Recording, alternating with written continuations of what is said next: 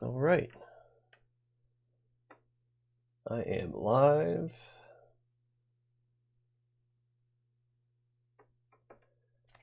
At least that's what it tells me.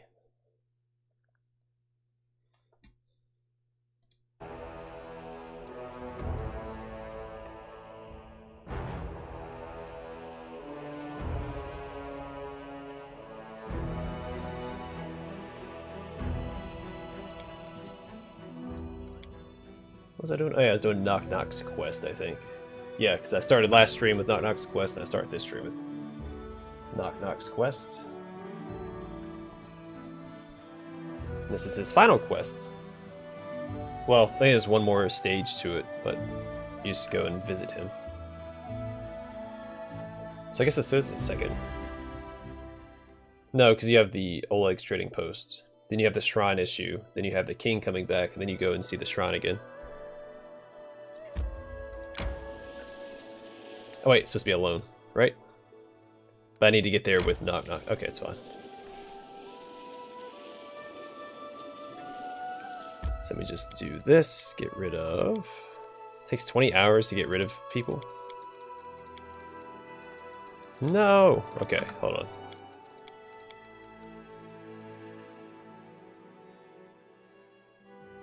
Yeah, let's reload this. I'm gonna go back into the capital and sell some stuff so I can make it there just Knock Knocking myself.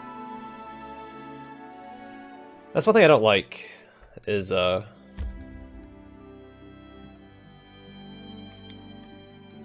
you have to move with people with less than a full party, how much you have to manage your inventory to do so, which is, I mean, it's... I don't know why I can't just have other people wait outside the area. Like, you can't choose to just go into an area alone. Honestly, I think I prefer it if you travel with your whole party, because I think that makes more sense. And when you get to an area, you select which party members you want to take with you inside that area.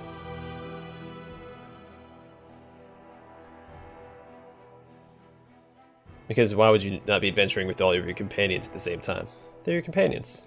I won't be halted. Alright, but what I will do is sell, I guess, some of these wands and stuff. Because Knock Knock isn't the strongest of our companions. We have all these books and stuff I can get rid of as well.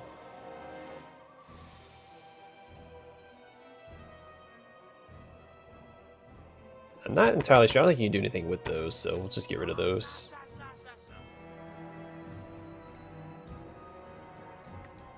And then we should have a bunch of books laying around somewhere we can get rid of.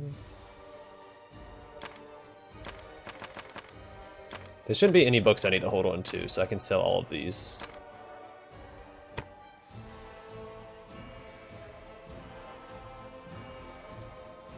Doubt I need that for anything. Some of these are hard to tell if they have like that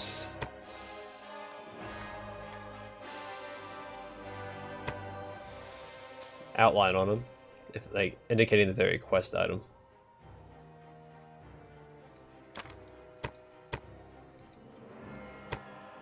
I don't think wine's used in any recipes.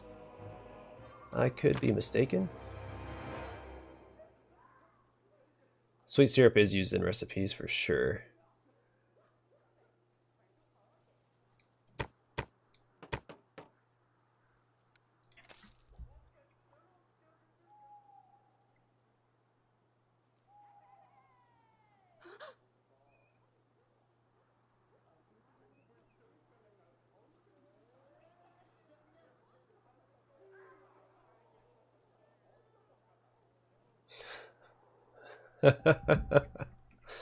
Oh man, it's a shame I can't share that. That wouldn't be appropriate. Alright, let's get rid of all these letters. I don't think they weigh anything, do they? Yeah, 0 pounds. I'm not actually gaining anything from this. Alright, let's get rid of some of these wands and stuff. I probably don't need this belt lantern. I can hold 800, like I'm close to the threshold as it stands. Vanish is useful, Vampiric Touch is useful, Stinking Cloud is... ugh. Alright, so most of these are going to be useful, but am I going to ever use them? And that's what I have to That's what I have to decide. I'm never gonna use lead blades. I probably have a wand of that somewhere. Crushing Despair. You know what? I'm just gonna sell all these wands. So maybe the healing one. Is it this one? Where is it at? There we go. Cure moderate wounds and there's one of slow, I think, that I might keep as well. So there's no I want a fireball. Ah, it's so good. But no, I need to get rid of it. But Wand of Slow is good, I think.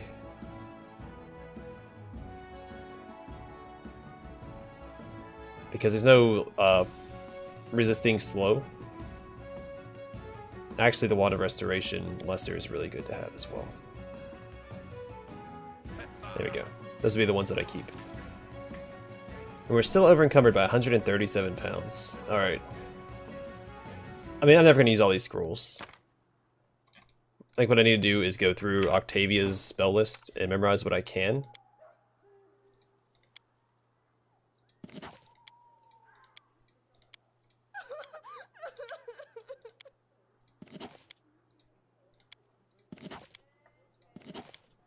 That way, you know, I have them if I ever want them, which probably won't be the case, but...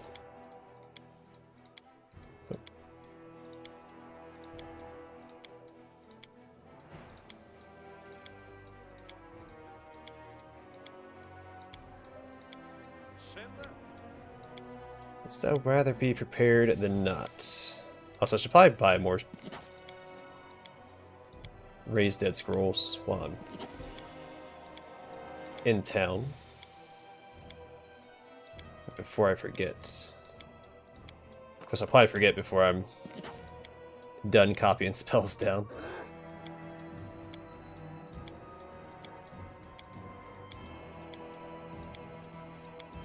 Oh, there we go.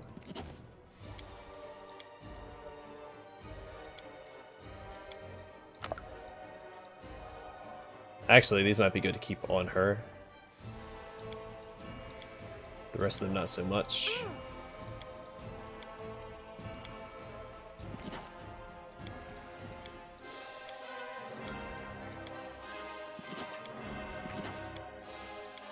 Not as many as I would have thought.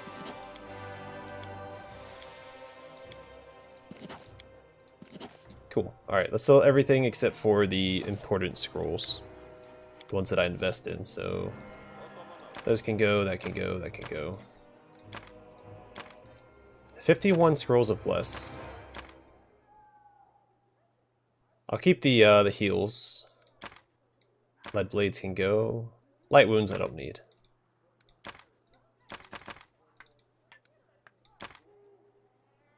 Dimension Door might come in useful, I'll hold on to that one. I'll forget that I have it, but... Actually, no, I have someone who can cast it, so I'm gonna just get rid of it.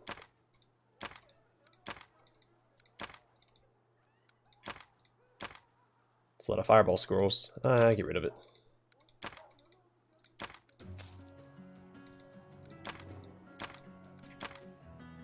Alright, keep heal.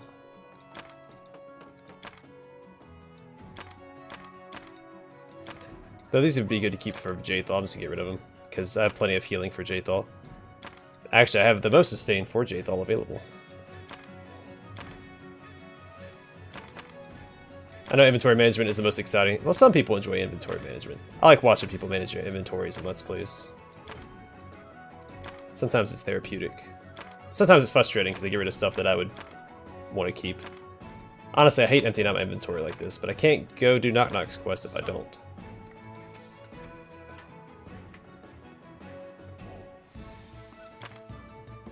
Because, like, oh, I could always use these at some point. I mean, I never do, but... What if, you know? I have such a hard time using consumables in games.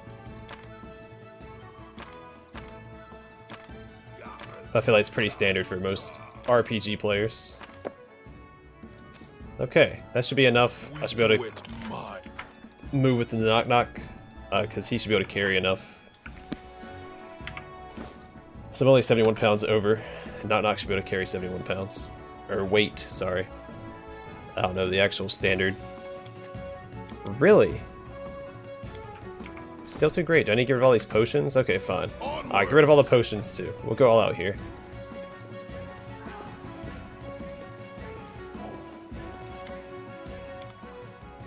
Alright, useless potions. I will never use Alchemist Fire, because I have Jubilost. Acid Flask I don't need. That's very specific. Aid is useful, Bark Skin is useful, Bark Skin is useful. Just gonna sell that. Let's see. All the stat or attribute point increases can be useful. But after a certain point, I won't be able to use them anymore because my equipment will provide. Alright, I'm gonna. No, I don't need this because I'll have the spell for that. Yeah, I don't need any of these things.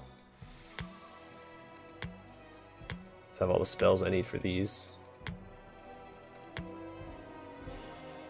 Oh, remove curse would be handy. Let's keep that. You don't get curse very often.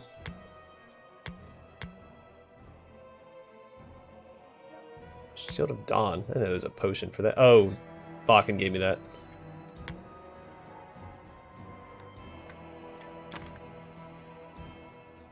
I would never use Feather Step. What is this? Enlarged Person. Oh boy. Yeah, let's get rid of all of those. Okay. That should be enough for not knocking out to go take care of this. I still really like this armor. Like, super impressed with that armor. Well designed. I'm glad I went back and found that.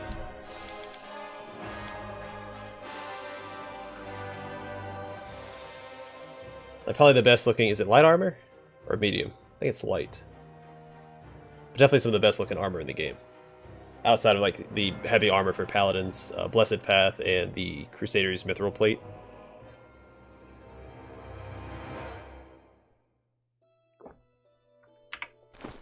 Is it light? Medium, yeah. Just, oh, it looks so cool. Also, I was looking up all the unique weapons in the game earlier today. And great axes are like, there's a ton of unique great axes. And I haven't gotten lucky with the artisans, because Vrask and Dragon both have a couple. I think I've gotten Vrask's a couple of times, but it's axiomatic. I think that's the one that I got. But they have a couple of other really good ones as well.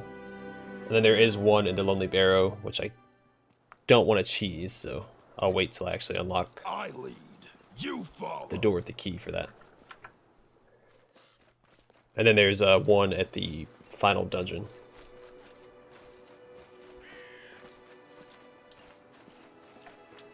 We do it my way.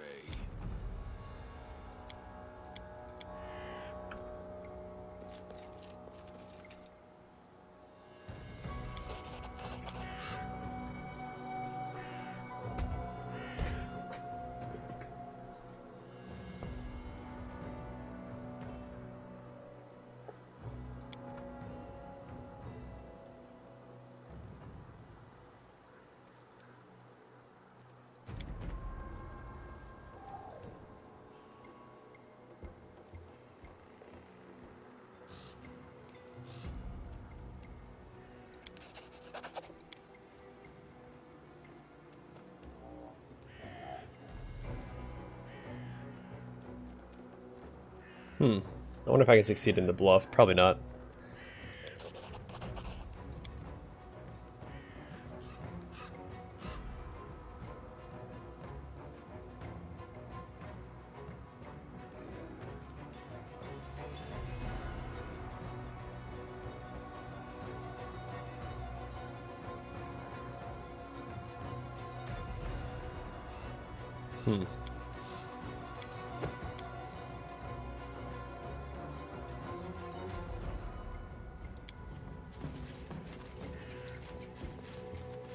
Yeah, I want to spare the goblins.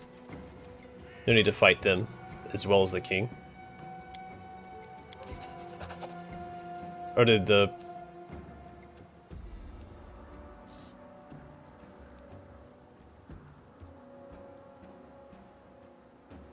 No, I need to kill the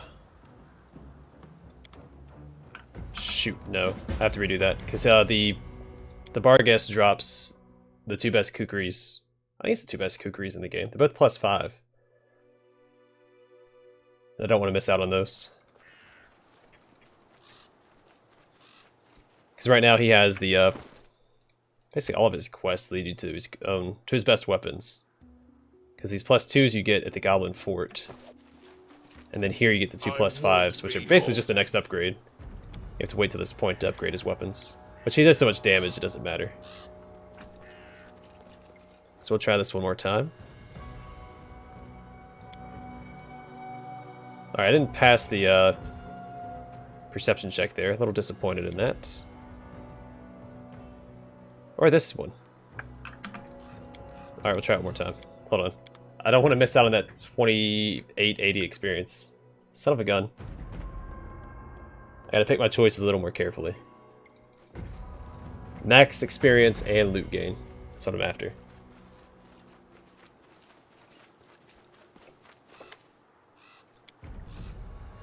I want to master this game in time for the for Wrath of the Righteous. Alright, there's a perception check, 1440. Now if we pass the nature check, it's another 1440. If I don't pass the nature check, not as big of a deal.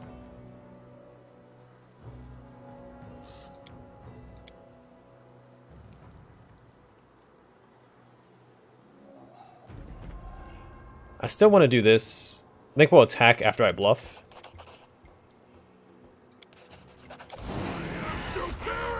Alright, not super excited about all of this. But I'm not used to lighting enemies on fire first. Oh, they're attacking the Goblin King too. It's interesting.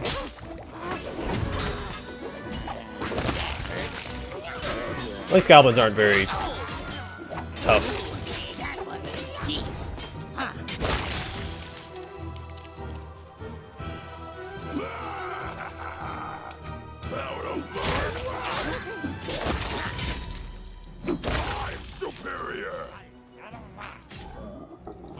Hope and not fight back.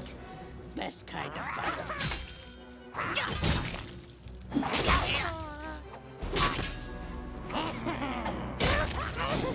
Thought there was a way to duel this guy. This works too. We do it my way.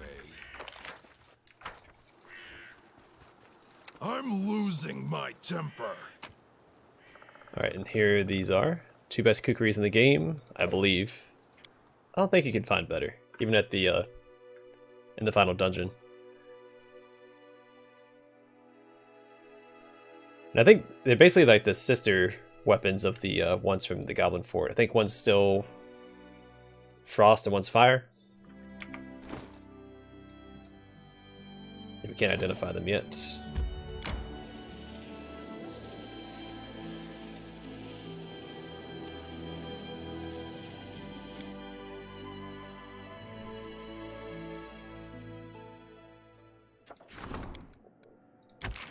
Sure, take care of that.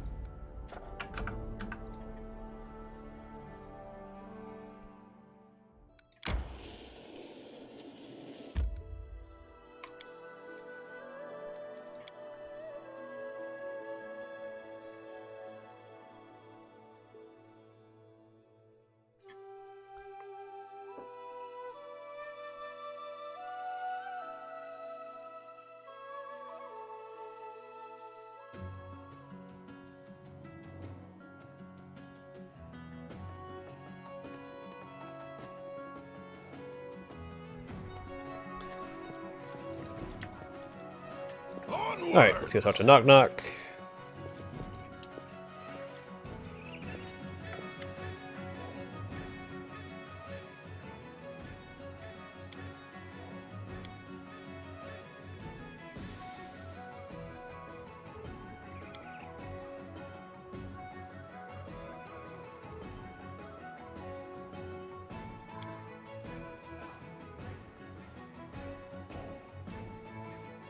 There you go. I can't not make Knock Knock a hero. He deserves it.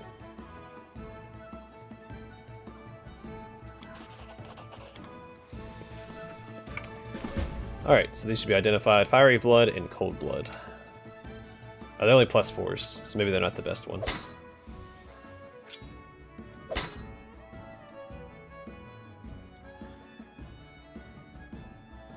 Oh, wow, really close to leveling up too. You follow. Fantastic.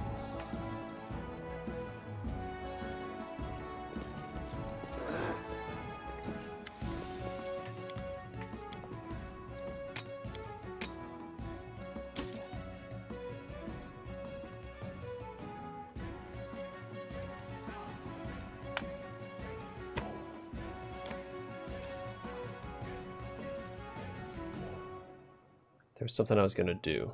Oh yeah, I'm gonna sell that axe that I have. I won't need this anymore. We do it my way.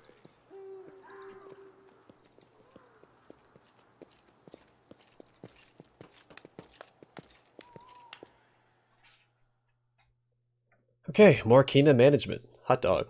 How long until the next Cursed Hilltop? I'll check that once I'm done loading in.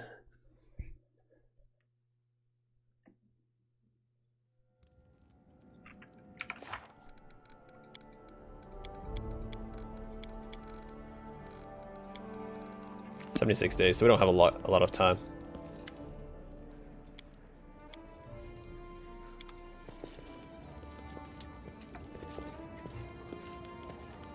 That's okay, because you still have some time after the Rushlight tournament. Not a lot of time, because then a lot of other kingdom events start popping up you have to take care of pretty quick.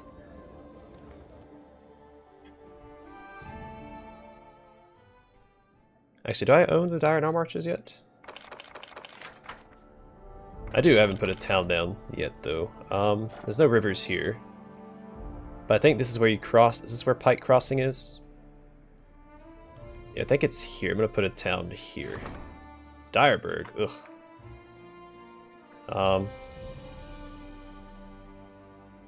going to call it New Patax. To spite Irvedi.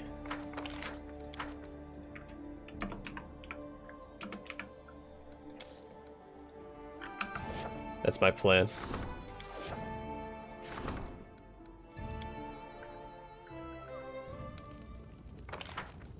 Alright, what can we build? Let's see. Teleportation Circle is a good one. Stocks are good, and... so wooden wall would be okay.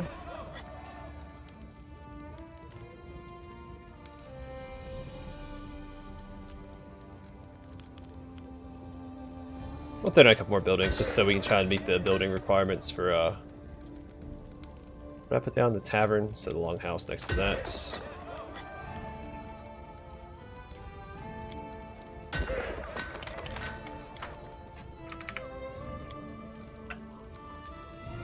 And I guess a...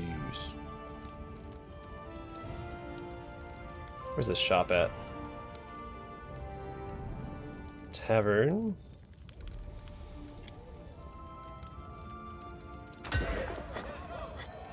Let's screw it up at the smithy right there. Boom. There we go. Little hustle and bustle in town.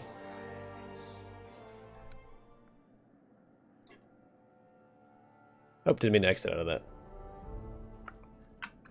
Well, you live and you learn.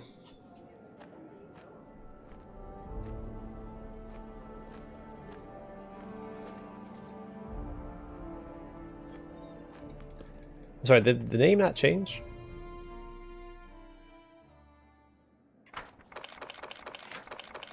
It's not that. I'm sorry, it's not Noob Attacks. There we go. Alright, let's rank up the Grand Diplomat, I guess.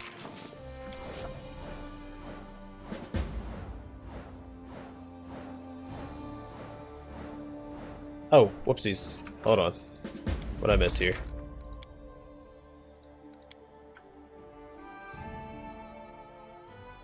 When did that pop up? Because that's part of a quest I was doing for the Clistrian group of murderers or whatever they are.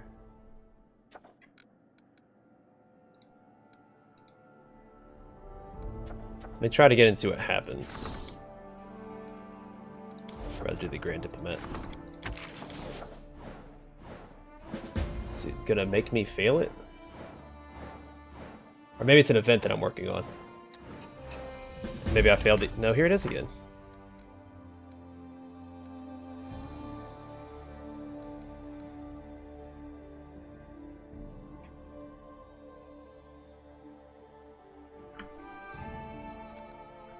How do I do that? Well, I have a save. Let me exit out of this and see what happens. Plus 11 to economy.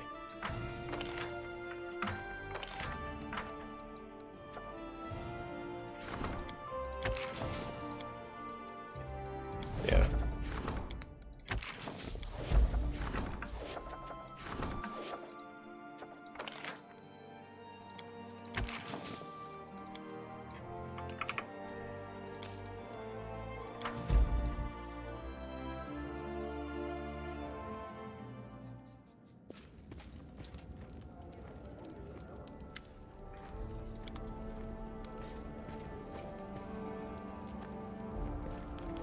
So I just feel like, do I have to go talk to the captain of the guards? For that,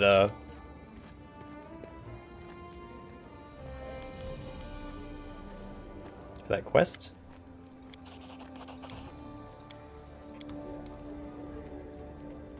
Something I can think that maybe I didn't do.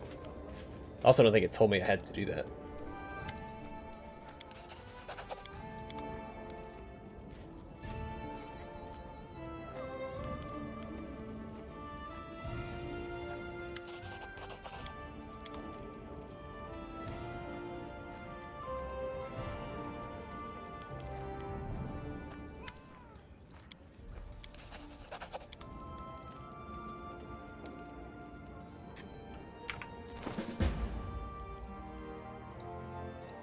Hold on, what was the previous part of that quest?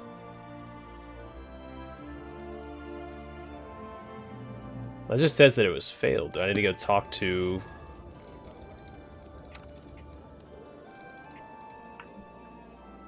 the captain of the guard? Maybe I can't go 14 days. I mean, I don't know how long I have until they... This is dumb. I don't want to just waste time until the quest pops up. I do have one idea to waste time for a couple of days. I go finish getting the pieces to the rune-covered armor, or rune-covered scraps, or whatever they're called.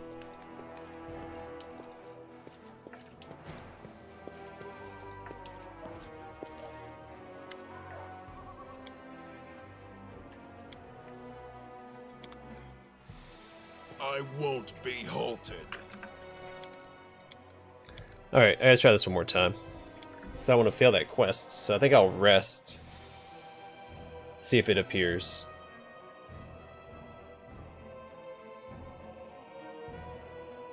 So I don't know what's called. I mean, I assume it's just it's a time thing, but I don't want to just sit here and burn through days until it triggers. So it's that's a waste of time.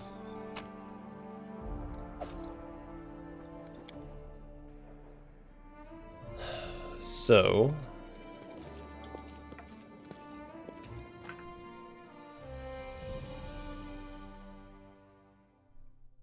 I don't see anything for it. What do we have here?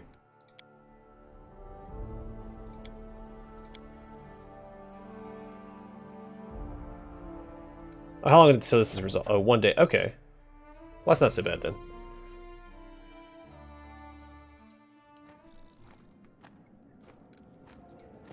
So we can skip 1 day for Keston's thing to wrap up. That's not as bad. I still don't like wasting a day, but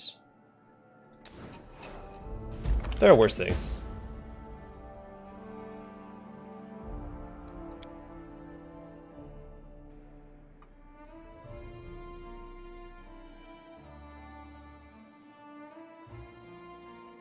Oh, I failed it because I sent him there. I picked Keston instead of... Okay.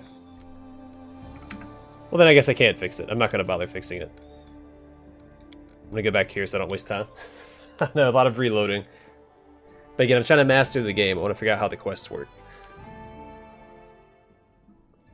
So this will probably be my last full playthrough of the game, of the main campaign anyway.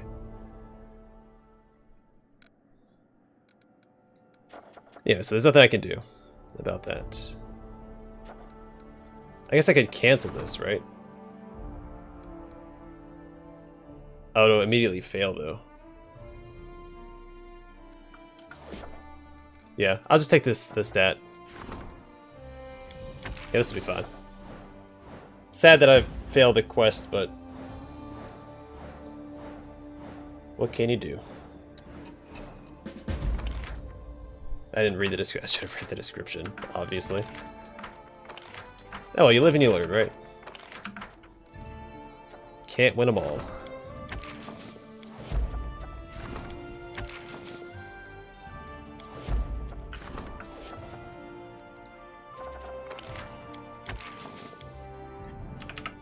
Alright, finally move forward. No more looking back. We'll wrap up Knock Knock's quest. And more kingdom management. Until Iravetti comes a-knocking.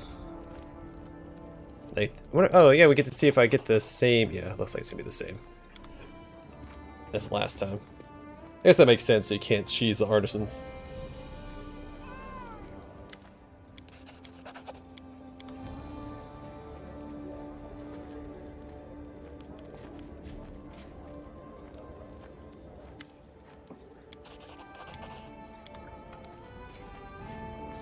We still have to rest though because Knock Knock is fatigued from last time. Well, I shouldn't have to go with him. He should already be there, if I'm not mistaken.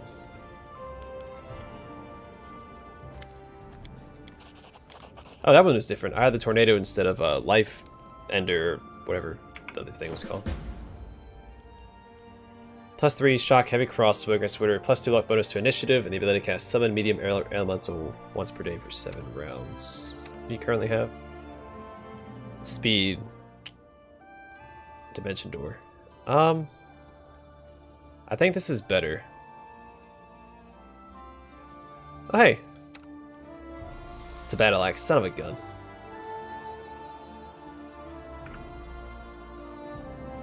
And this is really good as well.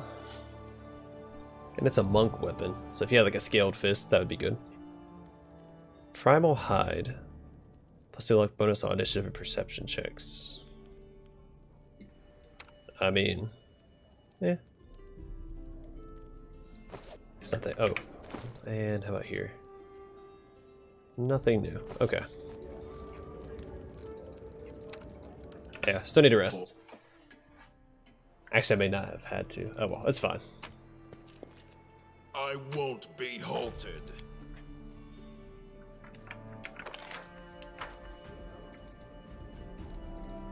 I'm losing my temper.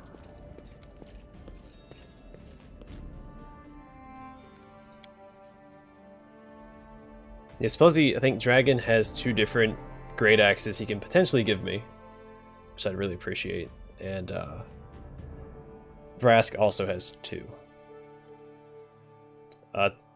For each one of them, I think one of their great axes is a +5, so it's one of their like highest tier great axes that I won't get for a while.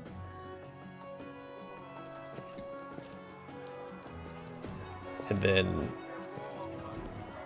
I know there's 2 more I can get, but one of them is time. Well, they're both actually time dependent, or I guess progress dependent.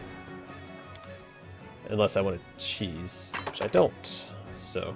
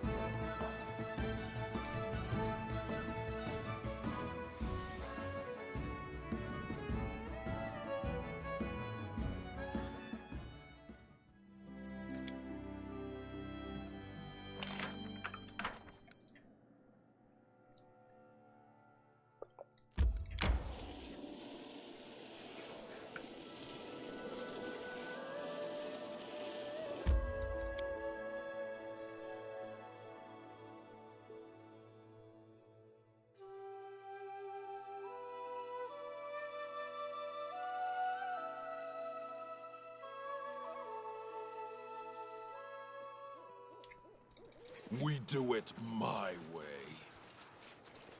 Alright, and there I am. Though it doesn't look, it looks like a human, not an orc at all.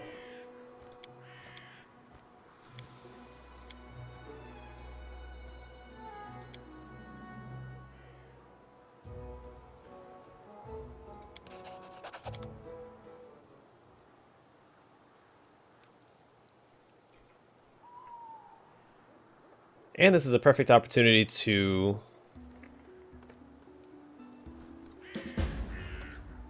potentially turn the goblins to good. I mean, they'll be inspired by, Knock Knock's example. They'll strive to be heroes as well. Onwards.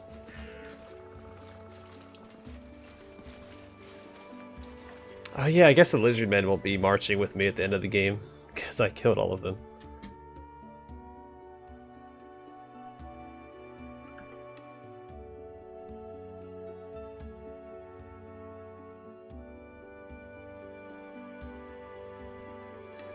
But everyone else will be. Also, we're so close to leveling up.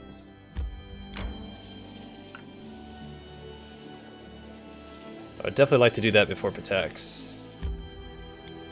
For the increased persuasion.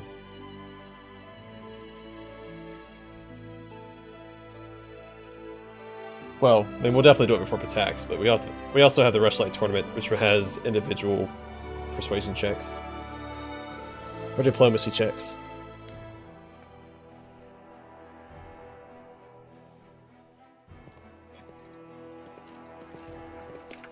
Don't know why I didn't just go to the throne room. One stands in my way.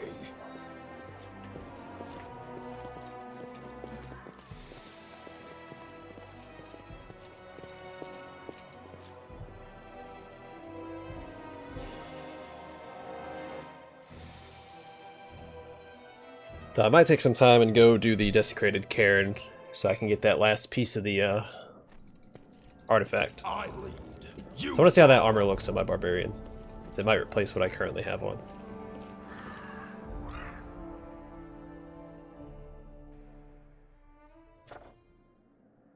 Let's see about ranking up.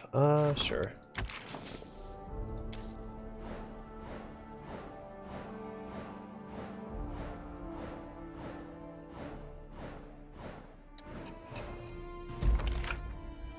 Rank 7. Good job. Good job to you. Good job to you. Good job to you. Good job to you. Good job to you. Oh yeah, I need to upgrade one of my towns. I'm gonna do this one. Then we'll upgrade Nazriel and Varask's workshops.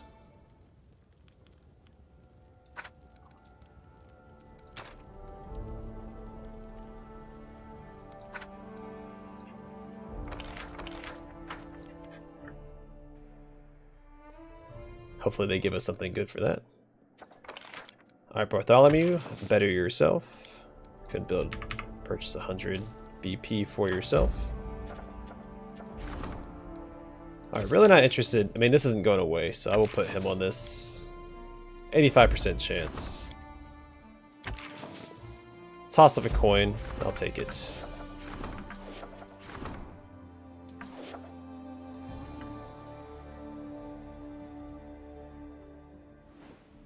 I'm one of those XCOM players where if I have a 50% chance to hit, I'm going to take it.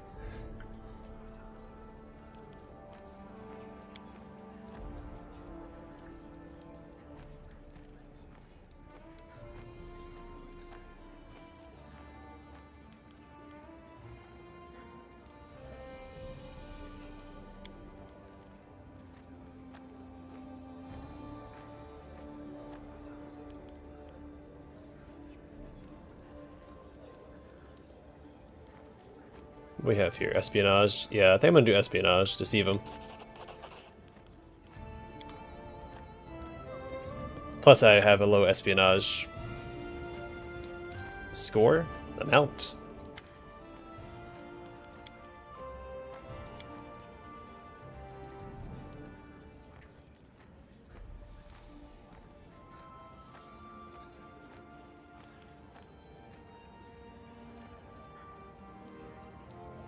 Ooh.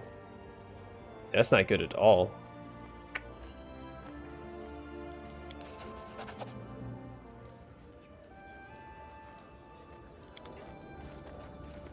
Yeah, screw that. I need as many stats as I can get right now.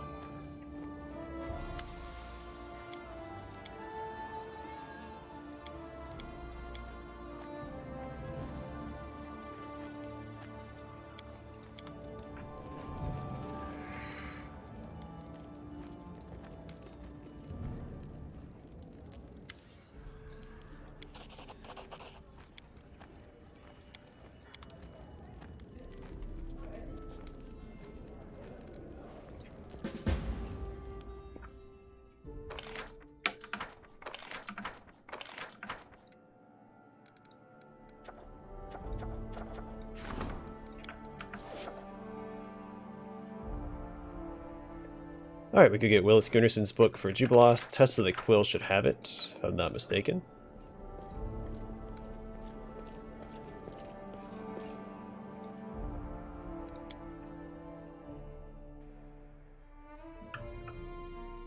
Also, I want to see how close I am to becoming neutral again, or for the first time, actually. So I need to be neutral for the future.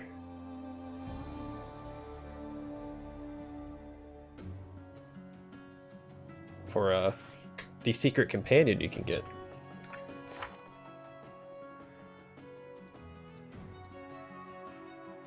I am getting there. It's a few ticks away.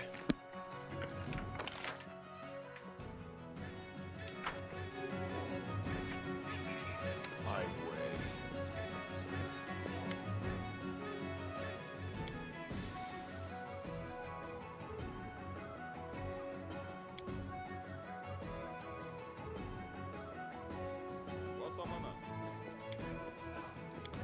Oh yeah, I think Alina has him.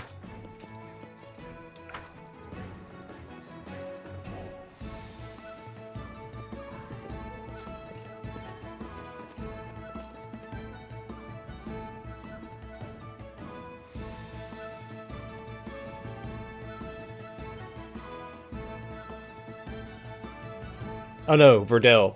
Verdell has him. Never mind. I will talk to Alina anyway since we're here. See if she has anything to say.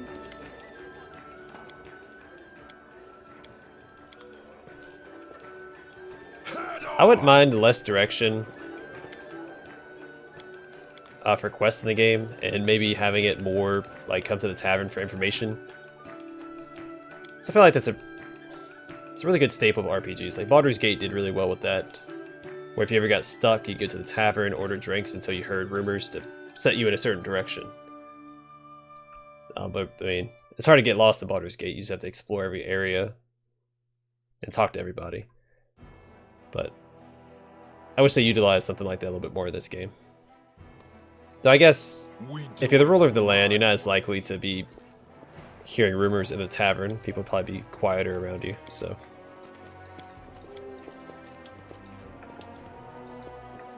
Oh, there's arguments for and against it.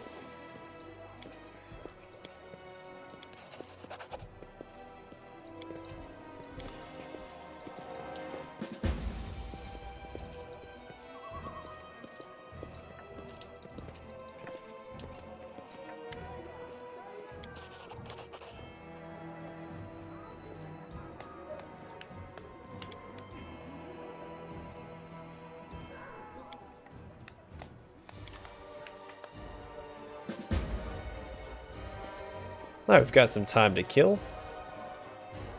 And kill it we shall. How long until the next Bald Hilltop? 47 days. I'm gonna go to the Desecrated Cairn. Get some combat in on this episode. Let's move. So I want to see how that armor compares to what I have on. Plus, turning into a Smilodon might be fun. You never know. Especially since I do have the Winter Wolf Cloak, or Cloak of the Winter Wolf. So there's a chance to trip them as the Smilodon, which doesn't normally get that. But wolves and dogs do. But 5 attacks per round. And a chance to trip. Oh boy. Yeah, I'm pretty sure it's in this region here, so we'll head here.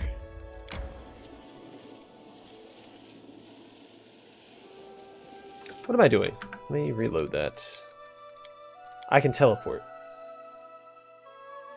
I don't need to walk like some peasant.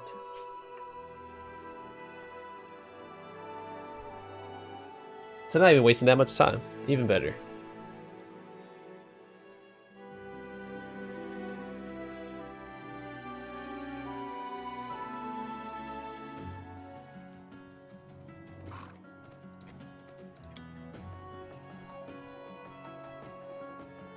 I am curious how successful I'm going to be with this party.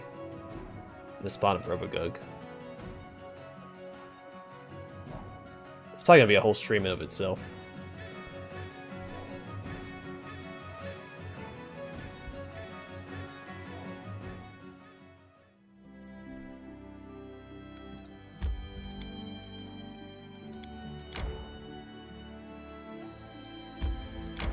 Nine hours instead of a day and 17. Time efficacy. A desecrated cairn. I'm gonna also map out some of the, yeah, let's see if he has a new inventory. I doubt he does until the next chapter or the chapter after.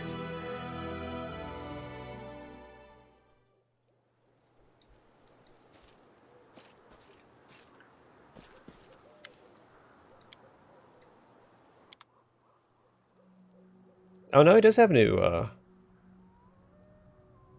stuff.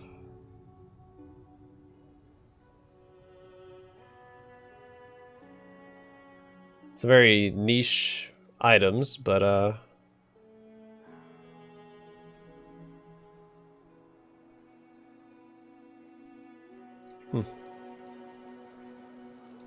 not the worst selection I've seen in a shop.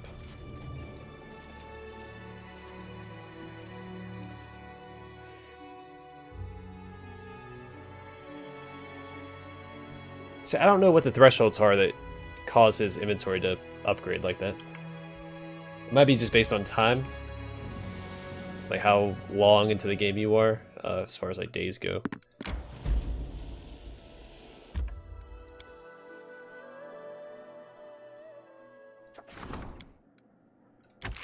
Yeah, take care of that. I could use the stats.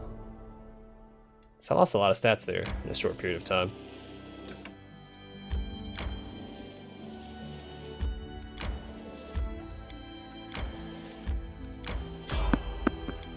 Oh, we might actually level up too, between this fight and the desecrated cairn itself. Level 15, here I come. Taste my fury. We'll actually hold off and do... Yes? Oh, sorry. Was lost in thought. This is going to hurt. I am superior!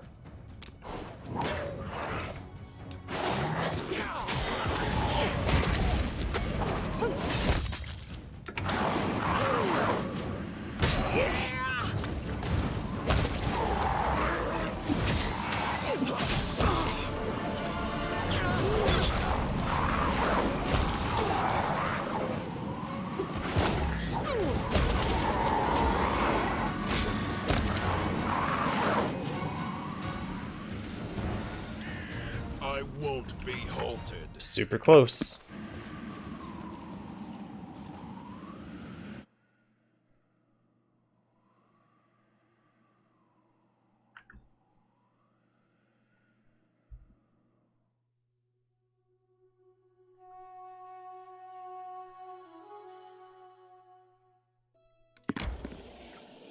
Oh, time to get some rest, isn't it?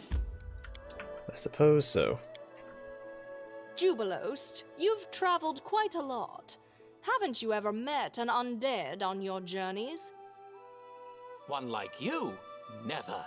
That's why you, Jaethal, are of such serious academic interest to me.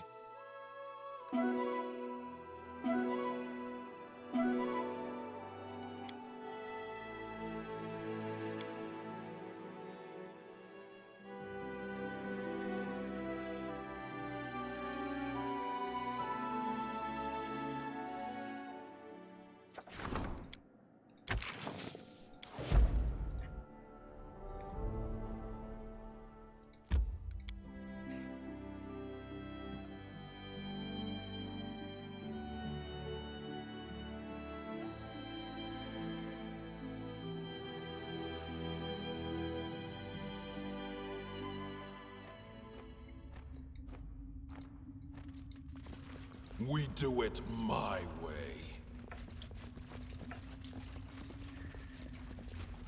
The end draws near.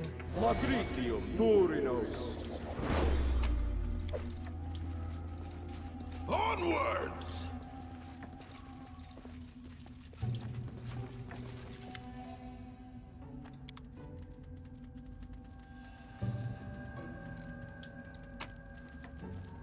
Alright, there's the last piece of that set, and I think the last piece of the Kellid set as well.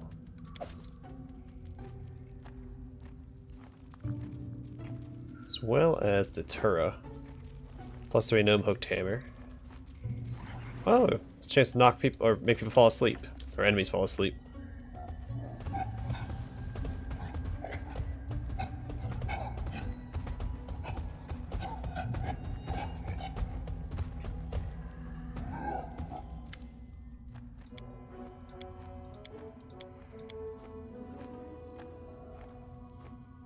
Yeah, I'm an agent on a secret mission. Oh, come on now. I was 2 away. How bad of a roll did I get?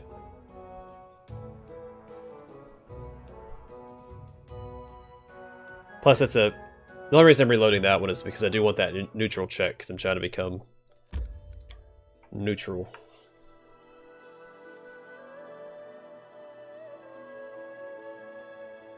Supposedly that's what you need for the secret companion.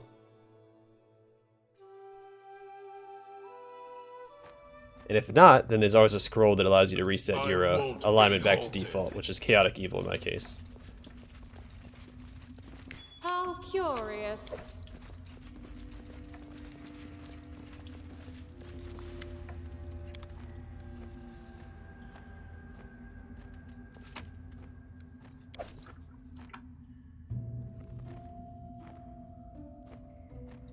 Request.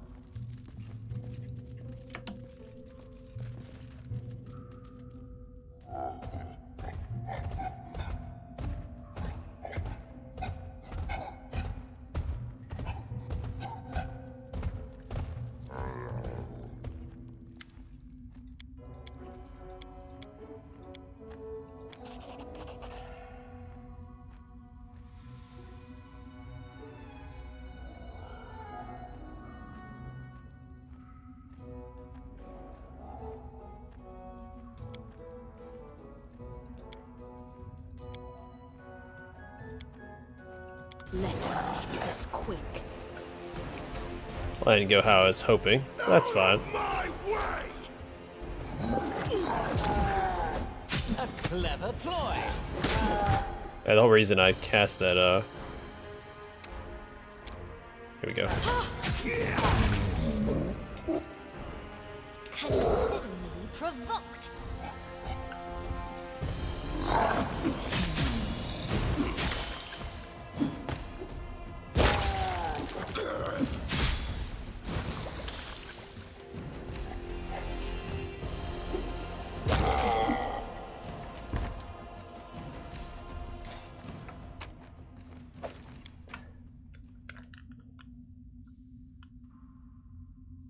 Alright, well, met that with great success.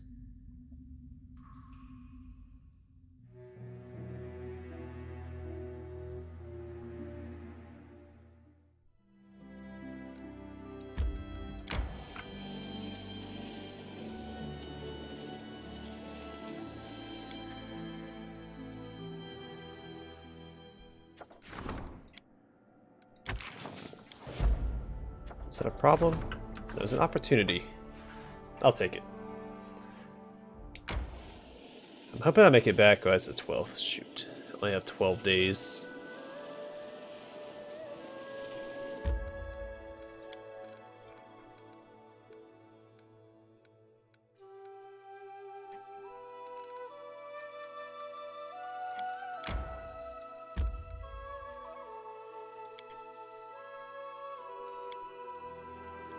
So I'd miss the Jubilost quest by 2 days if I did a project for 14 days.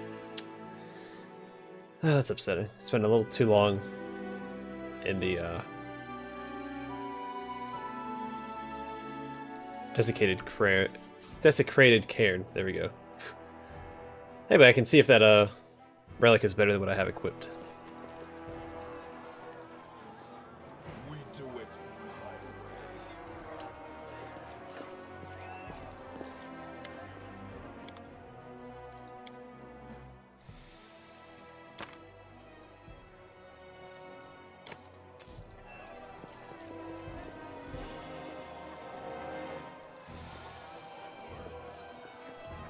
So it is on the 24th, right?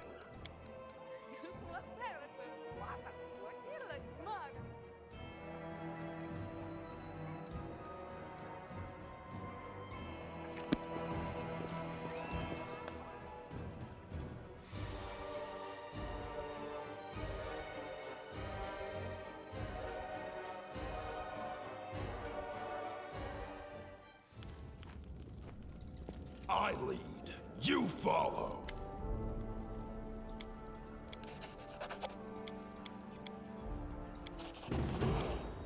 There's the level up.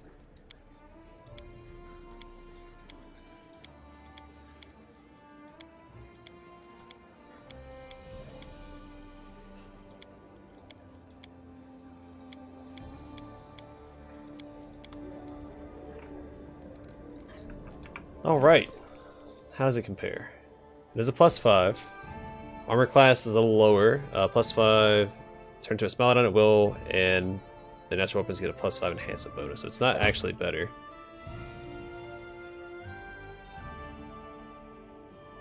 Honestly,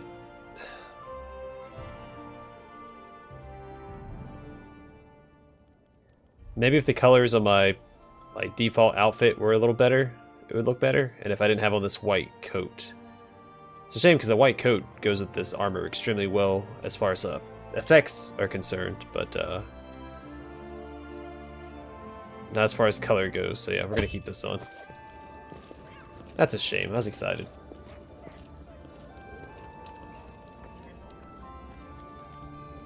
Alright, let's level up.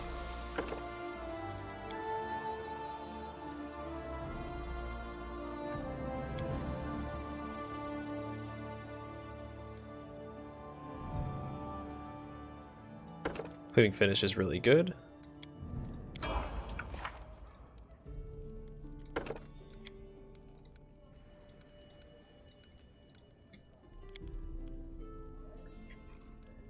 Man, I might be able to do... Sure. Do Earth.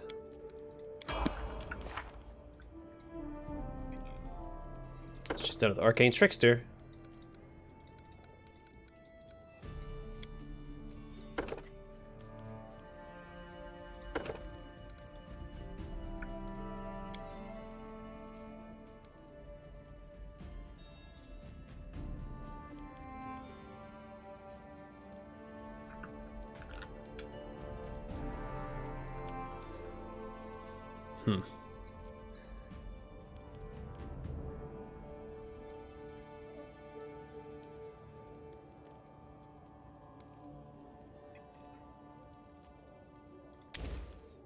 I wonder if Powered Blind will come in handy.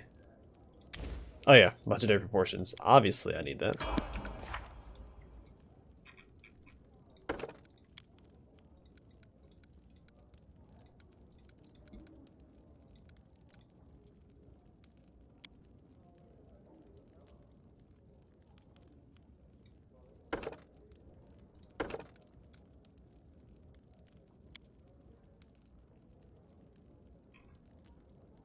Freedom of movement, I guess. It's a good utility spell to have on a few casters.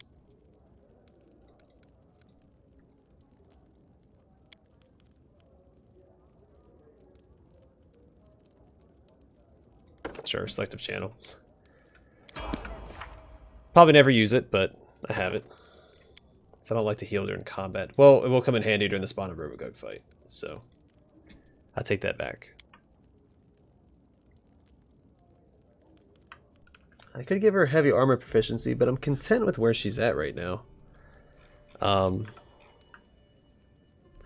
want to know if Die Hard works on her. Because unlike my main character in Orc, who has Die Hard will actually die because they stand fighting. She can't actually die. So I'm going to put this on her. I'm going to see if it works. If it doesn't, whatever.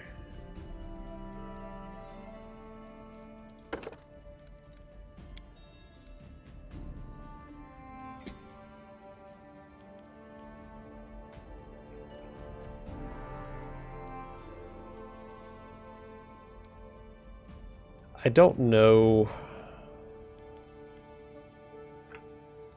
I might just get a Righteous Might.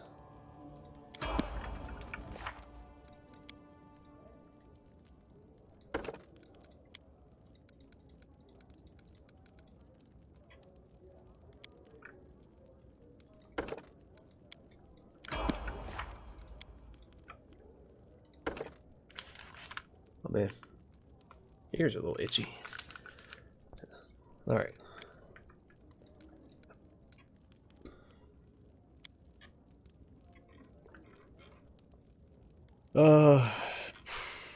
What did it get for you?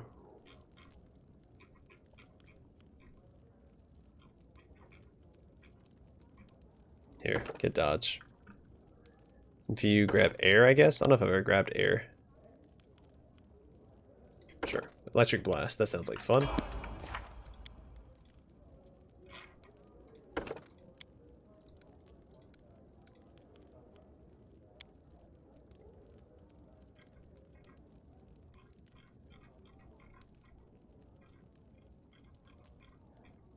Yeah, she does good with Dazzling Display, so we'll grab that. Nope.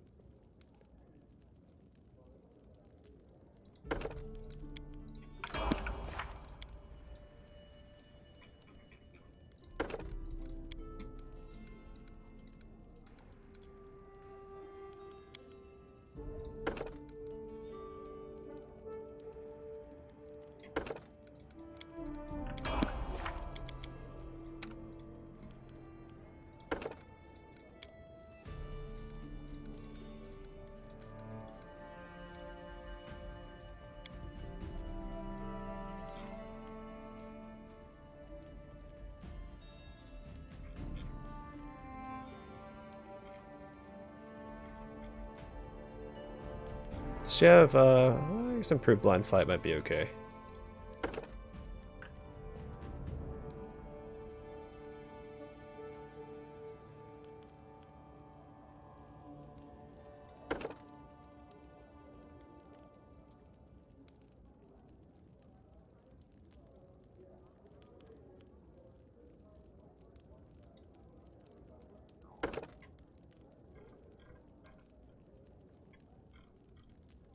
Sure, Greater Blind Fight.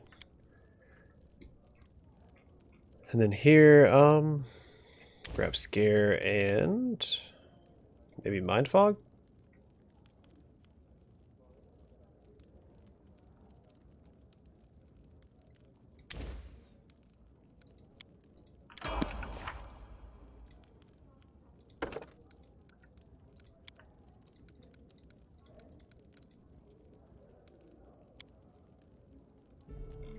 Alright, and for you, my friend, Improved Blind Fight is probably the way to go. And what is the spawn of Robogo? Can I see a construct? An aberration? Can I even select aberrations? I can.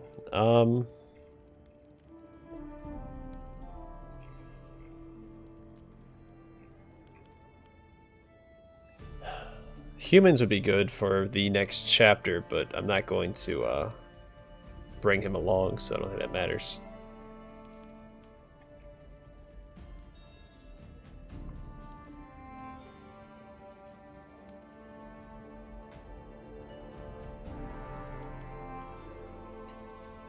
Oh no.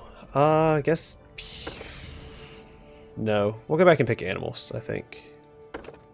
There's more of those left, and then Fae.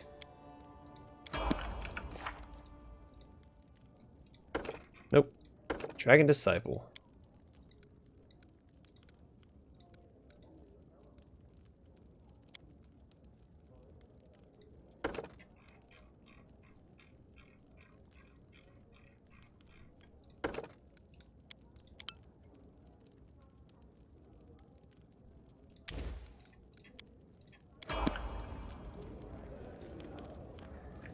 Okay, now I have the problem of not having an appropriate amount of time to waste for Jubilosts. Quest, that's a problem.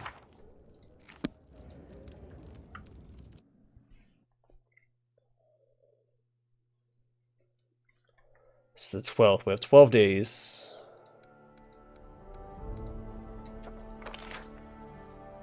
This takes 7 days.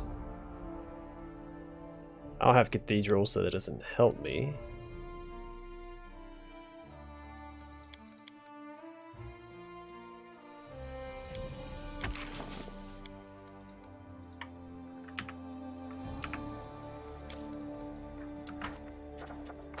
It's only 7 days. It gets me closer at least. Then I have 5 days to kill.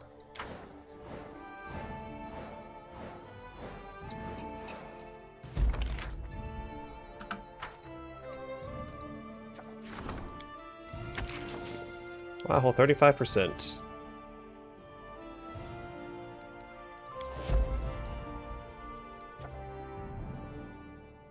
Five days to kill. What can I do?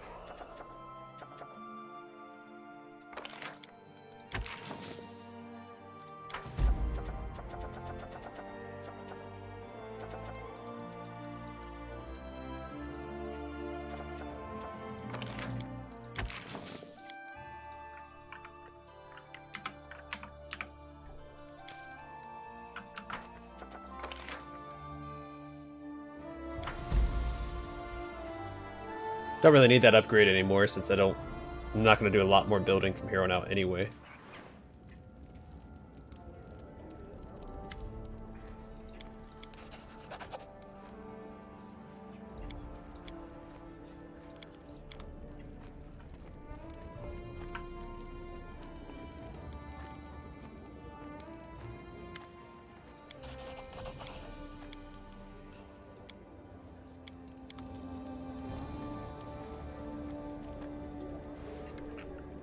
Alright, what do they give me?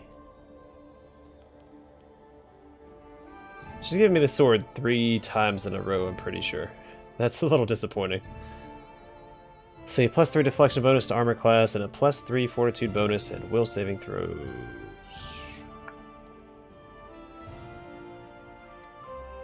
Do I have anyone that that'd even be useful on?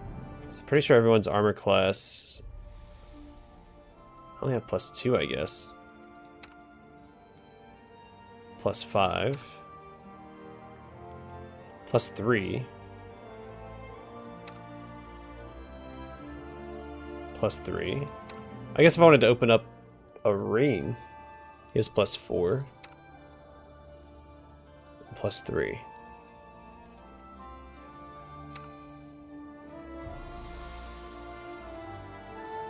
I can see it being useful.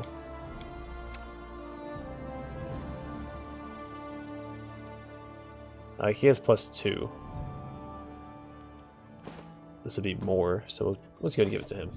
We do it my way.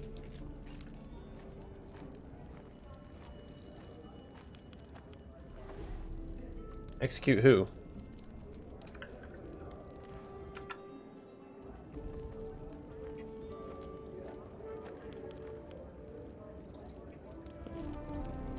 I won't be halted.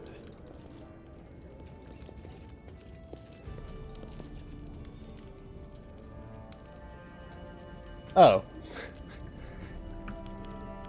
Well, I guess there are no other weapons that I'm interested in keeping, or that she has that I want. She might give me some good armor. Well, I can kill her now. I kick her. She's one of the few artisans you can kick out of your kingdom whenever you want, though, which I find interesting. Because some of the other ones, like Dragon and Vrask, after you do their quest, you can't kick them out. Whenever you go talk to her, you can kick her out of your kingdom. I need to kill 5 days, but I don't want to just wait around for 5 days and not accomplish anything. So I'm gonna go look at the map and see if there's anything I can explore.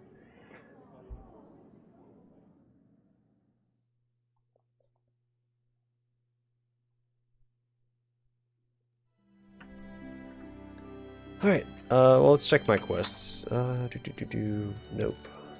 Nothing.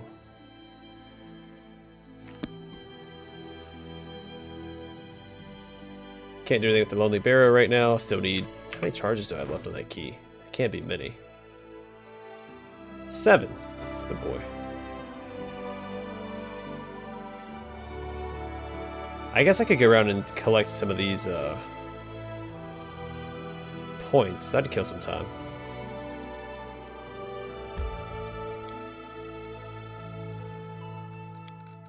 So yeah, let's do that.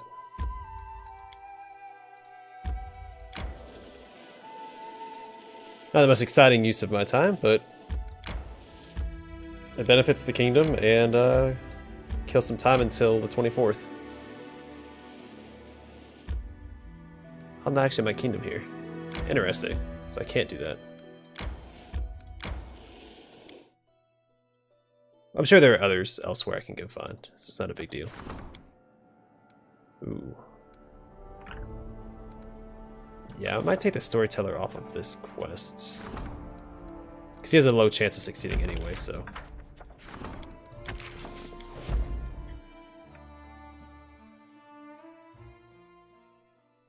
there is an end goal. It's pretty linear. Everything is on a timed series of events. So you have this recurring quest here, an Ancient Curse part, whatever. And basically each chapter starts when this timer runs out. It's very generous. Like, you have plenty of time, but you are railroaded throughout the game.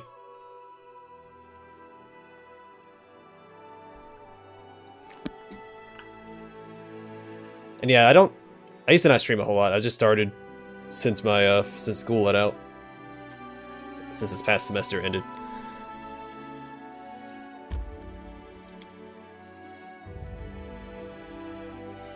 So I guess we can go up here.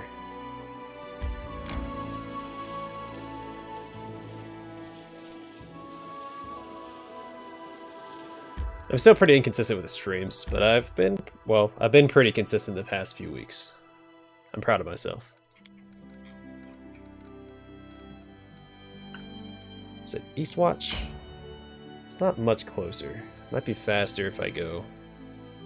Well, we can go here. I need to catch my breath.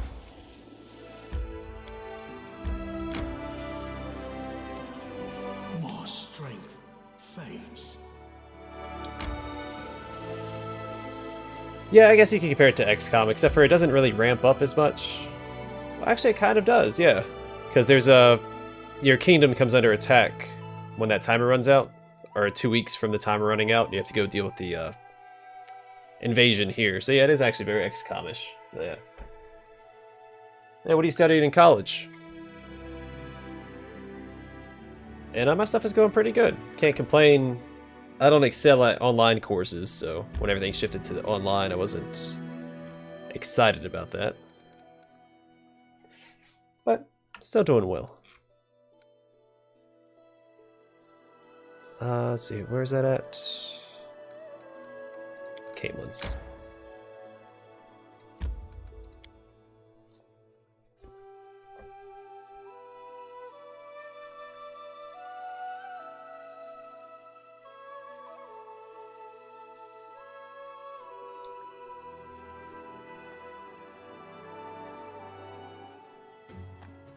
Why don't we set up camp?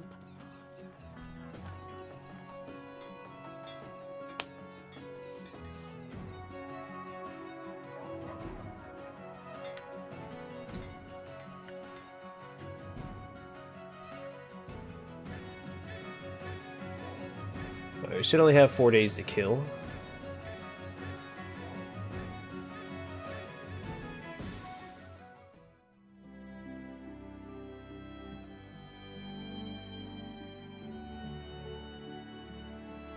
Oh, that sounds like fun.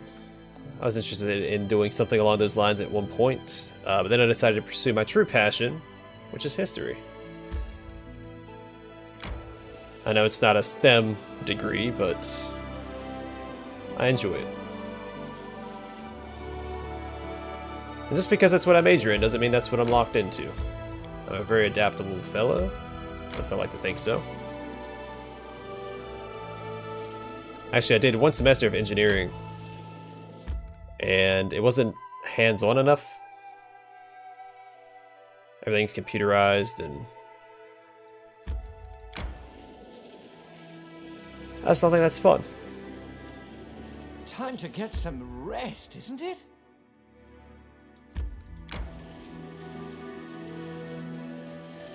You know, I'm split on that because I might not even get Why don't we set up camp? because I have a history I have a history in aviation, so I don't know if I'm going to actually pursue a history field. I might if I find something that interests me. I don't want to teach at less than a college level. I don't like kids, so.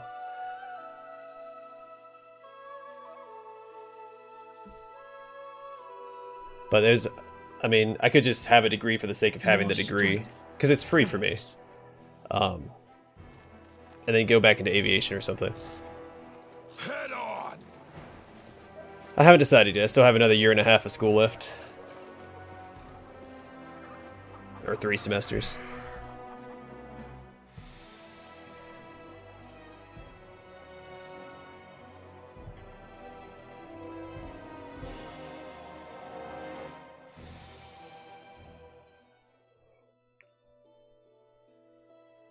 Yeah, I was an avionics technician. I didn't fly anything, but I fixed all the electronic systems on the aircraft that I worked on, so.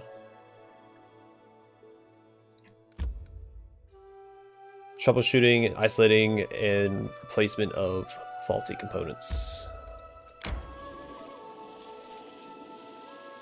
And wire repair. Really, any sort of electric work you can think of that would be relevant to an aircraft or any sort of vehicle. Done it, did it, and I was good at it.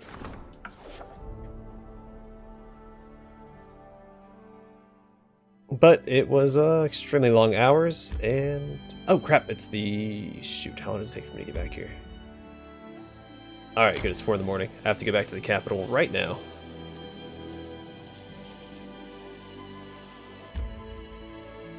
It was mostly because because the aircraft I worked on were still relatively new, and I worked alongside engineers semi-frequently, because a lot of the problems, because we were still working on the A, B, and C blocks, which are still like the new aircraft. A lot of the older aircraft, they're down to further down the alphabet, so like Z block would be some of the oldest or newest. But yeah, I worked alongside engineers oftentimes on new problems that we just couldn't figure out.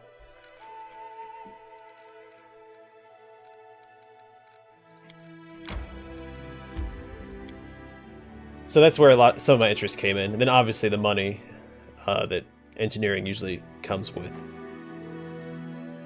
I'm kind of glad I'm not doing it now, because everyone I know outside of my previous career field are engineers. So it just seems like a very contested, very competitive field, which is fine, but not only do I have to remain competitive, but it's also something I don't enjoy as much as I do, history. So why compete for something I don't really want? Or want as much, I guess.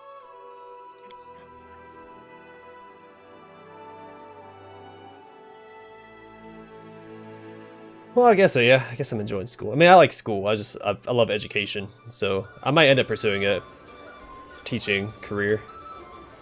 I think education is extremely important.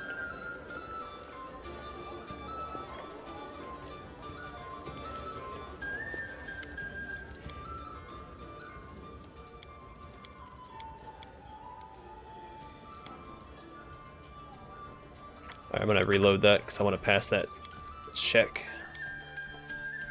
No, and I love computers too. I don't know if I want to get into that field. I guess I could have. Because I think that would have been fun to learn.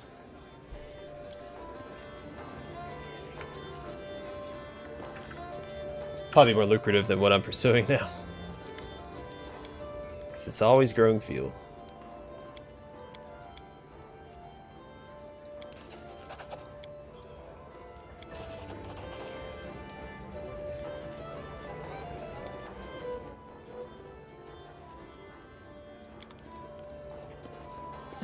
I won't be.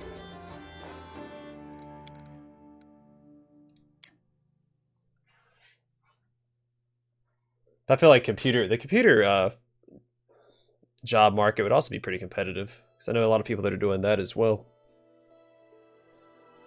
It's not that I'm afraid of competition. Don't misunderstand me. I love competition, but let's see. From here to there is 15. If I go here from there, 21. Oh yeah, let's go this way.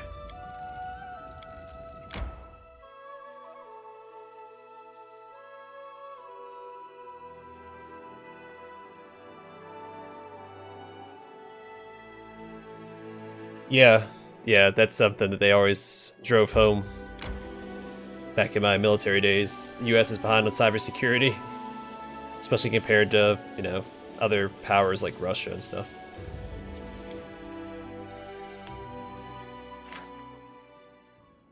Yeah, my university is actually really small, which I like. My classes, I think the most I had in one of my classes is 17.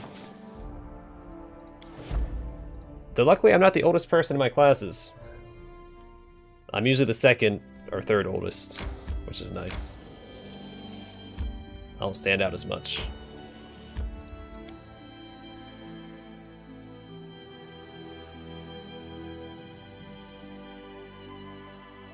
Yeah, actually I was offered a cybersecurity job in the military when I signed on, but I really wanted to fly, and so that affected a lot of my my choices.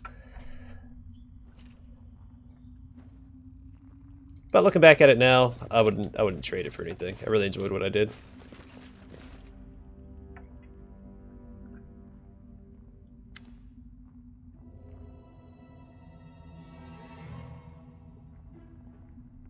Yeah, I was and if you already have stuff wrong with you going in, it's gonna make it so much worse.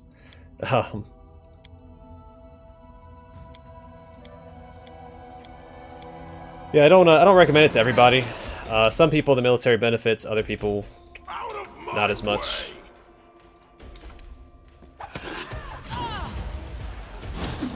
Yeah, you do. Well, I mean, some people don't. As you get up in ranks, you don't have to stay physically fit. But I shouldn't badmouth some of those people. It's part of the reason why I got out. There's a lot of hypocrisy, a lot of double standards in the military. It also depends on where you work at and who's in charge of you as well.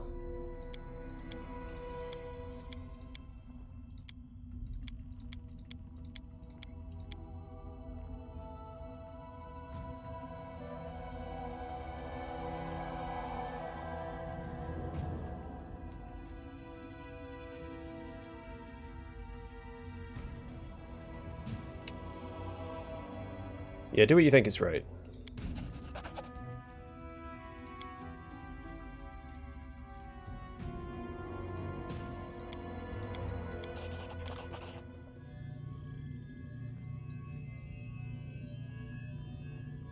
Yeah, I did too until I joined it.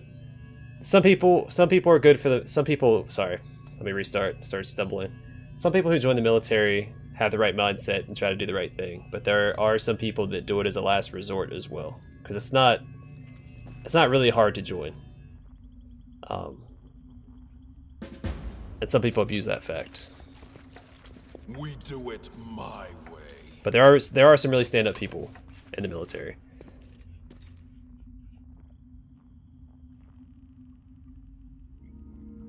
But sadly, in the squadron that I worked in, out of the 230, 250 people there, I could probably count on two hands the amount of people I actually respected.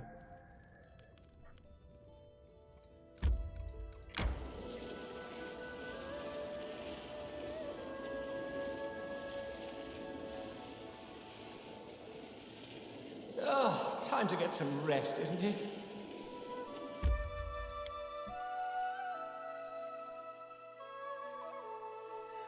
Yeah, well, there's a lot of factors. Some people, when they join the military, it's not what they think.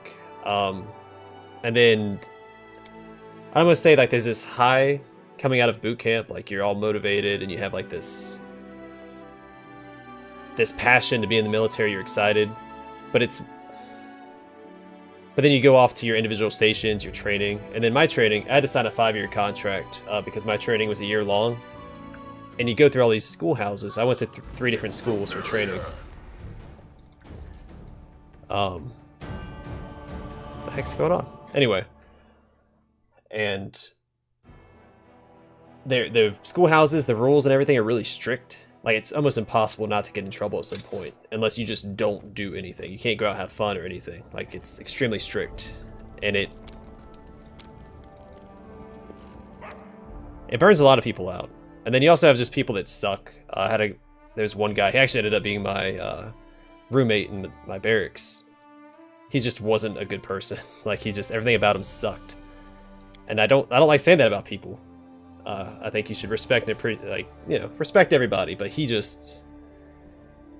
I don't know how he didn't get kicked out, because he couldn't pass any of the physical fitness tests, he didn't shower, never cleaned his room. My barracks, it was split into 2 separate rooms, we didn't have one big room, so... Like, he's just not somebody that should have been in the military.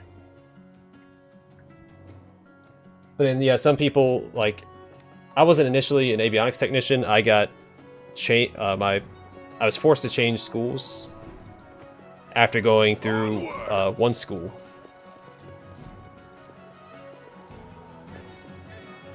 But I mean, I adapted to it. I didn't mind it.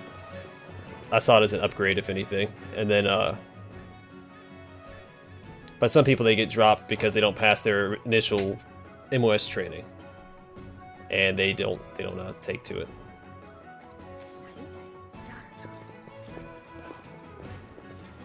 Oh yeah. Luckily, well, we ended up deploying, but because he sucked so much, he wasn't allowed to deploy, so he got left behind. I actually got married as well, so I got to move out of the barracks.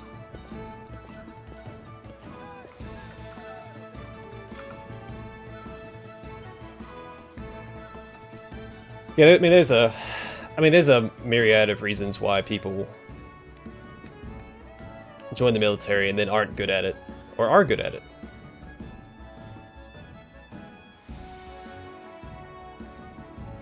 So, I mean, I can't speak for everybody. I just speak from my experience and the people that I witnessed.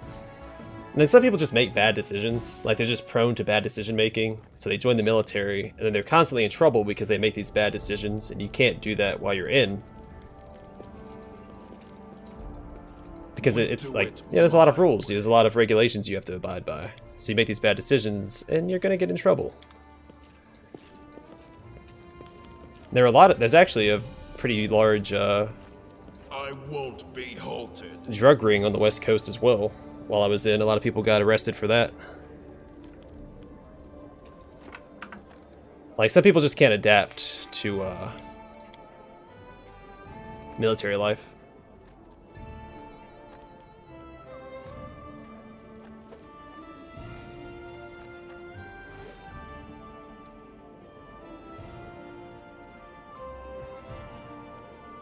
Yeah, well, because I was in San Diego, which is just 20 miles from the Mexico border, or 20 minutes, 20 miles, yeah.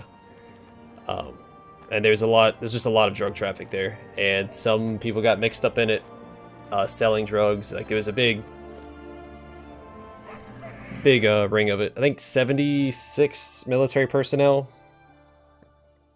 across the Marine Corps and the Navy were implicated in it, or something. It's pretty crazy.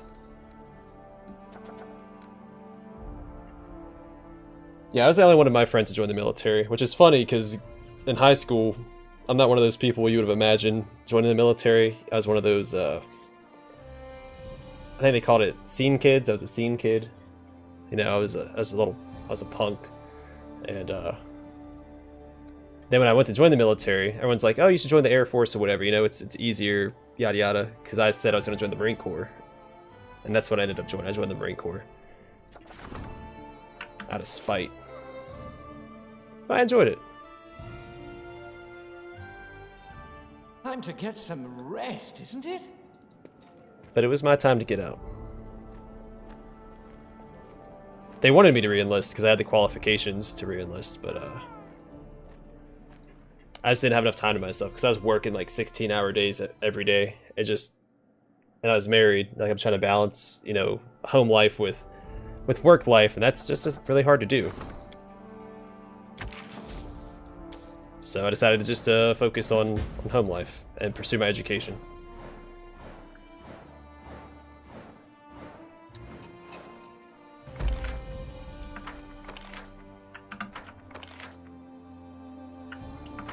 Yeah, rough, exhausting, doesn't do anything for my temperament either. Whoops, didn't mean to minimize. And also I get to pursue my my YouTube channel, doing Let's Plays. Because I did not have time to do that while I was in. And that's something I've wanted to do. I put off playing all these games for years so I could do a Let's Play channel. I just didn't have time while I was in. So I had to get out to do it.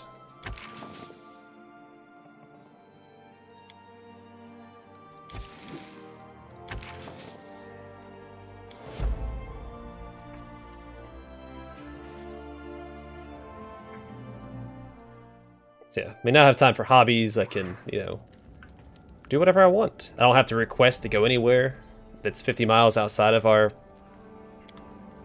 base. If I want to drive cross country, I can.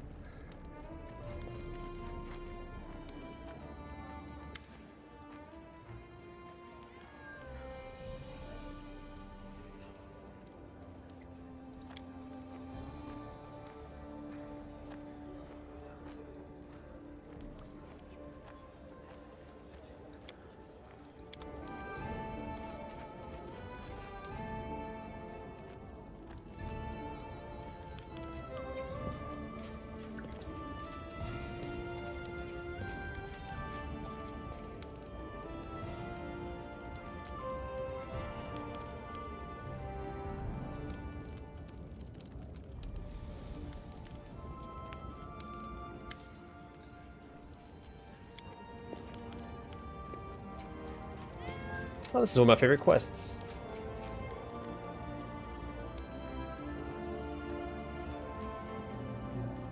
I want to respond to your comment, but I want to wait till you come back. Don't want to leave you hanging. What's going on here? There we go.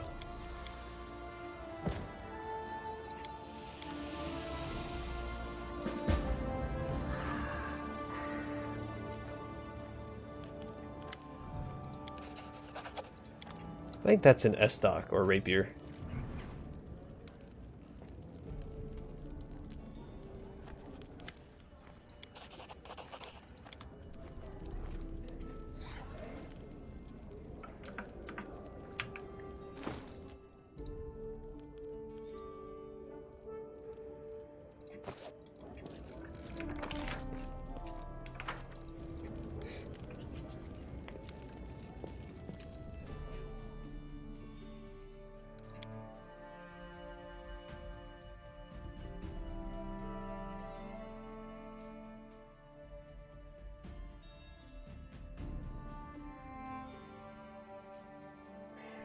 Yeah, I mean, I've calmed down a lot the past few years since I got out.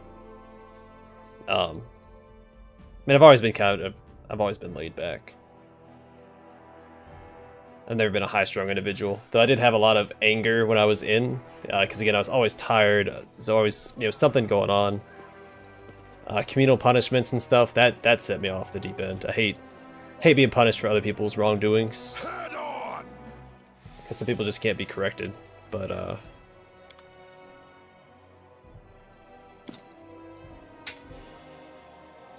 yeah, I mean, there's a lot of stereotypes I also don't meet. We do it my way. Well, I guess there's a lot of stereotypical things that I do, but I don't match the actual stereotypes of those things, if that makes sense. Like, I love guns. You know, American muscle, all that stuff, served in the military, but I'm not Onwards.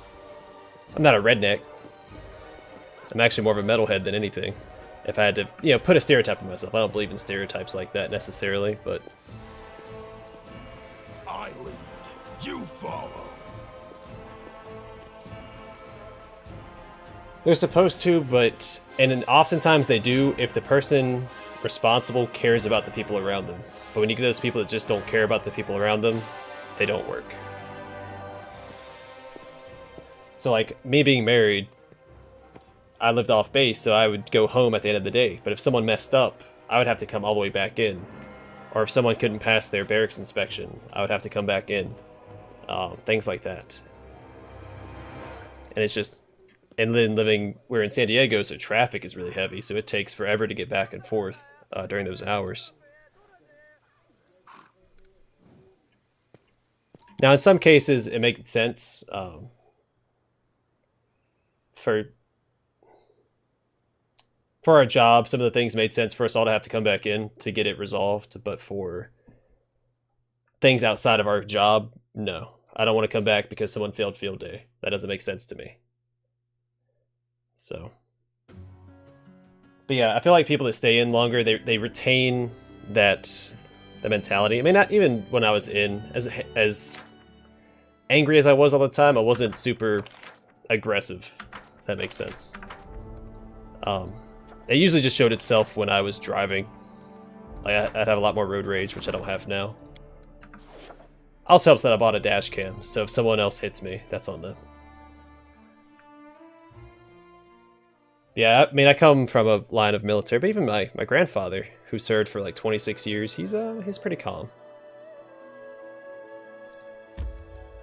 My father-in-law, not so much. But I mean, again, everybody's different. Not everyone is made out of the same mold, so different things affect them different ways. Oh, sorry, we're doing Harem's quests.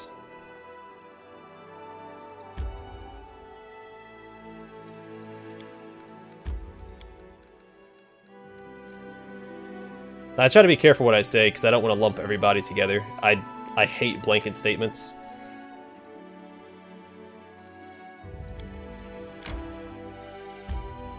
Oh wow, 18 hours. How long was that? It's like a day, wasn't it? I think it saves me a couple hours.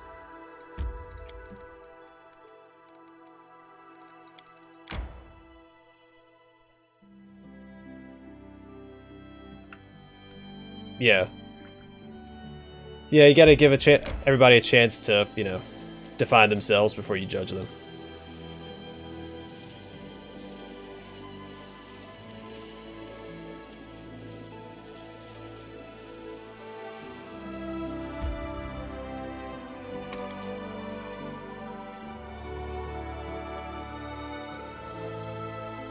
Yeah.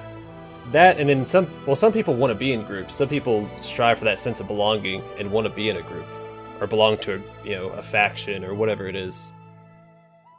And I don't see the reasoning behind that. I can't wrap my head around it. Oh, I'd rather be my own person. was lost in thought. I thought you'd never ask. Is there a reason why I can't heal you? Patience. Yes, I'm still here. Come on. I'm glad you called. The end draws near. Please, do tell.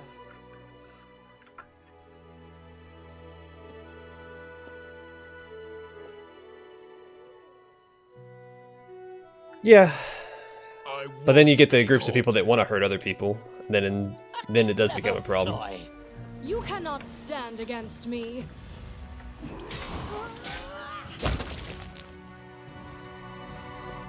Like mob mentalities and stuff like that. Cancel culture, that's another negative effect of wanting to belong. Because there's that one guy. Shoot, it had to have been like a year ago now, right? I think he was a game developer. And there was this other woman who, she's done some shady stuff with Kickstarter and stuff, from what I understand.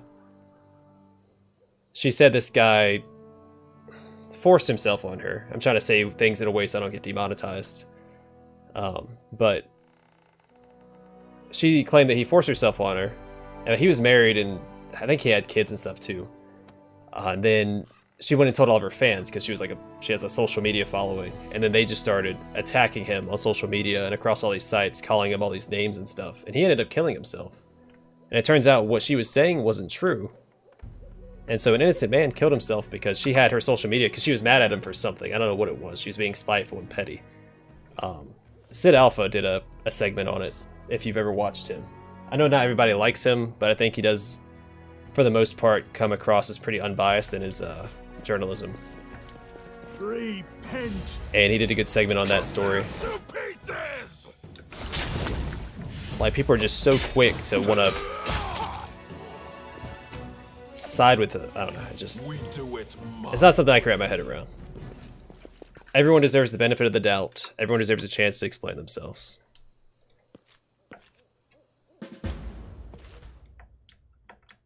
Primitives! We'll do it the hard way.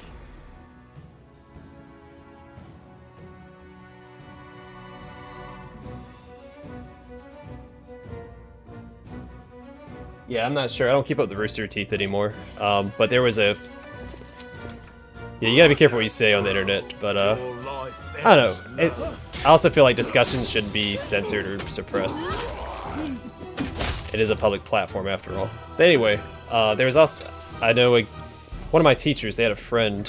This was back in like the early 2000s. I think he taught middle school, the friend did. And he had these girls give him their cell phone, or give their cell phones to him because they were using it during class. And this again was before cell phones were more commonplace, so it was causing a distraction, all that jazz. I don't know how they treat cell phones in high school anymore, or middle school for that matter. But he took them away. Well, they came forward and said that he had touched them, which was later proven false. But the damage was already done, and his career was a teacher, and he's not allowed to teach anywhere anymore because of that. Which isn't along the same lines of what we were discussing earlier. Just your story reminded me of that story.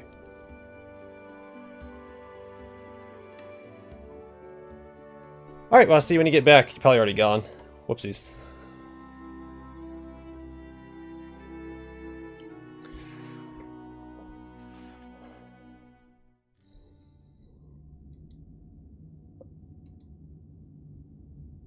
I don't remember what's in here. Grotus awaits us. Amronda gratior, inimosi travisi, inimosi travisi. Magritio turinos, aboranes sentes. Alright, that should be good enough. Onwards.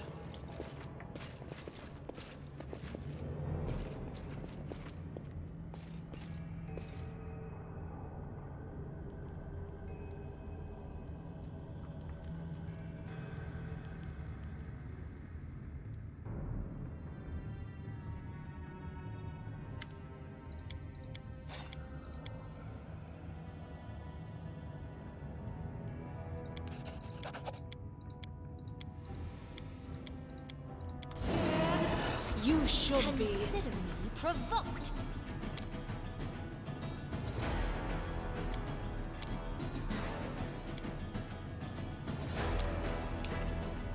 Johnny.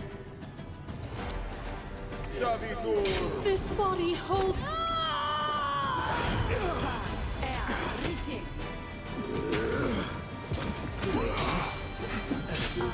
Alright, hang in there, Harem.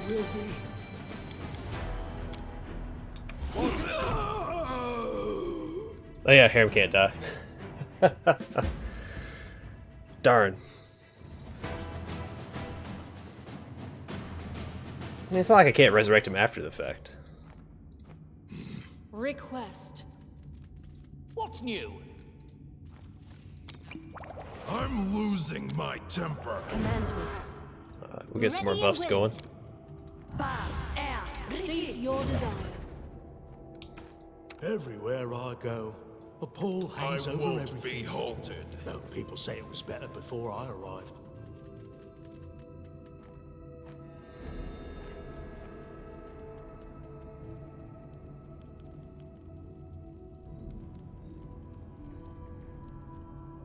Alright, I almost said Aram. Alright, Harem, let's develop your character.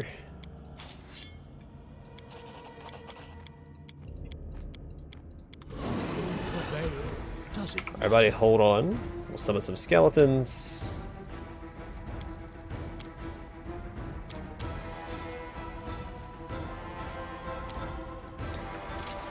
Unimosi Travis, Johnny Savitur. Taste my fury.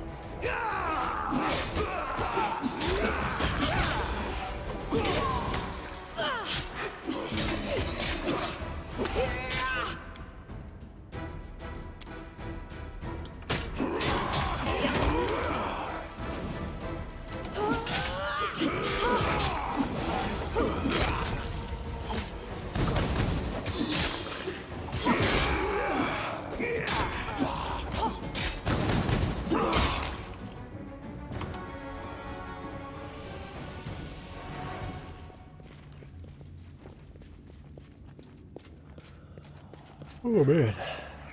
Man, I'm already tired. It's 9 o'clock. I'm getting old.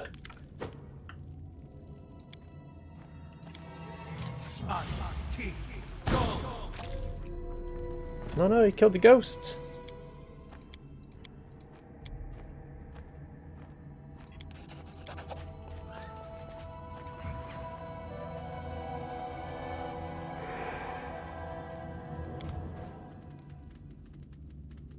I don't think I did the right choice there. Whoopsies. I wasn't paying attention to what I was picking. I just saw chaotic neutral and decided that's what I needed to do.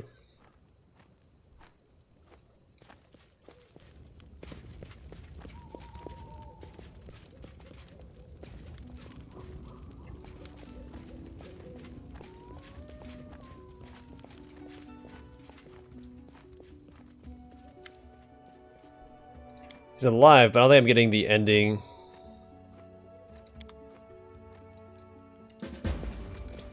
We do it my That I needed to. I'm gonna go back and redo that, I think.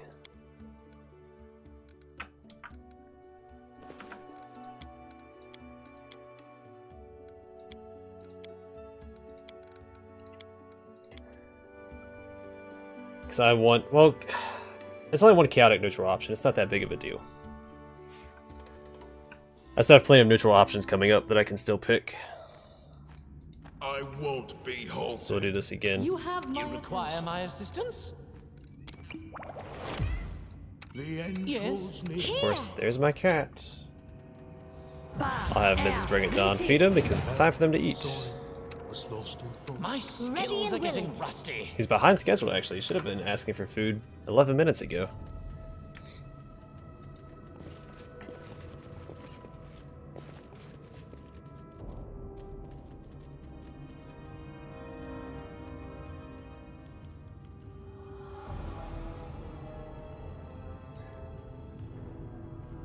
And also, hello Vigo. How long have you been here? And not saying anything. Watching me talk to myself. Yeah, see, that's a good neutral option. Everybody chill out.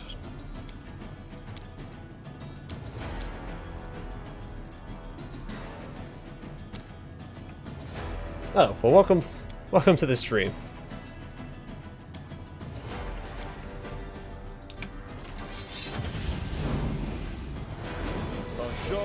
This body holds Oh wow, she your immediately love. runs in and gets critted for 83. So it doesn't look like, I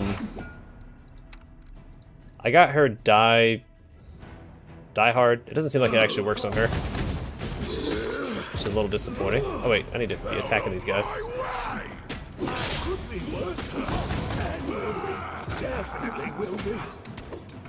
Alright, Harem, you use this opportunity to heal yourself, preferably.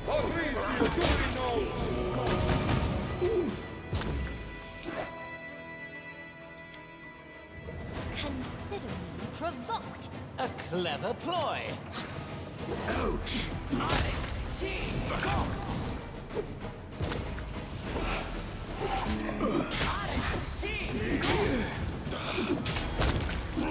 Alright, hang in there, me. Quickly. Sorry, I have Berserk Scrolls.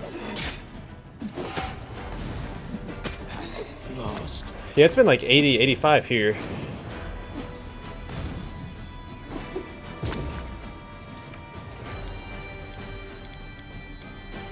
I've been getting some some car stuff done, like washing it and stuff. So.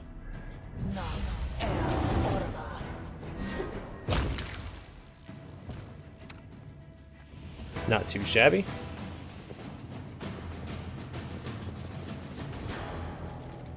I think it's supposed to rain tomorrow, and I still need to clean my car some more. Gotta wax it.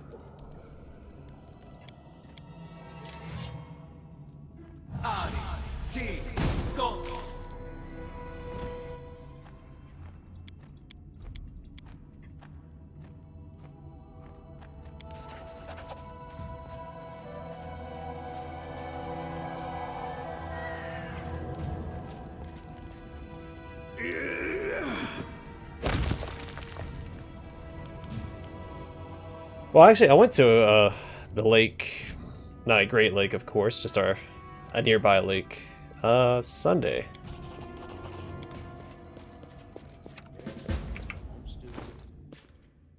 And got sunburned because I haven't spent as much time outside as I used to. So I forgot that I'm not immune to the sun anymore. What was I doing? Oh yeah, I'm resurrecting my teammate.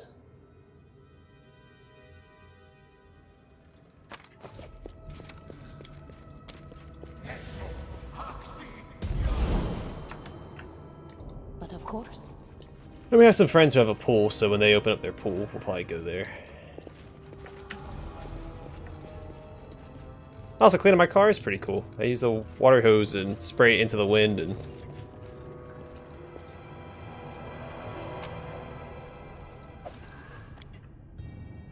all that stuff.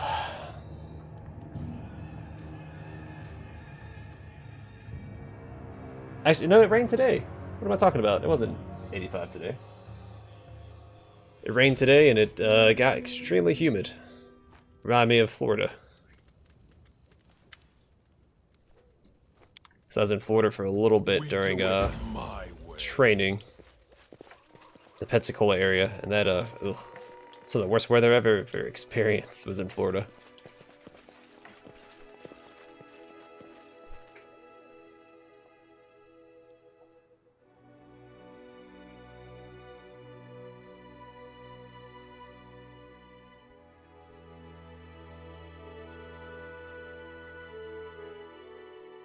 I feel bad for people who like grow up in humid areas and they've never known anything else, so they don't realize you can live a life not being humid. You don't always have to be sweaty and sticky all the time. I don't introduce these people to, like, I don't know, northern states. Yeah, luckily I'm in a nice middling area, so it's not too bad. We get good winters, we get Time to get some pretty humid rest, summers, isn't it? but spring and fall. Fall is fantastic. And also the winters, again, are usually pretty good. I prefer colder weather, so. But I get to experience all the seasons, which is nice.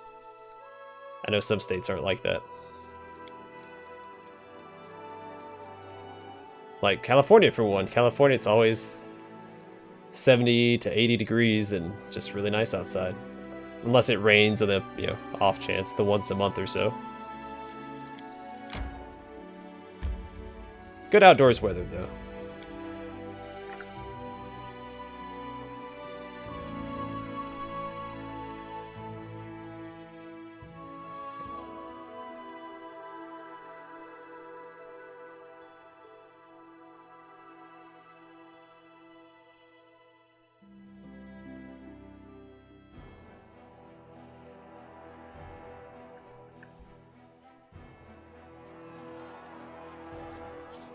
Yeah, well, I mean, I prefer colder weather too, because if you're cold, you can always warm yourself up.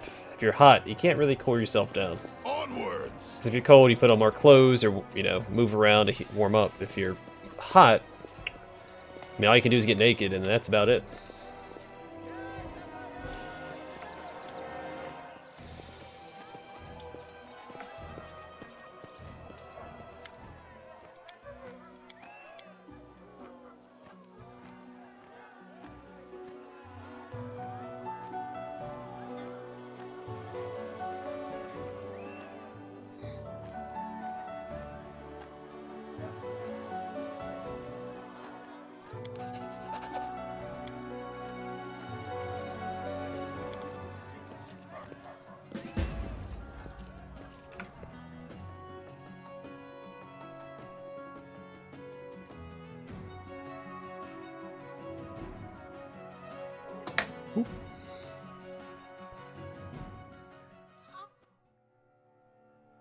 And also, I've experienced all sorts of weather, but yeah, I highly prefer cold. Plus, there's less bugs and less pollen and allergies in cold weather, which is, you know, currently a concern of mine, since now I have allergies.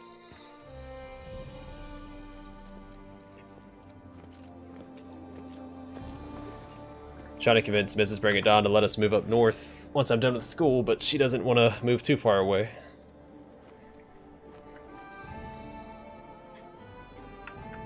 Like, I wouldn't mind living in Alaska, honestly. Get away from everybody.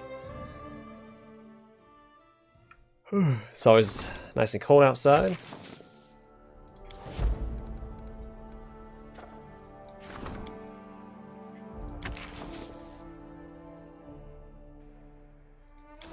Yeah, we have... Oh, no!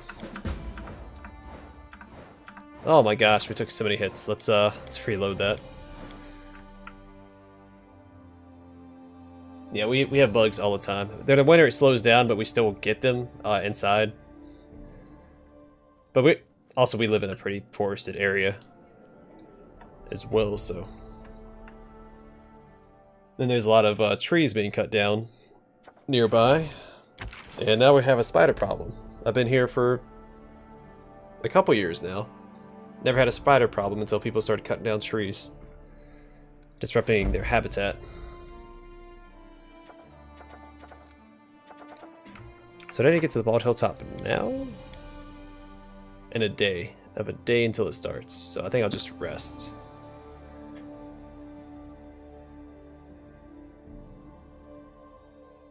Oh man, that must be nice.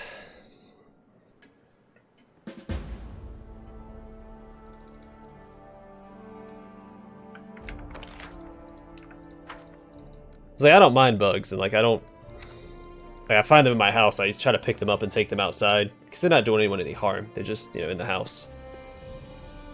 Depending on the bug, of course. If it's like a silverfish or whatever those things are, they die. I don't want those in the house, they breed extremely fast. And spiders, also kill spiders, because I don't want to be bit. It's not that I have anything against spiders, but I don't want them in the house, and I don't want to be bit. I don't want them to bite my animals either. What, you saying mosquitoes aren't your favorite insect? How could you? No, I don't know if you are familiar with sand fleas, but sand fleas are a whole new kind of hell. Like, I would take mosquitoes over sand fleas.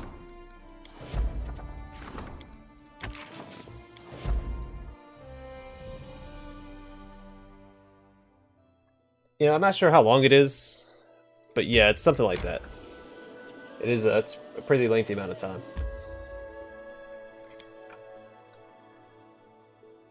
I couldn't quote you the an accurate length.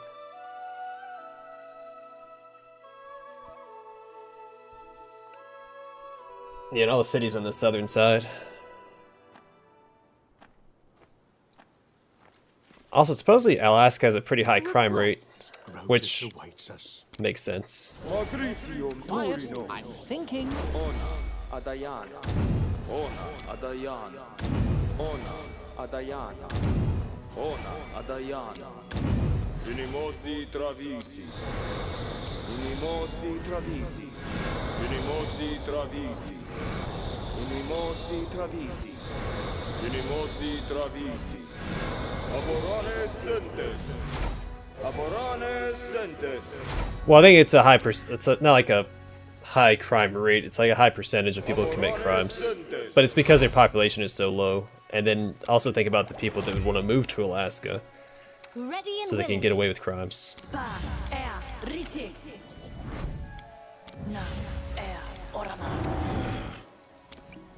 What's new? Honestly, I don't even know how true that statement is. I read that a while ago. I thought it was a reputable source that stated it, but I can't remember it well enough to actually vouch for it now. Patience. Amranda gratio, inimosi travisi, inimosi travisi. Command me. You can count Please, on me. do tell.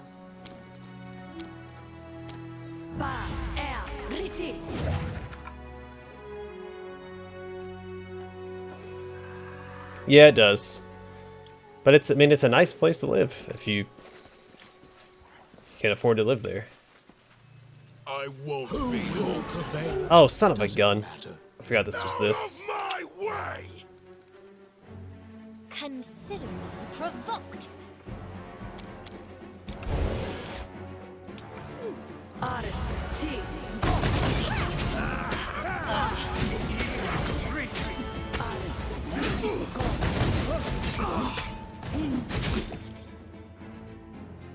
Taste my fury.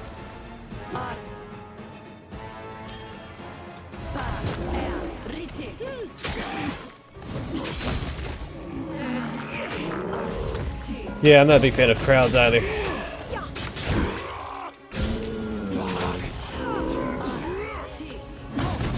This body holds no more.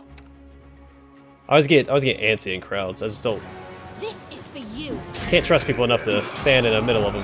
Group of them.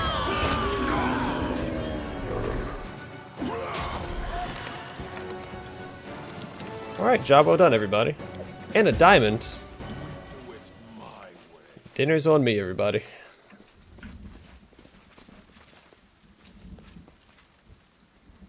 Oh, disconnected from the chat. Well, that's no good.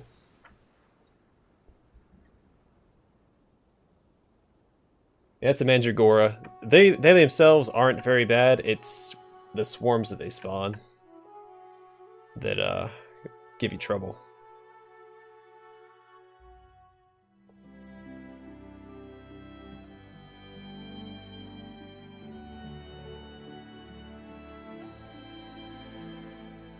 Good old Bob Ross.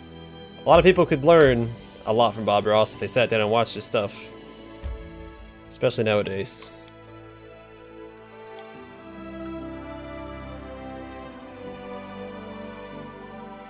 Oh, you don't care what I ate? That's fine. No, I don't think Bob Ross was located in Alaska. Just his landscapes are similar, you know, nature-esque like Alaska.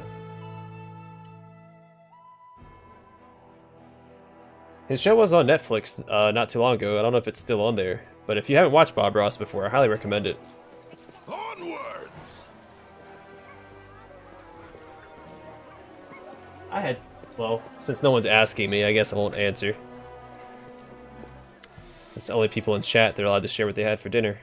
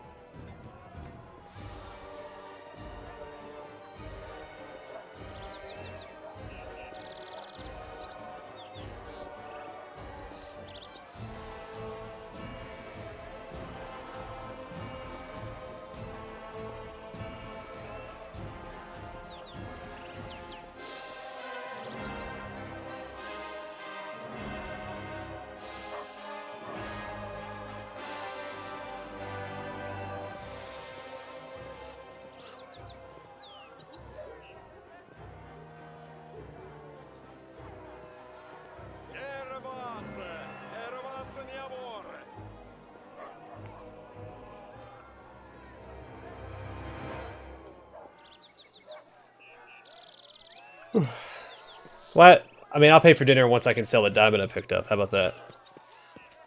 I don't know how much they sell for. Let's see. How much do they sell for? Not gonna actually sell it, of course. $12.50. I lead. You follow. Yeah, I am a turkey guy myself. I prefer it over ham.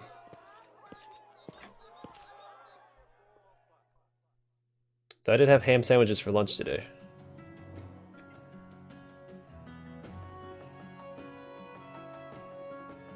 Oh, for me, I had chicken cordon bleu with green beans and some sort of ravioli. We do it my way.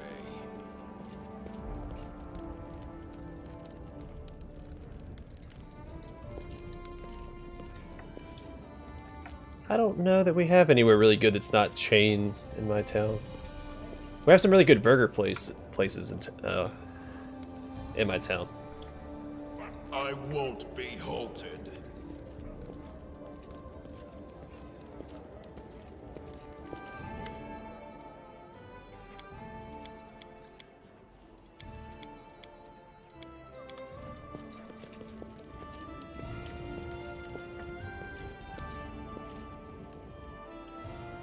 Trying to think. I can't think of any like local sandwich places that we have. There's some in surrounding towns, but not here.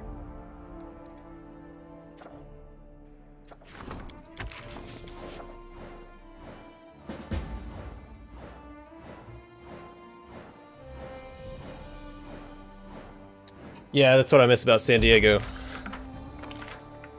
A lot of food options, a lot of really good seafood as well. In San Diego, there's this place called the Boiling Crab. You just go there and you order like a pound of like crab legs or crawdads, whatever.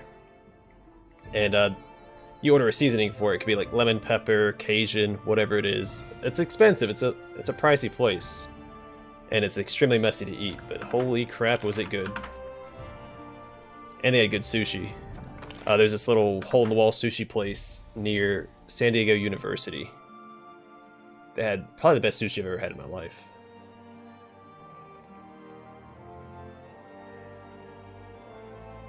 I think our stuff opens up tomorrow, if I'm not mistaken. Some of it. There's still a limit on how many you can have in there.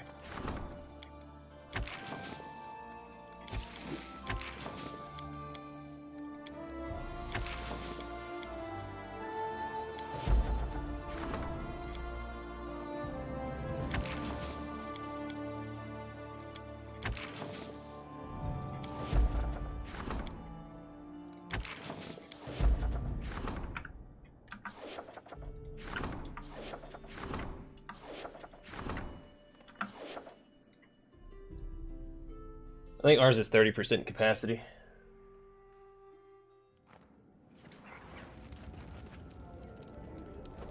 Yeah, I love eel sushi. I don't know a lot of people that actually eat eel sushi, but I'm a big fan. We have a okay sushi place where we live at. It's nothing compared to the West Coast, but it's it fits the bill for now, or fills the bill.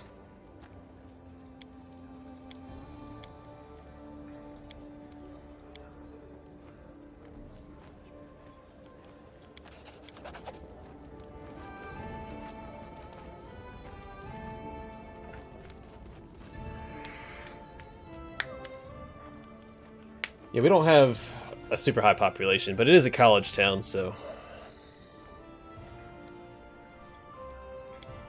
Though it might just be 30% for gyms, which is the only thing I was actually looking for.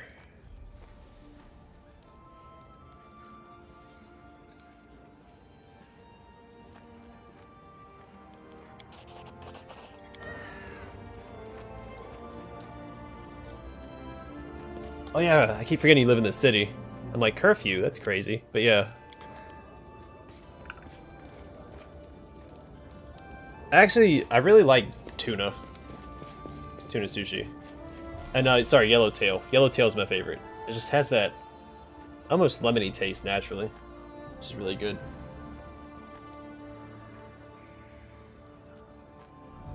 But yeah, I do like eel sushi.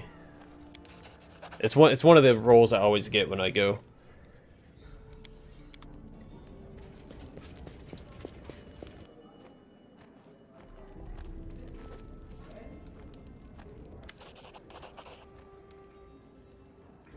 I still eat it. I mean, if I'm gonna go out to Parasites, I'll go out to Parasites.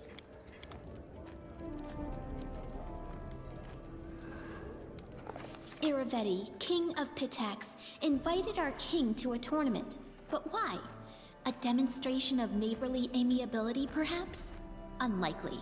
The ruler of Pitax was renowned for his devious guile. Like, I try to take care of myself and all that, but I am not interested in living to be so old that I can't take care of myself. So...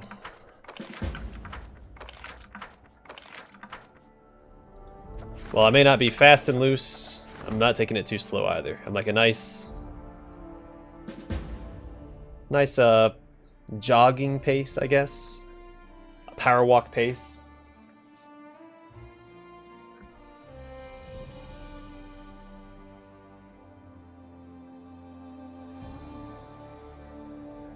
Well, then I hope you don't shop at any major corporations. It's supposed to be a zinger. It didn't come out as strong as I was hoping, but the way they mooch off of bailout money. I'm getting to politics. God, I've been doing that nonstop. I've been talking a lot of politics off camera with people, so it's hard to...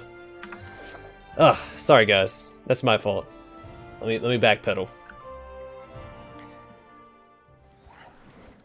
Head on! Alright, so the Rushlight tournament's about to start. Huzzah! Yeah, it's hard to escape, especially if you care about it at all, which I do, so. But hey, in a not so political but also kind of political tone, General Mattis published a letter recently. And as a former United States Marine, good on him.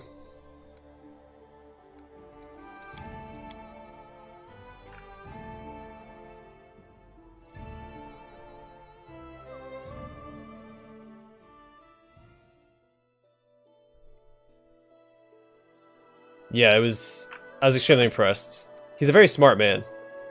I've heard him speak before, and he's always struck me as just intelligent. Like, there's some generals that come off as just kind of, I don't want to say old, but like they don't have that something to them. But General Mattis is one of those people. Like, when you hear him speak, like, he's humble, but he's, I don't know, it's just everything about him is just really good. He's a really good guy.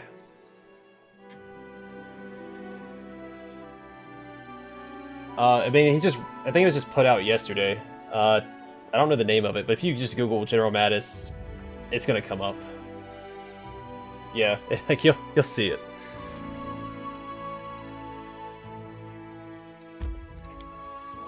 And honestly, me endorsing that letter is probably all you need to hear about me. But like, that's all you need to know where I stand. So there you go. If you're wondering, there it is. Nope, not that one.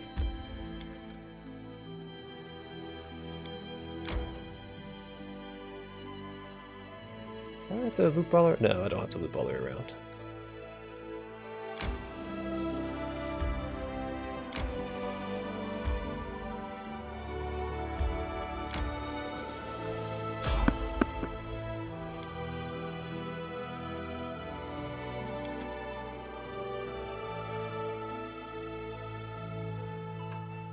You know, I used to think that too, but I also am of the opinion that the United States allows voluntary service, and as opposed to like where Israel they have mandatory service. They have voluntary service, so not everyone has to serve. Like the United States, it stands for having a choice. We do it so I don't feel like I should have to hold. I don't necessarily hold politicians to that standard. But there was a time where I thought that in order to serve your country, you should serve your country, and that if you want to be a politician, you should serve in the military. Onwards.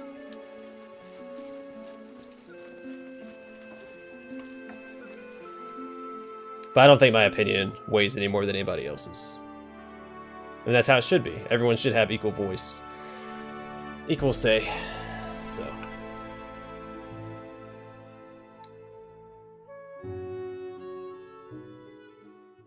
Because that's how democracy works. Or a true democracy, anyway. We're just a couple steps shy of a true democracy. Because we incorporated the Electoral College to appease the small states during the drafting of the Constitution. We're so close. If we just listen to James Madison, I feel like our country would be in a much better position right now.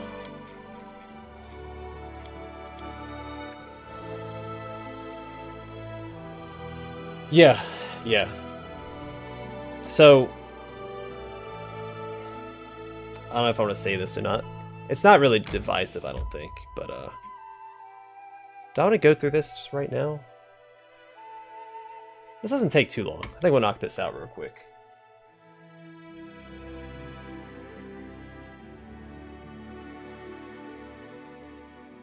Yeah, it's something like that.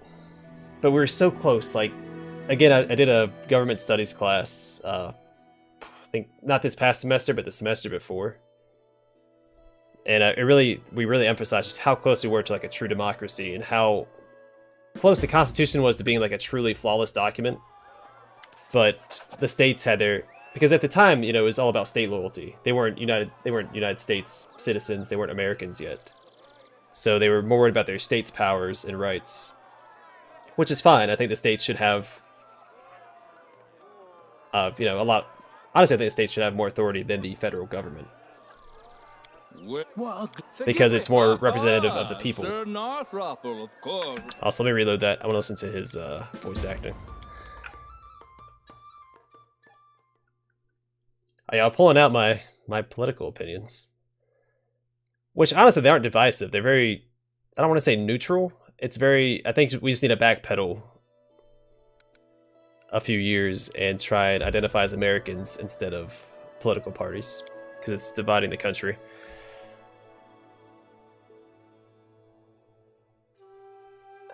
In a sense, it really depends on who you ask. Even when the Constitution was being drafted, some people wanted a stronger federal government, other people wanted stronger state governments. The idea was the states were going to have more power because there's more of them. And that's why there was a lot of contention when like they were trying to create like a standing military and stuff like that for like the War of 1812 and all that jazz. There's a lot of contention for that because they didn't want the government, like when they were trying to set up the federal bank. There was a lot of pushback because they didn't want the government to have all these powers because they were afraid it was going to become tyrannical. Because once you consolidate all your power into the federal government or put it on equal footing as the individual governments the states had, it can kind of start to overthrow or push its power around and overthrow the states' legislatures or whatever.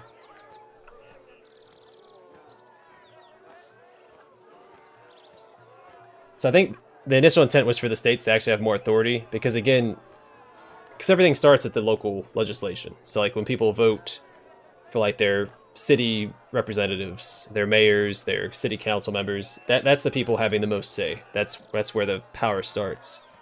And so the higher you go up into the federal government, that's where it starts to trickle away from the people and more towards individuals.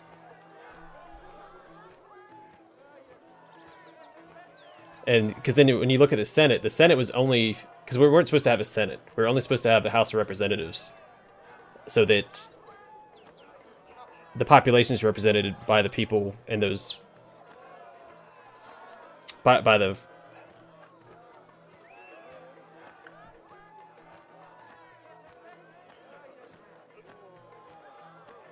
yeah, they wanted to make sure that didn't happen because, like, again, if you're putting all your power into one pocket, like the federal government, then you risk running into like a monarchy or fascism or whatever the case may be. Yeah, we weren't even supposed to have a Senate. We were supposed to have just the House of Representatives because then you have as many representatives in the House as you have for population because they represent the population.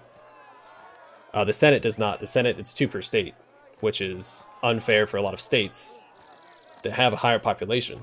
Because, I mean, look at California compared to Montana. They have the same representation, and they should not.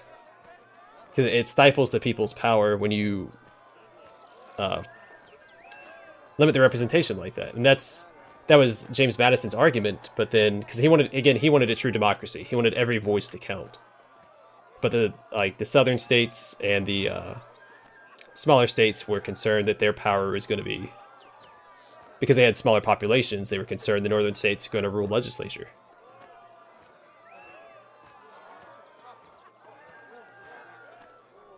Yes and no.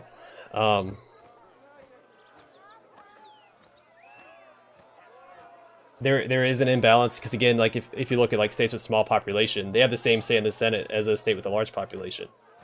And Electoral College is the same way. Electoral College is designed to stifle individual votes because a state can't be split with the Electoral College. Say, was it like 52 votes in California in the Electoral College or something like that? They have the most. It's 52 or 54 or something like that. And they can't be split down the middle.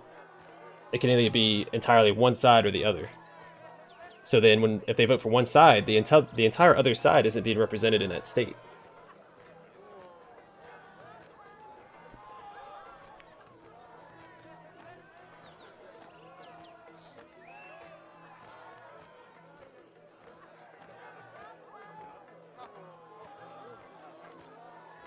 How's the Senate balance the House?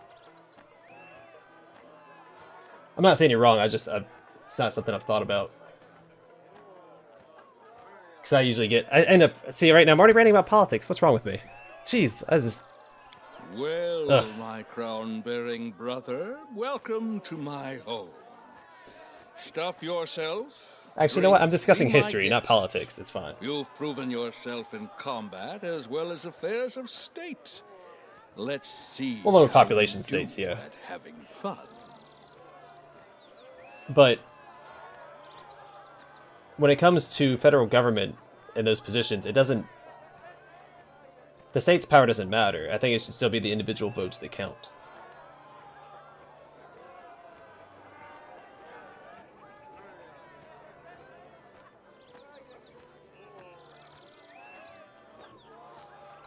Yeah, but we...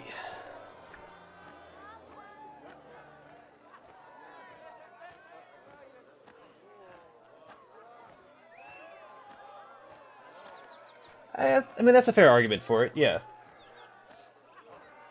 But, again, I don't think it comes down to state representation. It comes down to individual representation. Like, I'm going back to the whole true democracy thing. Like, the intent of what the Constitution, when James Madison drafted it, what it was for. Yeah, I mean, if you look at it at a state level, then yeah. But, I mean, 200 years ago, they identified a state, so that made sense. But now we identify as Americans, or we should identify as Americans, so that the state votes should matter as much. Like, state power doesn't matter as much. Well, a lot of it's opinionated. Sith Morak. So, but I'm just... Again, I'm not trying to talk politics, I'm trying to explain the history of the Constitution and what was supposed to be before people got greedy or concerned power is going to be taken away from them.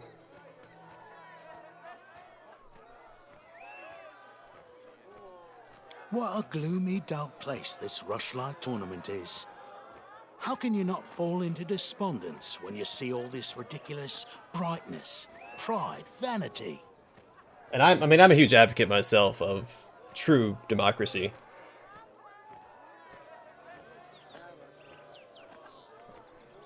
Forgive me for interfering into a conversation between illustrious persons. I just meant to inquire, how is my death sentence in absentia?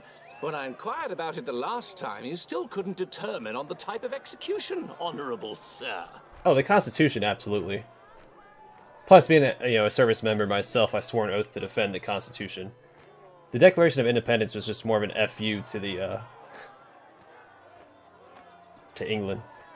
Like, because we could have become independent without the Declaration of Independence, but we couldn't have had a country without the Constitution. Now, we did have the Articles of Confederation, but they were useless. Aha! Sir Northropple, of course, I remember. Well, today is a special day, and I think... Like, if you have an interest in history, I highly recommend looking up James Madison and, like, looking at what his intents were for the Constitution. The Federalist Papers, fantastic. But you know, between us, I decided on dismemberment. It's no good for kings and queens to stay in our palaces all the time. They weren't just defending the Constitution, they were trying to explain the intent behind some of the wording. It's all about keeping up neighborly relations. Because, again, it was all pen pal names. But it was, who was it? It was James Madison and... Was it Hamilton? That helped write them? So here's the plan. First, the Fishers Triathlon. Then a boasting contest. And in the evening, the best part, a drunken melee. Yeah, and they went under... In the interim, was a name that started with a there'll P, be I think. A buffet, a fair, jugglers, acrobats, all the usual entertainment. And after the melee, I'll announce the winner. And then we'll have a festive banquet. Yeah, I and noticed a Hamilton and fireworks Madison. Show. Didn't remember who the third person then was. We just drink till morning So or find a tent Hughes to is- crawl into. Your maybe it own was, or I don't know. someone else's, depending on your luck. By the way, a knockout such as yourself will always be welcome in my tent. Just joking. Just a joke. Oh, and one more thing. I'll have to seal your sheath. This is a peaceful celebration, after all, and bullies will be kicked out immediately. It doesn't matter if it's a king who decided to kick up a row or just a shopkeeper. So behave yourself and don't start any fights while you're here. I don't know about all the numbers. I know that, I think Madison wrote some of the more impactful ones. All the ones that I studied for school were by Madison. Well, I have to go. If you need anything, talk to Nunzio Arpaia. He's my master of ceremonies, so he's responsible for organizing this mess. Have fun. Yeah, I think 10 and 14 are two of the more important ones. I have to look them up. I don't remember all the numbers, because I haven't read them in a while. But they are important documents. I won't be halted. Because they answer a lot of questions about the Constitution that, I mean, the creators answered them. Like, there's no reason to even try to decipher it. We do it my way.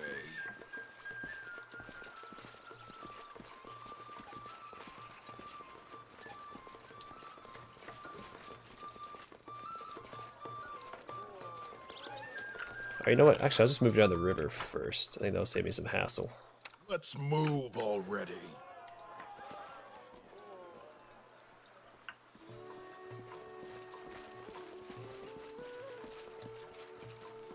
Onwards!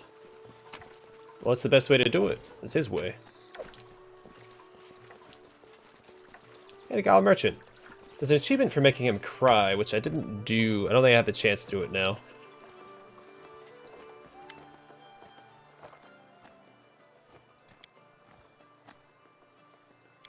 Yeah, I think I missed my chance. I think you have to do it when you're at the Goblin Village.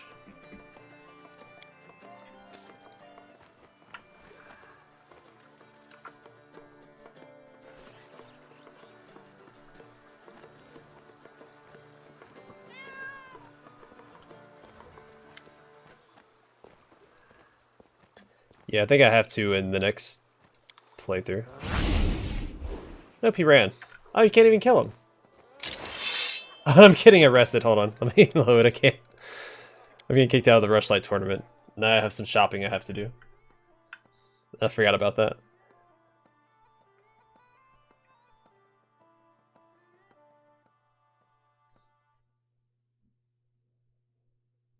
I thought maybe if I try to attack him, he'd like break down and start crying. But I think you have to do it in the Goblin Village when you first meet him. Be halted.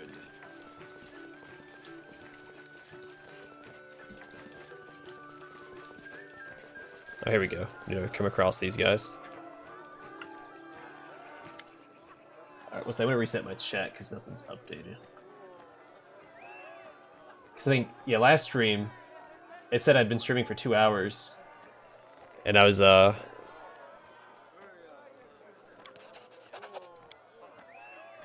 was like, it feels like I've been streaming for 4 hours, and it turns out I had been streaming for 4 hours. My my timer just wasn't updating. Because it's like 3 hours and 47 minutes.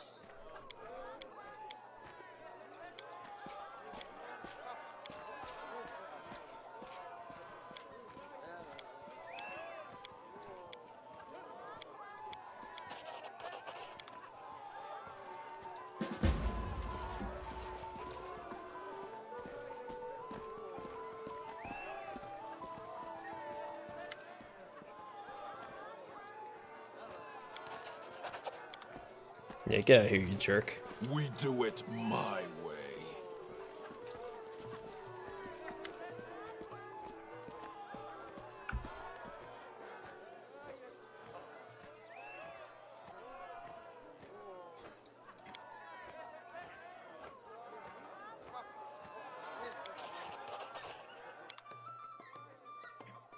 Alright, some good stuff here. Belt of Physical Perfection is really good.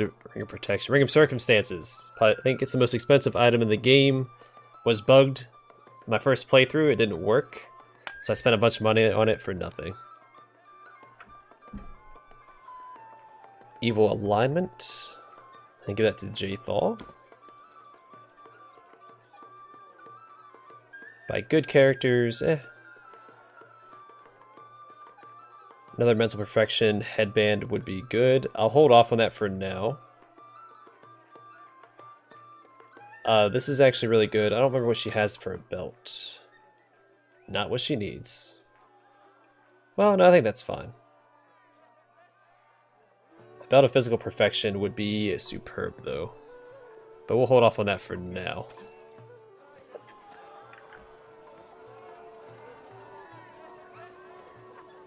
Yes, I did know that. And no, I know it works now. It worked in my last playthrough, my second playthrough. Just the very first playthrough when the game came out, it was bugged. They've since fixed it, because that was a big deal. Because again, it's the most expensive item in the game, and it wasn't working.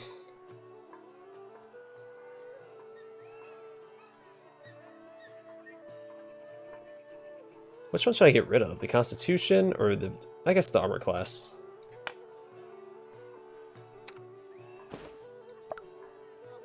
No. What? Are you not... Yeah, you're evil. What are you... Not this. Oh, it's cursed. That's right. Shoot. Alright, she'll get that when I can remove that cloak. Do you sell a scroll of remove curse? No. Alright. We'll save the rest of our money for now, see what else the other vendors have.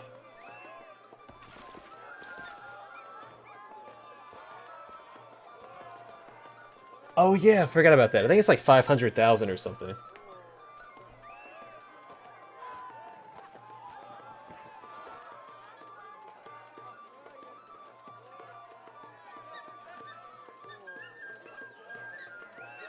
Ha ha ha, okay. Took me a couple seconds longer than it should had to get that.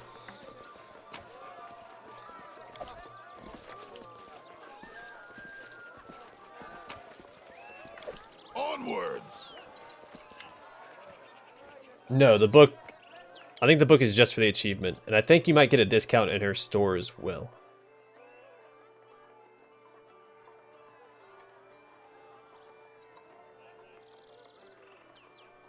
Or something, because it makes her like you, because that's what the achievement is, make the nymph or Nereid like you. Alright, so Great Axe plus 4 might be worth grabbing until I get a better one. Which is just around the corner. And this isn't very expensive, 32,000 isn't too bad. So I'm going to grab that, so I can finally have something. Adamantine full plate plus 3, what does he have on? This is plus 3 too. Yeah, I think what he has on is better. The full plate plus 4. Nah, that's fine. Composite short bow. Actually, that effect is really good. But she doesn't attack with her bow, so I'm not going to bother. Hey, we found a one-handed weapon for J-Thaw. Yeah, I didn't buy it my first time either. I bought it the second time only because I knew that it added the... It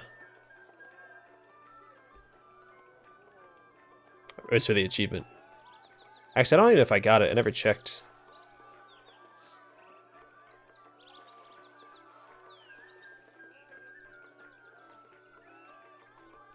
Alright, there's actually nothing here that I want to get her, so I'm not going to.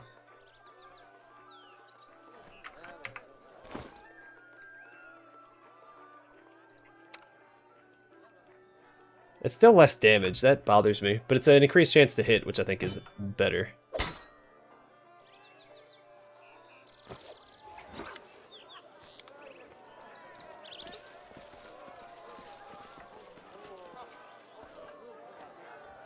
Yeah, I'm pretty sure that I bought it. I just don't think that... I don't remember checking to see if I got the achievement.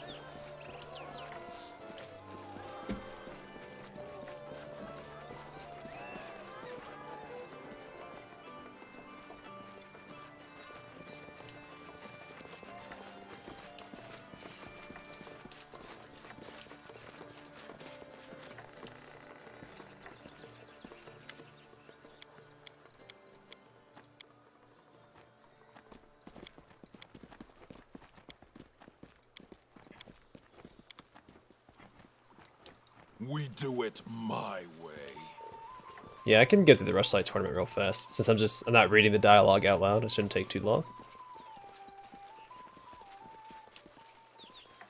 But I do forget how big this area is. Won't be halted.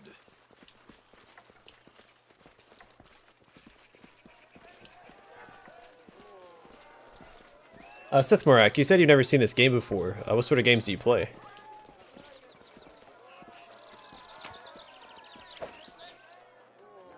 Just out of curiosity.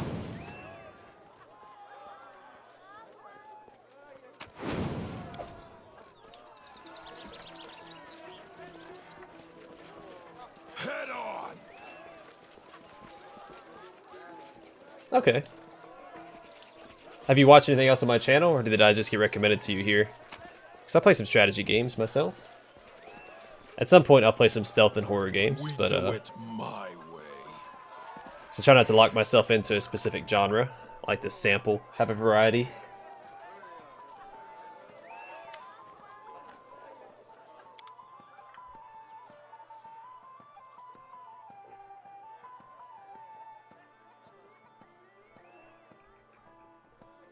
Oh, there we go. Lapis Lazuli Wyvern. Greater Kinetic Diadem. And all of these meta magic rods. Alright. We're about to spend a lot of money.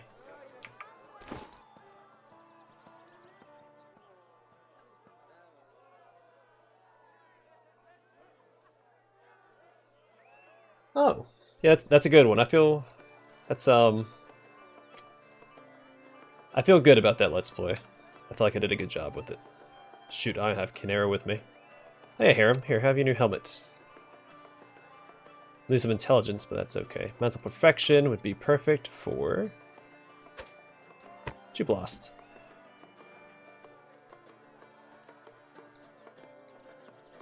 Also, the... Wyvern. Well, I have room for a lot more meta magic rods. I keep forgetting to use them anyway, so I might not even buy what I have. Yeah, I mean, well, there's some like my earlier ones, I guess. Because I mean, I get better each time I do them, so.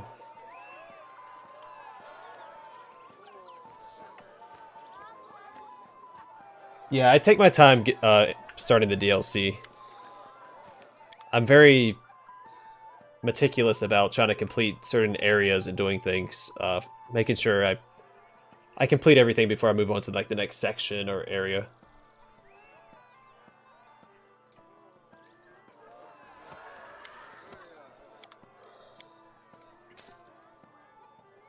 Yeah, my first Pathfinder, I'm not super proud of that one. But yeah, that's how a lot of people found me. That's what actually put my channel on the map, because before I uploaded that Pathfinder video, I had 28 subscribers, and I'd been doing it for 8 months. And then I started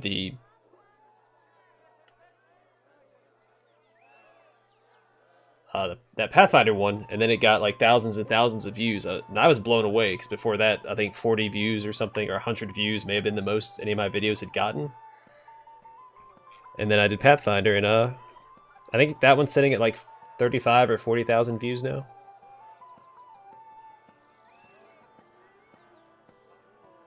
Oh yeah, I hate moving on from an area without finishing something. Yeah, well now I'm the expert player.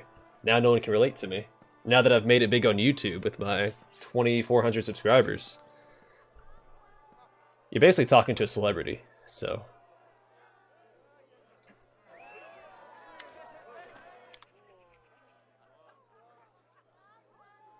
don't really care for Quicken, though I could see this being useful if I remember to activate it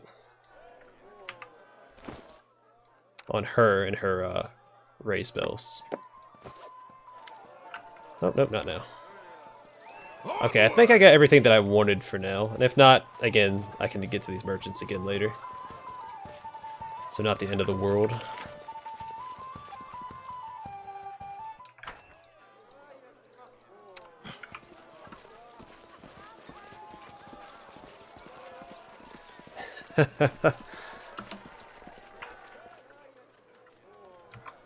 I've actually almost hit a million impressions on my channel though, so that's pretty cool.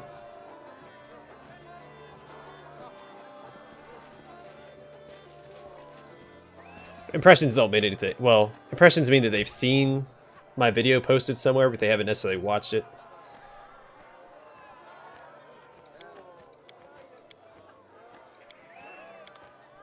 I lead, you follow.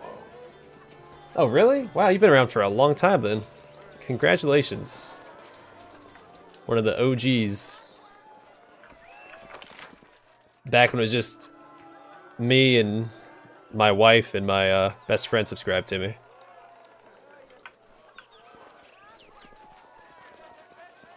I won't be halted. No, and honestly, I'm really happy with my channel. Again, because it attracts typically more mature people, because I play older games or games that people my age bracket are attracted to. And that's fantastic, because I can actually have discussions with people in the comments section. Because I do make it a point to read and respond, or at least read every comment, and if it's something I can respond to, I will respond to it.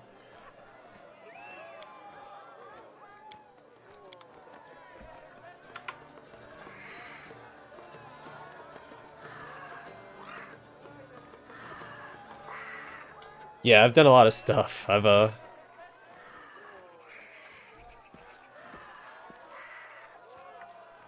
been keeping busy.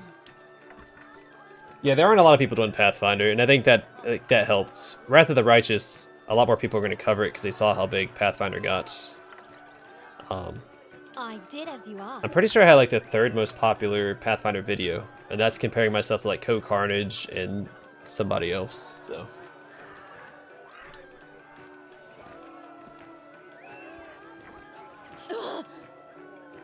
That's right, that's trapped. Let me reload that. Yeah, I got lucky with Pathfinder coming out when it did. I'm lucky that I found it.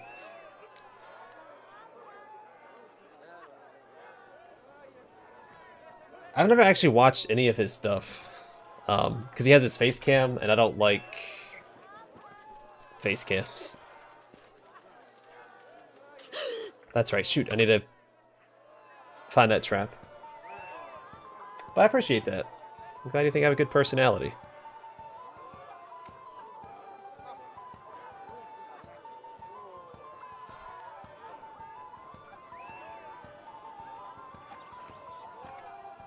Alright, Jathal. You have my attention.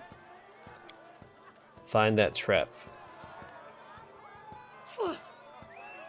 I won't let you down. There we go. I'll just have her trigger the trap since she's immune to it. Broken a nail. Really? You failed? I only rolled a 5. Ugh. Yeah, Co Carnage, he's an extremely popular streamer. I think he just uploads his streams to YouTube, if I'm not mistaken.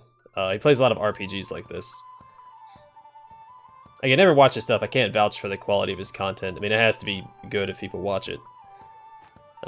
I just don't like face cams on my gaming videos. Is such a frivolous term. I feel like it takes away from the game. Immortal, Like, eternal, I want to provide people, everlasting. the gaming experience. That's why I also don't like advertise my channel and stuff on my. I'm not like subscribe to my channel, like and stuff. Because it takes away from the gameplay. I do all that when I do my channel updates.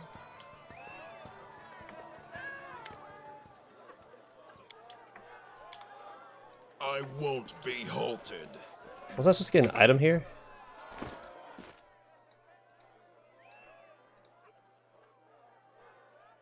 Yeah, I think it was just the Trap Springer gloves that I got.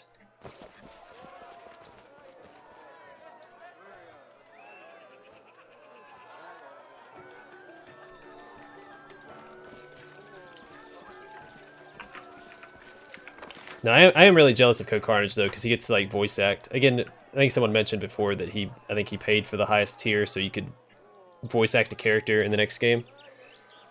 But I would have killed for that opportunity.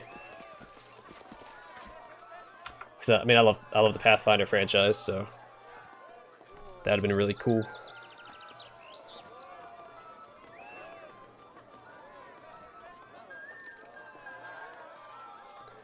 We do it. Yeah, and I am jealous as another Pathfinder Let's Player. That makes me sad.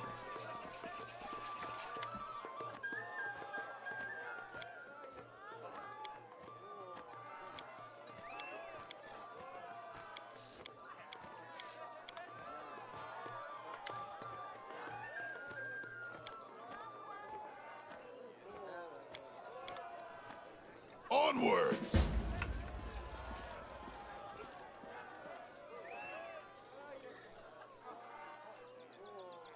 Oh yeah, I know. I've watched some Seth videos, and I saw as soon as he published that review, I got excited because I'm like, people are gonna find my content. Heck yeah, and that's what happened. There's a couple of videos that I published the same day he published his review, because I started that Let's Play before he did the review.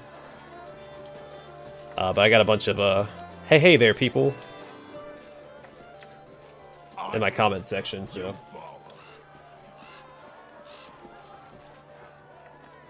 Yeah, I think Seth does pretty good work for his reviews. I highly prefer Mandalore Gaming as a gaming reviewer. We do it my way. But he does not put out content very often, which is fine, I mean, because it's quality content, so.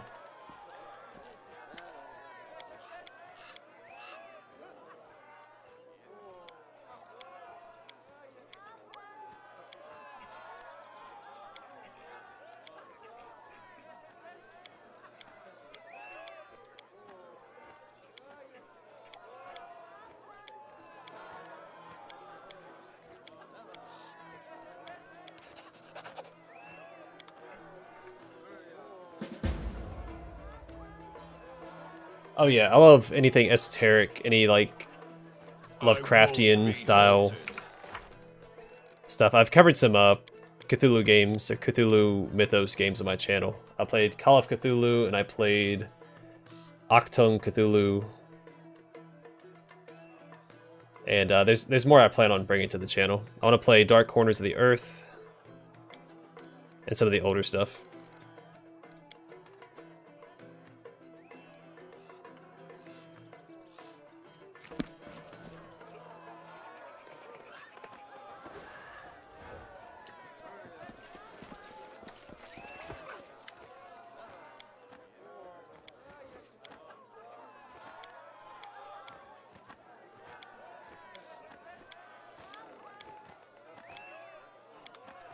Head on!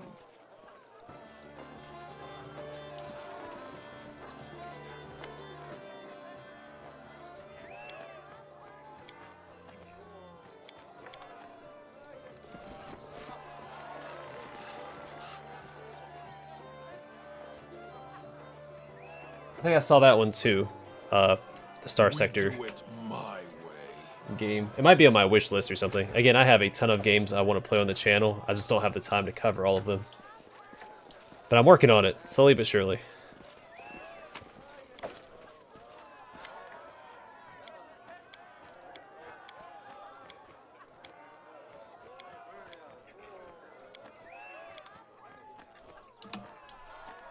But at least with the Let's Play channel, I'm actually going through and completing games. That's another thing. Unless the game prevents me, I'll never not complete a game on the channel. There's a few Let's Players I've tried watching that'll just quit because either the series isn't doing well or they get bored of the game. Absolutely not. I couldn't live with myself if I did that.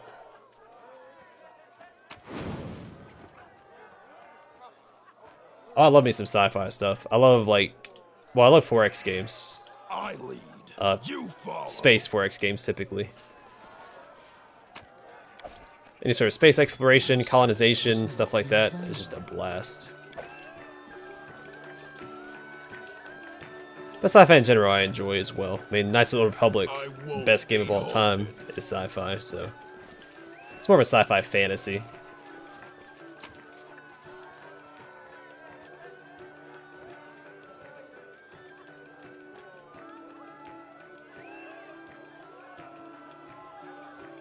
There's some good ones. Dead Space 1 I didn't think was as scary. We do it. Mostly because in Dead Space 2 you run across those creatures that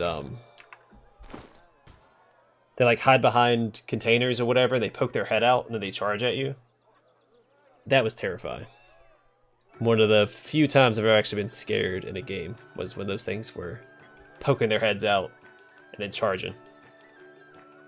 Oh yeah, Dead Space 1 was a fantastic game. I mean, 1 and 2 were good. 3, I never played 3, so I can't vouch for it, but it did not look as good as the rest. But again, I haven't played it, so my opinion is moot.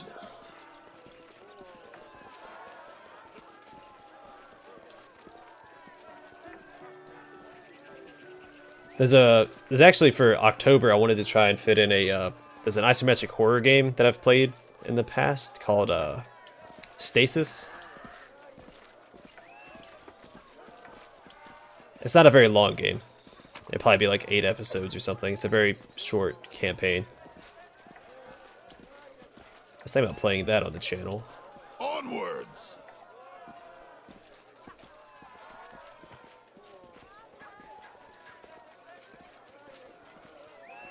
Yeah, Stasis, it's pretty simple. It's mostly a puzzle game with horror elements. It's isometric, and you go through, and all the achievements are based on ways you can die.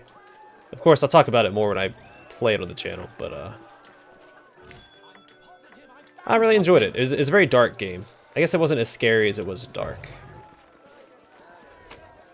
And I like dark games. I thought A Plague Tale: Innocence was going to be darker than it was, but it was more tailored towards a mass audience, so it wasn't exactly what I was looking for.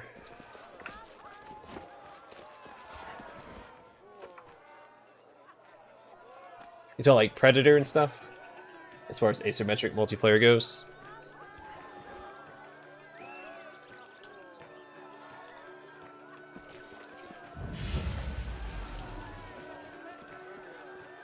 I won't be halted. Yeah, and it was like some very simple puzzles. I don't know. The game was missing a couple of things.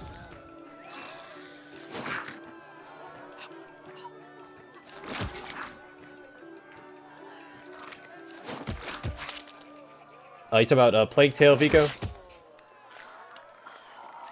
Oh, I loved Evolve. Evolve was a blast. I mean, yeah, it was extremely unbalanced, and if you got into like a coordinated team as like if you're playing against a coordinated team as the monster, you're gonna get bullied. But I love that game.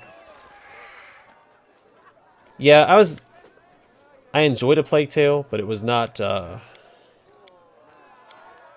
as good as I was hoping. I gave it a chance, and yeah, I'm glad I gave it a chance.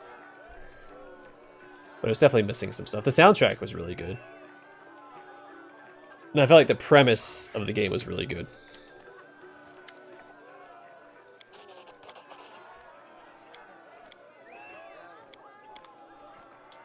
I lead, you follow.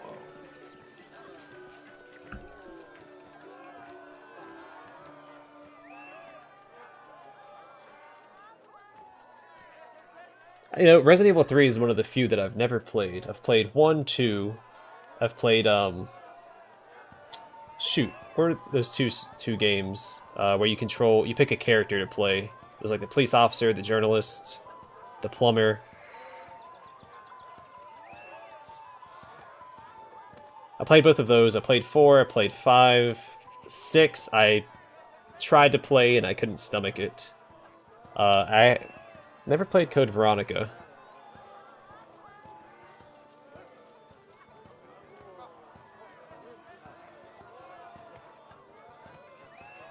Yeah, Senwa's Sacrifice. I have it on my wish list. I just haven't got around to getting it, playing it yet.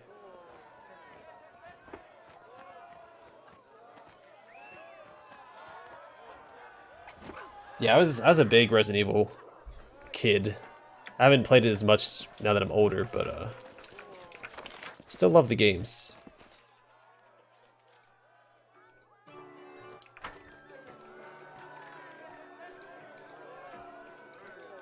I'm losing my temper.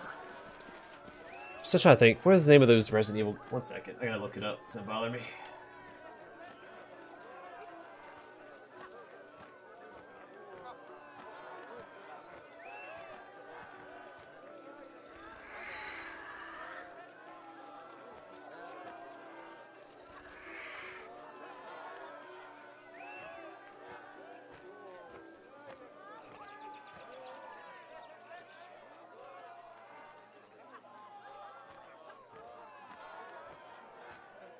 A Resident Evil Outbreak. Those are some of my favorite Resident Evil games. They felt like they had a lot of replay value. Which most of them did, because you could beat most of them in under 5 hours, so you get the infinite launcher. We do it my way. But, yeah, I really enjoyed the Outbreak games. I thought they felt like really good games. So I don't think I missed talking to anybody. Just double checking. There's some loot over here. Let's go grab that. But yeah, I was a big Resident Evil guy. I never played the Silent Hill games, though. Well, I think I played 3. Onwards! 3 is the one that has the secret ending with the dog, right? If so, that's the one that I played. I played more of the first one, but I did play both of them. Alright then, yeah, Silent Hill 2 is the one that I played. Yeah, I'm familiar with Brothers. That got spoiled for me, so I never really had interest in playing it. But maybe at some point on the channel. I'm never going to limit myself or the channel saying I won't play something, because there's always a chance that I might.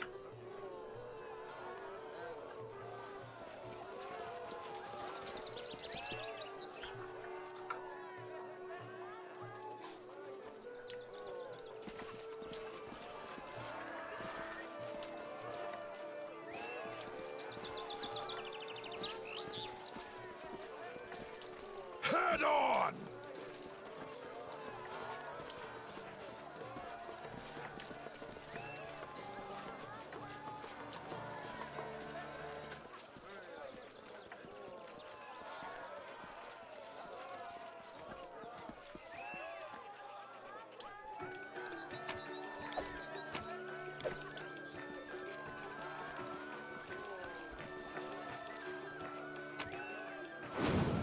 Yeah, I mean, I watch a lot of Let's Plays as well, but it's mostly games that I don't think I'm ever going to play. Or if it's anything that my favorite Let's Player uploads, I watch it regardless if I'm going to play it or not, because I watch whatever he uploads every single day. We do it my way.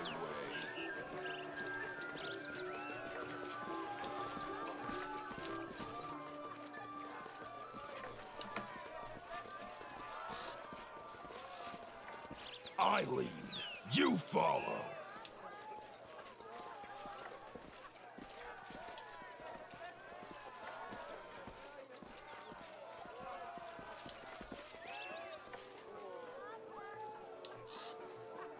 Yeah, now that I do Let's Plays, I don't watch as many as I used to, so I don't spoil games for myself.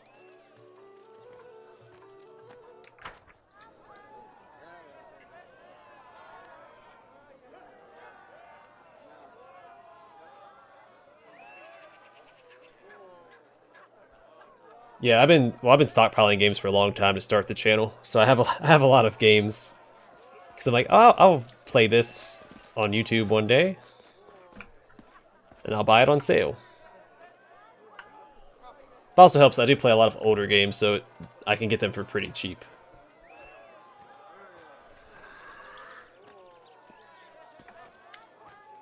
Or a lot of indie games, and like CRPGs usually aren't too expensive anyway, especially indie CRPGs.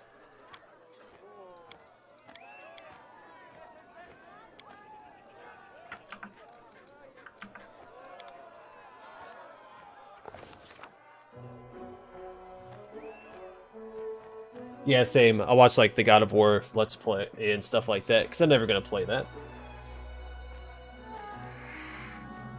A lot of JRPGs too. There are some JRPGs I want to play, but I'm mostly waiting for remakes for a lot of JRPGs. So I really want a Legend of Dragoon remake.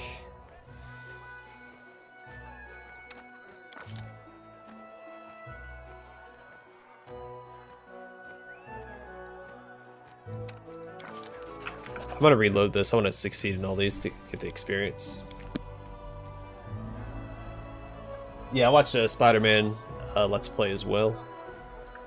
Spider-Man, God of War, that game with the red-haired girl, whose name I can't remember now.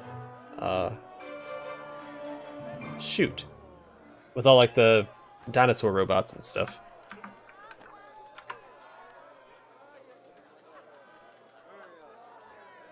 I enjoy those games, and at some point they'll be on the channel. I just don't know when. I've got a huge to-do list, but yeah, I like the Darkest Dungeon games and like Battle Brothers. Yeah, what is that game? 1 second. PlayStation. It's coming to PC soon.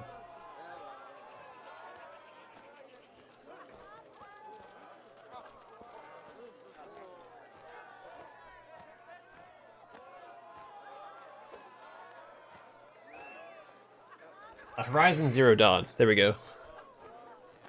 No, not Dino Crisis.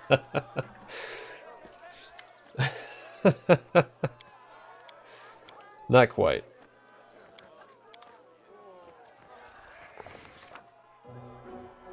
No, that's a game that might come to the channel soon. And some Turok. Might do like a Year of the Dinosaur series or something. So I'm currently doing Year of Warhammer. But I think next year is going to be Metroidvania games.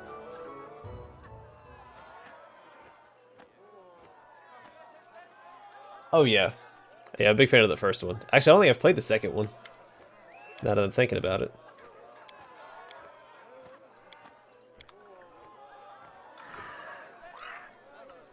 Not in recent memory. It's been a long time since I've played one.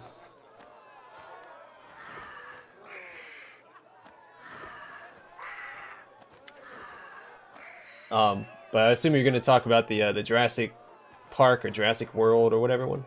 I thought that looked pretty good. I think it got a lot of bad reviews, which doesn't normally dissuade me, but supposedly they've come back in and fixed a lot of stuff. Yeah, I thought it looked pretty good. Oh, it's not before your time. They're still making them. There's so many out there. It's crazy. Because I got out of the scene for a little bit, and then I came back in. There's all these new games. But my favorite Let's Player, he's actually creating a game that should be out later this year. That's a Metroidvania style game. And so I think I might open up the next year with that game, and then do Metroidvanias from there on out.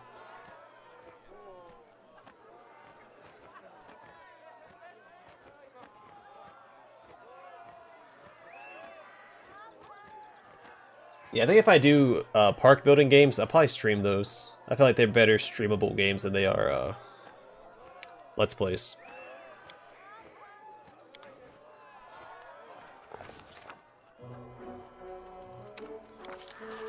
Yeah, there we go.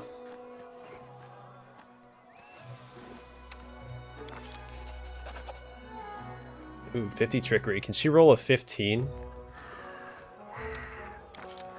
Oh, come on, I want that experience.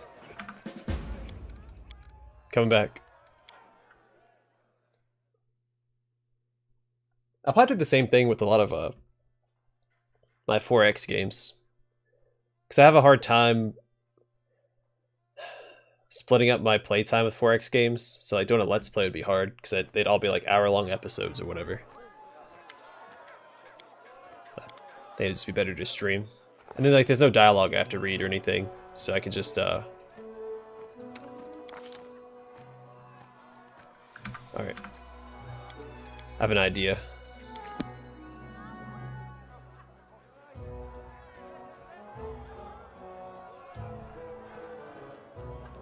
Yeah, I haven't played Deep Sky Derelicts yet. I saw some gameplay for it and I thought it looked really good. I'm excited to play it at some point in the future.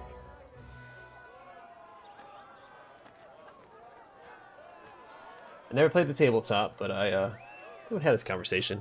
I keep up with it, though. I just don't want to pay for the models, and I don't really have a lot of places where I live at to do it anyway. I think we have one hobby shop, but I don't think there's anyone ever there. Or one game shop.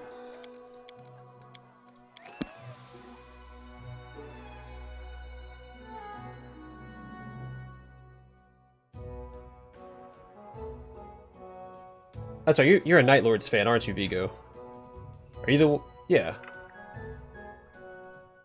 You're a dirty Night Lords fan.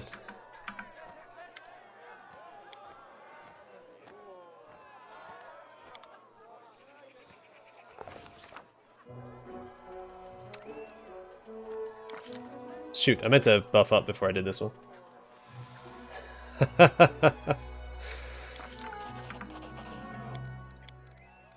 Yeah, I'm a Space Wolf guy myself, despite how much people hate Space Wolves.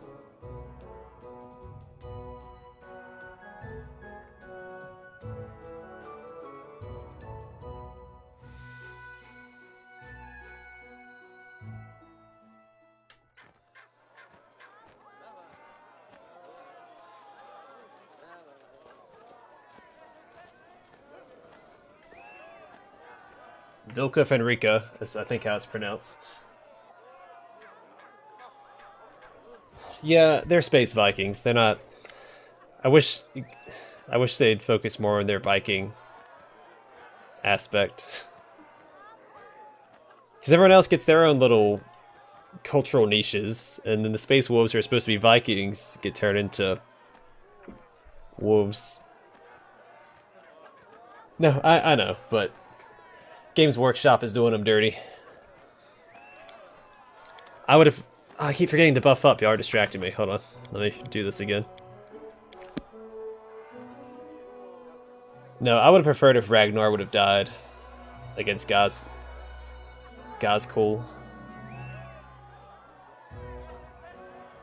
Or Gaz. I don't know if it's pronounced Gaz or Gaz.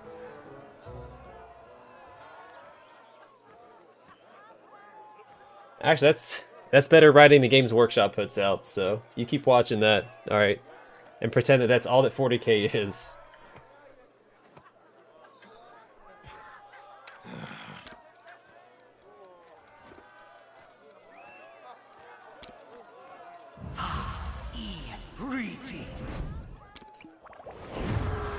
What's the holdup?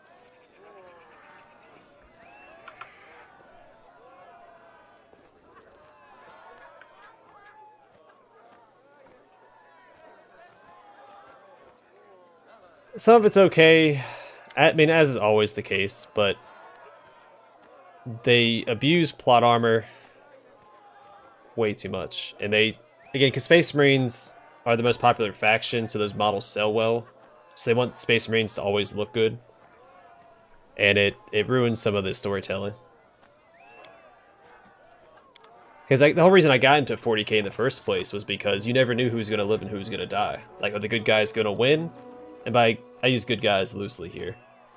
Or are they going to fail and die? Or are they going to win and die? You know, there was always that underlying suspense because you never knew it was going to happen. But now you know what's going to happen.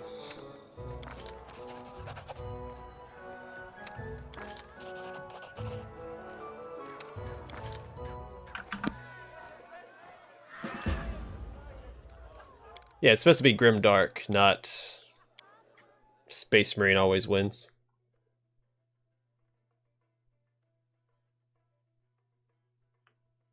I have Isha Blogspot.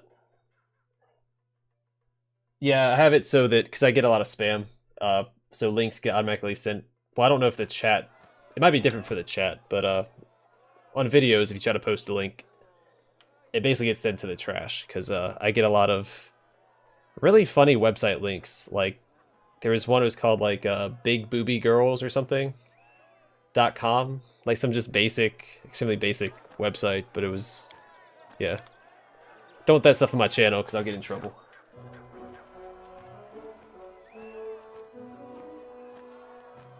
Yeah, there's a lot of bots on YouTube that spam comments. Because you get a lot of the, like, want to be friends, or want to check out my channel comments, but then you also get a lot of links. I get a lot of political spam too.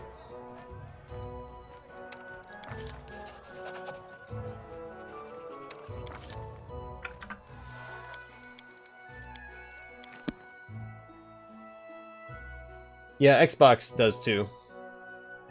But I'm never on my Xbox, so I don't have to worry about it. I only use Xbox for streaming services.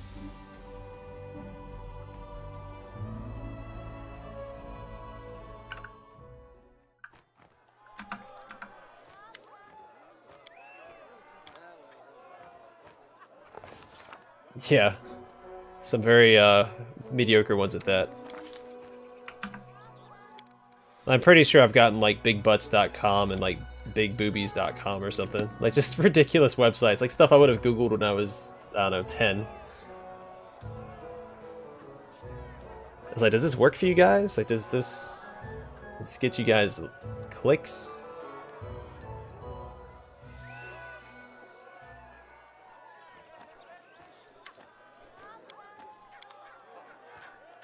But yeah, so I don't like, I have link sharing turned off on my channel so that that doesn't show up on YouTube's demonetization stuff. Because once you're monetized, if you get demonetized, your stuff doesn't get advertised as much. So I gotta play it safe. Plus, a website that's called like bigbutts.com is probably just a virus haven anyway. So I don't want people come to my channel then go there to get viruses.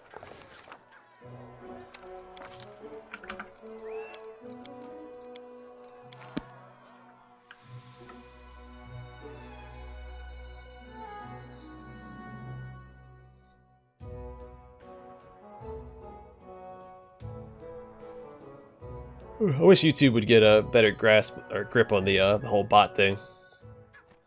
Because there's a new bot every week, and I report it every day when they upload on my... Because as soon as I upload a video, they usually post something there. Like, want to be friends? Want to check out my channel? It's like, no, I don't want to be friends with you. So I report it, delete it. Then the next week, there's another one. And then another one, then another one. Never ending. But then when you go to their channels, I mean, they have like tens of thousands or hundreds of thousands of subscribers. So I'm assuming that they're making a career out of it, and then they go and they buy bots to spam other people's stuff. So I hope those channels get taken down, because that's against terms of service.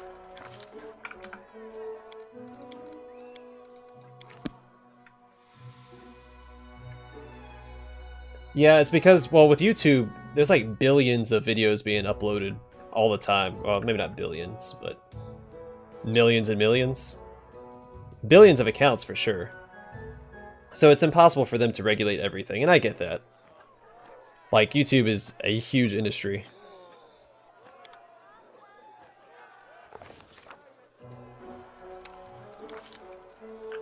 But I feel like it should be easy to see or find like people that are spamming comments, but I guess it is. Because again, a bot usually gets blocked or stopped after a week or so anyway. So I think that's a pretty good time for the size that YouTube is. And all the stuff they have to watch. Because they also have to keep a watch out for people uploading like stuff that you can't have on YouTube. And stuff like that. And I'd rather them focus on that than bots. Because bots I can block or delete their comments or whatever, so it's not a big deal.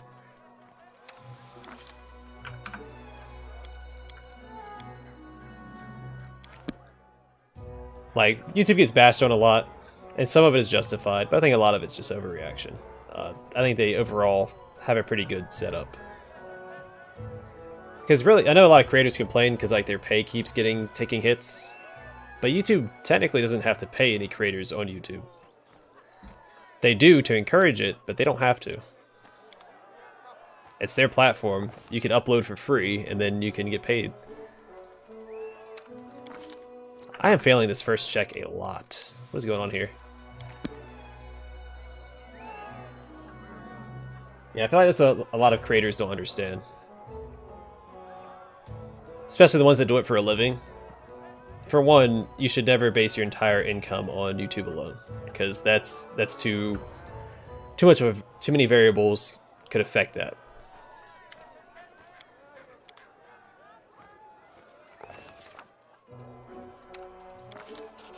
They scream and cry when it does get affected. It's like, well, you should have probably had a backup plan.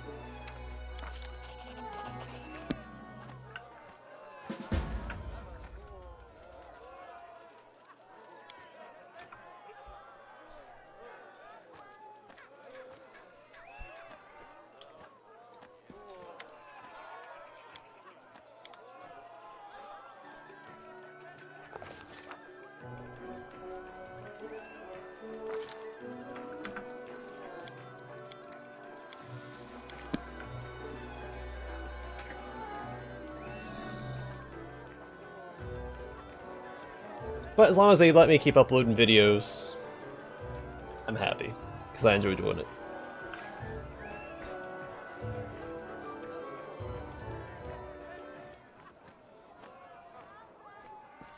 And like a new thing that YouTube started doing is if you curse in like the first like 5 minutes of your video or so, you get demonetized, I think, like automatically.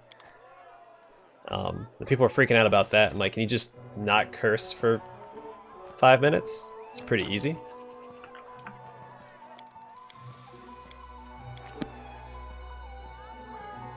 Oh yeah, absolutely. That's why I discuss history instead of politics. If I feel like talking about politics, I discuss the history of politics, and that's better.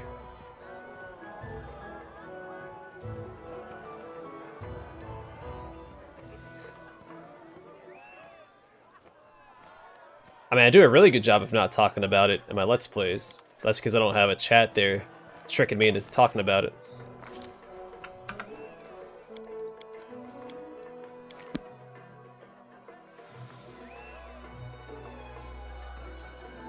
Yeah, and it's, again, it's hard to have a civil discussion about politics on the internet. Someone's always right, someone's always wrong, someone's always mad.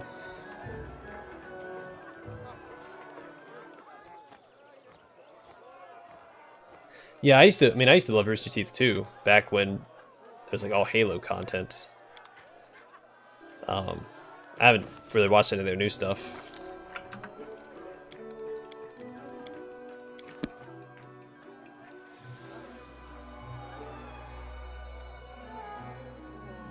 I mean, it is crazy though. I'll do like... Oh yeah, sorry Bigo, I missed your thing. Yeah, it is all y'all's fault. Y'all over there saying stuff, sending me subliminal messages, so I start talking about politics. Like he said he didn't want to talk about politics. Let's make him.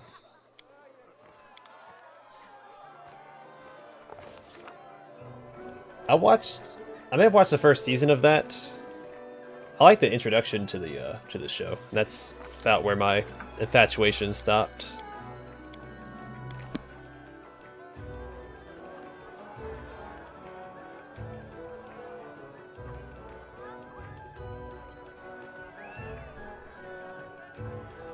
No, I was a red versus blue guy.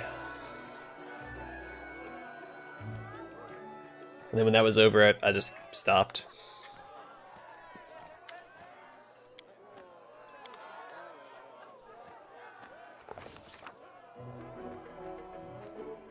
Yeah, right?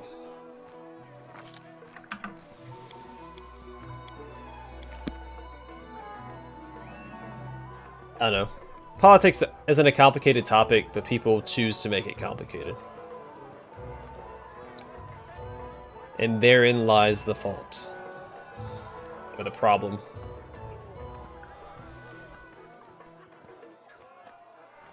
I can't believe I can't succeed at this darn check.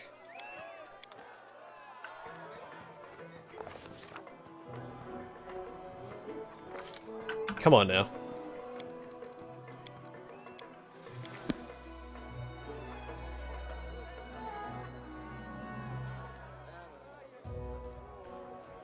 Hey, Jupes. I missed you yesterday.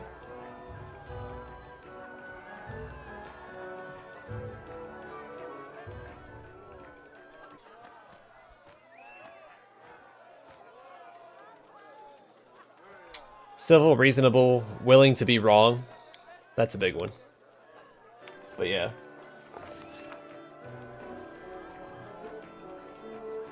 Yeah, my whole thing is, I do care about politics, and I'm invested in politics, but this channel is supposed to be an escape for people to enjoy video games. So that's why I don't want to talk about it. At least not too much. It's going to slip up here and there. So I think every day for like the past 3 or 4 days I've talked about it. That's because there's been a lot of stuff going on. So I'm a little riled up.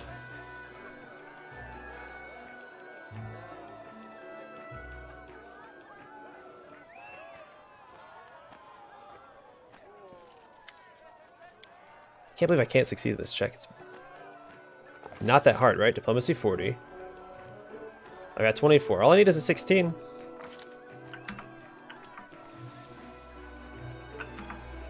I'll get there.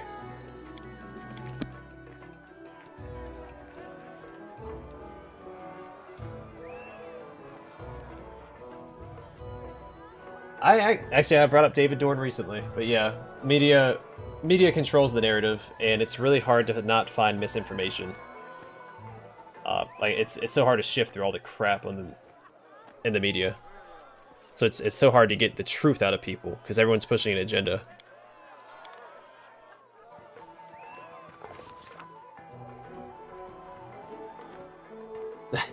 yeah, Vigo, thanks.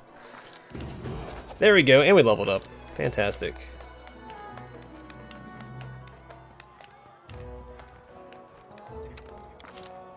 Ah, darn it. Okay, hold on. I think I have an amulet for this. Hold on.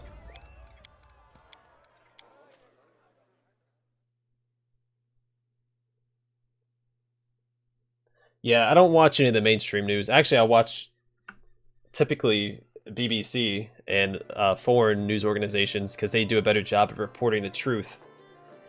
Because the few of our United States major media companies are all biased.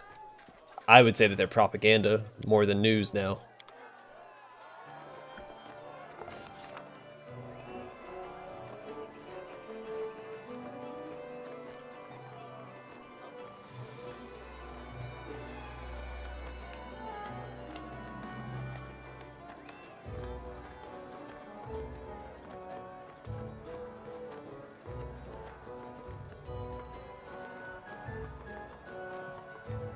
Yeah, so it was in 1987 the FCC removed the Fairness Doctrine, and I think that's when our country took a big hit.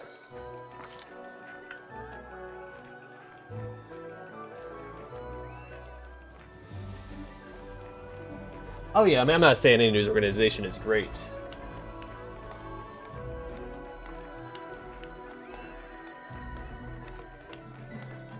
Well, they did until they got shot at.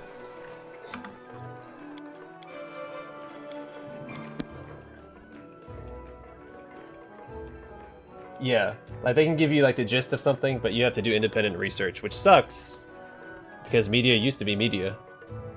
But again, if they reintroduce the Fairness Doctrine, because at least in the US, the Fairness Doctrine was a law that forced, like if a news channel had like one side of an issue discussed, say like a Democrat was on the news, a Republican was allowed to have that same amount of time to discuss their point. But ever since they got rid of that in 1987, people only choose one news site, and they watch that, and they don't get both sides of the story. They get one side, which is, again, usually an agenda. They got rid of that 30 years ago.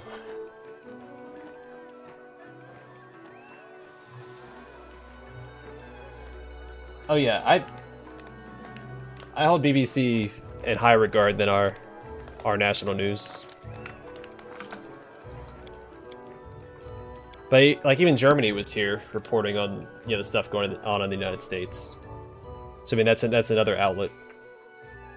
And there's a lot of independent journalism out there as well that's pretty good.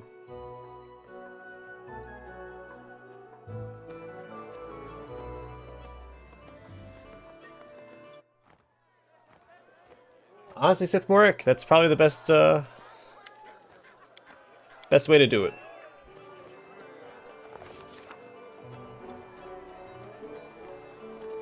You forgot Fox Jupes.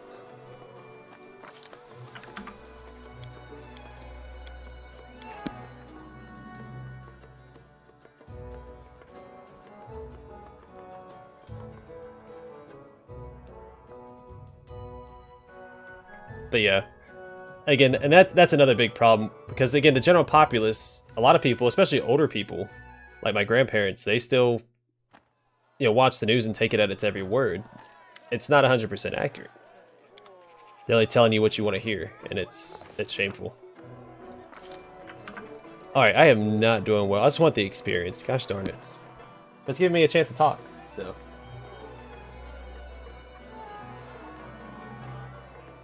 Yeah, and I think there's going to be like a reformation of sorts with the with news. At least I hope so. Because it's exhausting to talk about. And then trying to talk to it about family, because it almost always comes up at family events, and then it's so exhausting.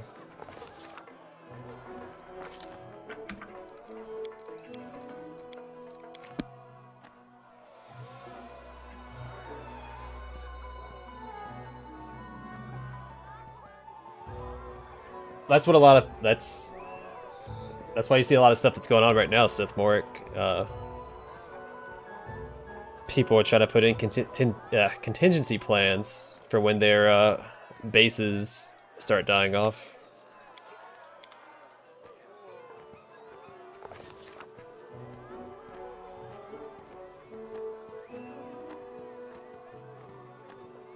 Well, Jupes, I wish I had your family, because mine isn't like that.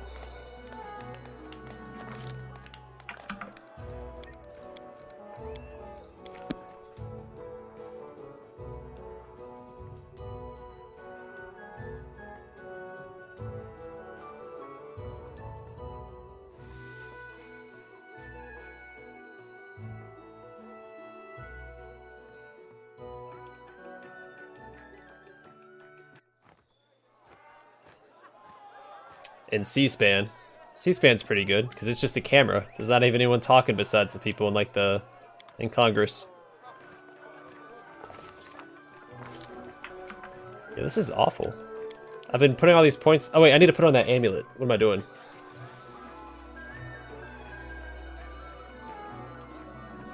Yeah, even if you don't necessarily agree with them, absolutely. Like, again, independent journalism.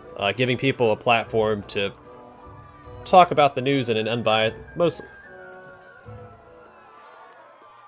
and hopefully a less not streamlined, but like directed format.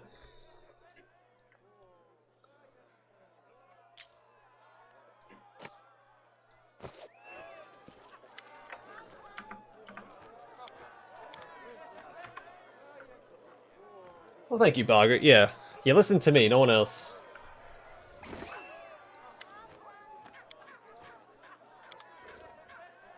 Patience.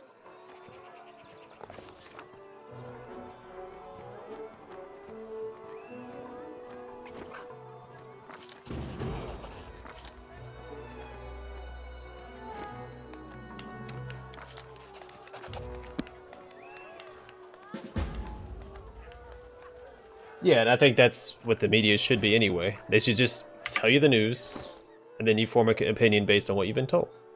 Easy peasy. But people are lazy and they don't want to form an opinion for themselves. They want someone else to give them an opinion.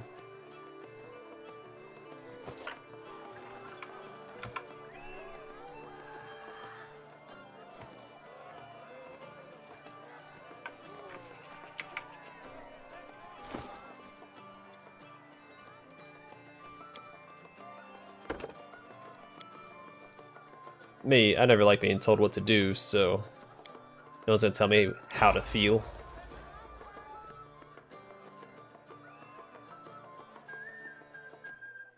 I mean, I'm very open-minded anyway. I mean, obviously I do have my opinions, but yeah.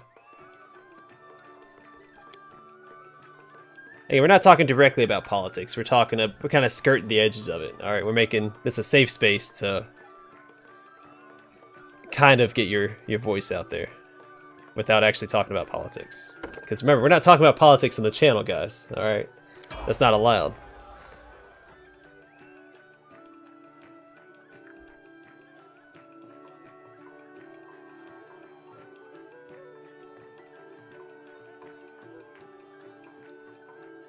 Yeah, politics theory, how it should work, the idea behind politics, the history of politics. Also, while I'm playing an Orc Barbarian in the background. Sorry, an Orc Fearbarian in the background.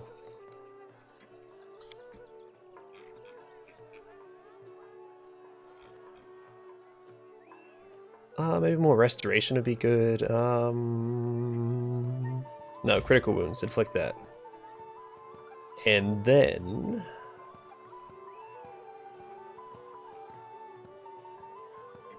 maybe more heal? Because then she'll always have it on her. And Dispel Magic Greater?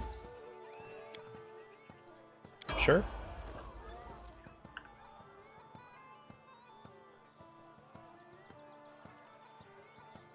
I mean, at the end of the day, thanks to entropy, it doesn't really matter anyway, does it?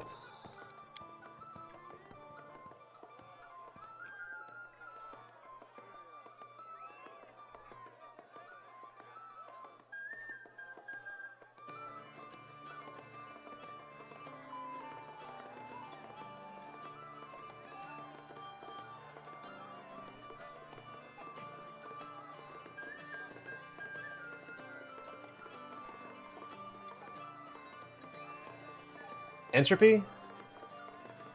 It has been so long since I played that game, and I never beat it, so I couldn't tell you.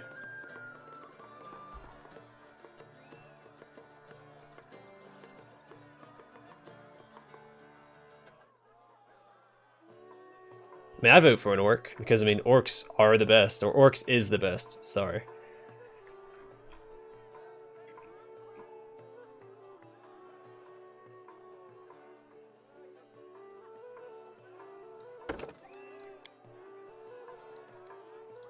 And I would argue that orcs are probably my favorite race in 40k and fantasy. Probably tied with the dwarves in fantasy and tied with space wolves and necrons in 40k.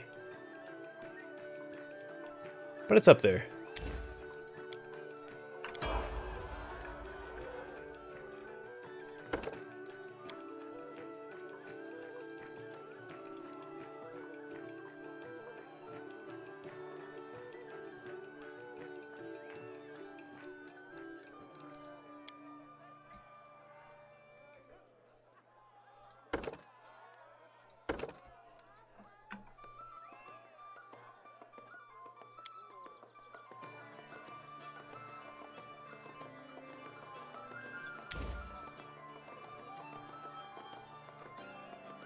Sorry, 1 second. I know people are typing, but I have to focus on what I'm doing.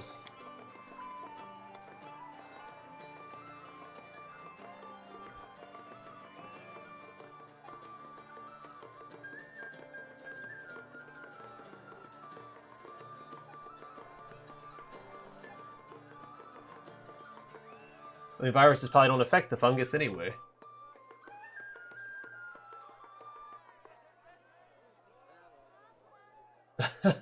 Welcome to the crew, Sith Morak, and thank you. Again, don't feel obligated to do it. You said you were a college student, so I do appreciate it. I'm not trying to undersell you, but definitely don't feel like you have to do it. Don't live outside your means. I keep it there as an option if people want to, but I don't push for it a whole lot.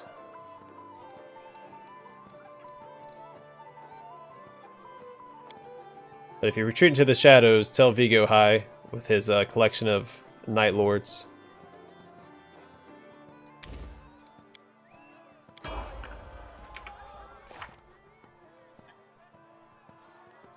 I don't actually remember. I think Big Don's allows you to choose names for characters.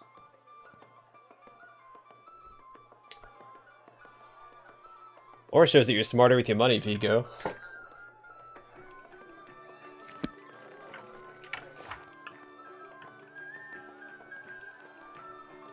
There's what? I don't remember which part I said that. I talked about the Night Lords, and then I think for that tier you get to name characters in games that allow me to name characters.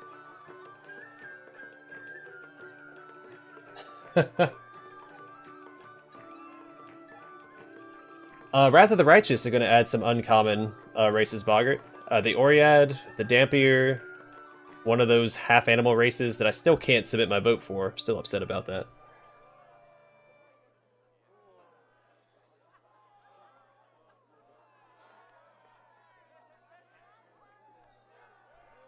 The Oread is a very niche race. I'm surprised they're putting that into the game to begin with.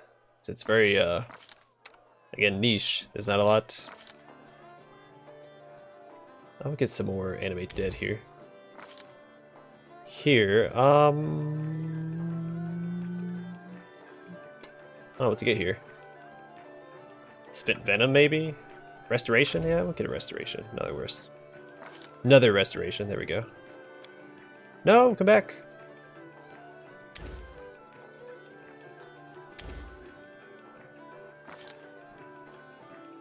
I'll grab another heal here.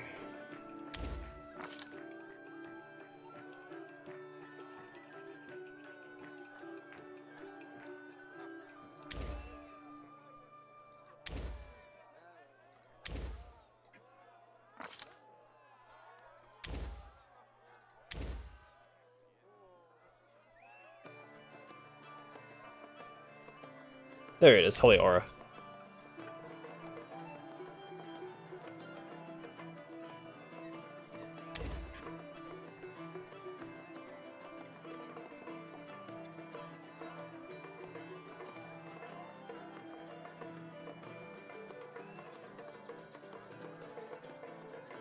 I mean, they're not great perks. It's mostly just, it's something so people have something if they do decide to give me money. I have a hard time coming up with stuff like that because I don't know how to advertise myself. I'm always uncomfortable when I do it.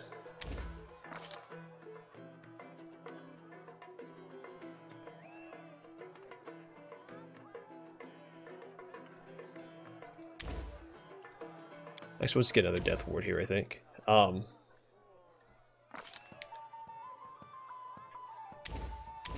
what I was saying.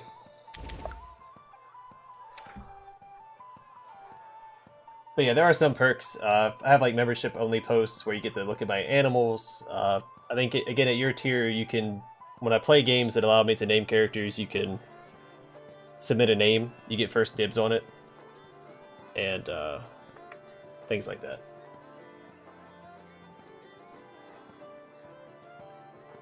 Well, thanks. I appreciate that.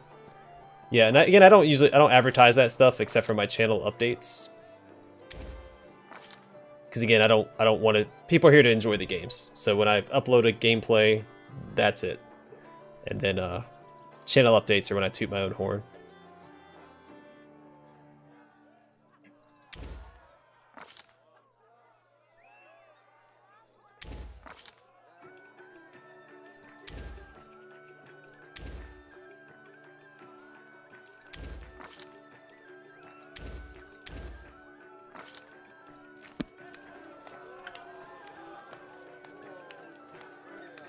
Yeah, I didn't know that for a while either.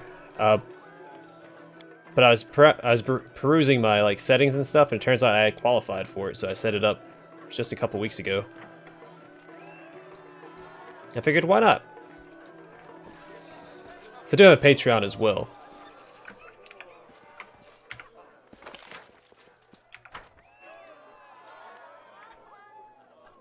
But also, don't feel bad not paying as well. I'm very adamant about that. Live within your means. But if you want to support me, feel free to. Because I treat it... I've explained it before on the channel. I treat like the memberships and Patreon how like a woodworker treats his creations. Because I create content and I put it out there. And I can make a few bucks off of it.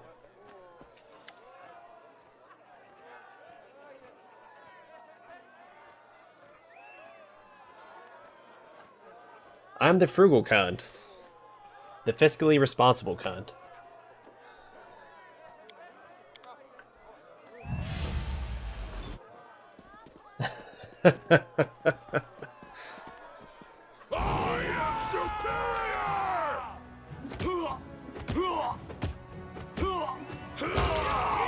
Holy crap, I just killed that man. I just killed that man too. I just bit that man. All this brawl is hilarious as a barbarian. That guy didn't get up. He's dead. He's dead.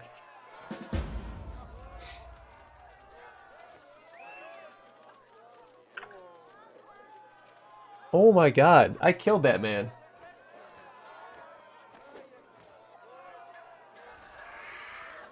I mean, that's a good idea, but I just killed that guy. I'm pretty sure the guy... Was it the guy that I bit that didn't get back up? He just stayed there on the ground. Oh my goodness, that was... probably the funniest thing I've ever seen in this game.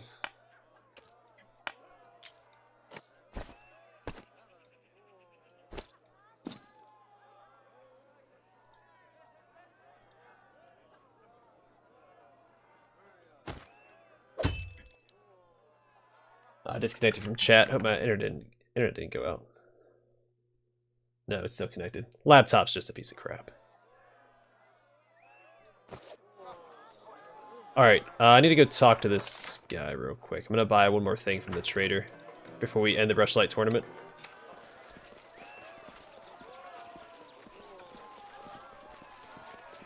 If y'all say anything, I won't be able to see it till my laptop reconnects, unless I minimize the game. But that always runs the chance of the game freezing up on me, so I'll just wait for my laptop to start acting right.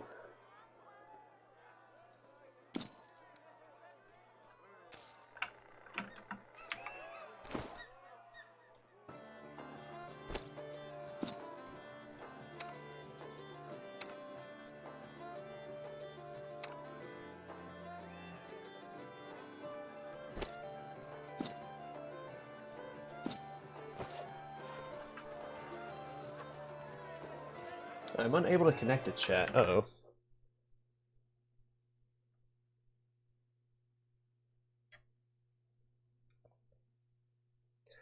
I mean, I used to be that way, Sith Morik. I used to spend all my money. But, now I don't have any money to spend because I'm a full-time student. But yeah, I guess I did roll a 20. That poor guy. He was just there for a good old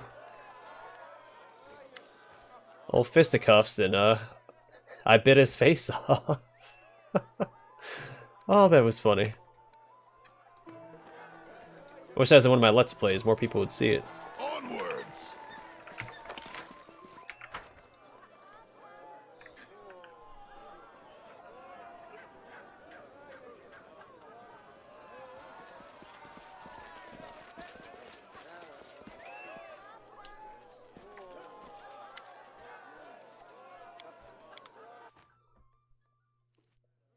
Lords and ladies, another Rushlight tournament has come to an end. I'd like to thank all of you who honored this event with your presence. My friends, I'm happy to see all of you, but I'd like to give a special welcome to one guest who found themselves invited here for the first time. Today, we had the Baron, no, excuse me, it's King now, isn't it? Of a majority of what was once the Stolen Lands. Thank you for coming, my darling. I can call you that, right? I thank you with all my heart. Yeah, I mean, I'm in a fine financial situation. Again, I get paid to go to school with the GI Bill. And then, which, again, isn't a lot, but that's enough. And then Mrs. Bring It Down works, so. I first learned of him from my friend Stefano Mosconi. To be honest, his report was less than flattering. Impassable swamps, monsters galloping about, and a complete absence of any valuable resources.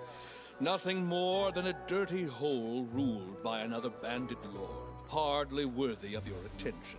That's what he wrote back then. I'm so happy he was wrong. Stefano himself seems to have still gotta be responsible with somewhere spending, in of the course. neighboring Like, domain, unfortunately. Perhaps he met a Hydra on his way back, or drowned in the omnipresent. I mean, you should always be responsible when you're Or spending, because maybe you never know what might happen. He just caught the Baron in a bad mood, eh? A joke, a joke. Stefano was a great fellow. It's a pity he joined the many travelers who vanish in those lands each year. Truth be told, even now traveling that domain is a less than pleasurable experience. Some roads have appeared, but their safety leaves much to be desired. Take the sad story of the poor Toman Henvaki from Gralton. He set off to those lands and hasn't been seen since. His brother Edrist went to find the poor fellow, and what happened? You don't need to worry about that if you, swear fealty to Papa Nurgle. Because then you can't die. So it doesn't matter if you have money or not. You can go live in, his Plague Forest? Is that the name of his, The Baron found the body in the blink of an eye. It's called the Plague Almost Forest. as though it was stored in his cellar.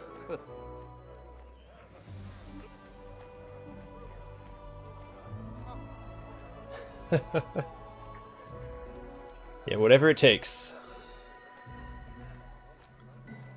And the hunt the Baron put on, clearly imitating my tournament, it was beyond description. While guests were out hunting hydras and owl bears, the latter came from behind and ate at the banquet table, along with all the servants. Some celebration, right? Our precious Anemid was there. You should have heard the way she described how she was received, if you can call it that. The Baron was so loaded, he mistook her for prey. Oh, wow. Poor thing had to crawl away from him through bushes and swamps. So I've never held on to the signet ring up to this point. I was wondering if I was going to be able to bring this here. I really want the experience that this gives.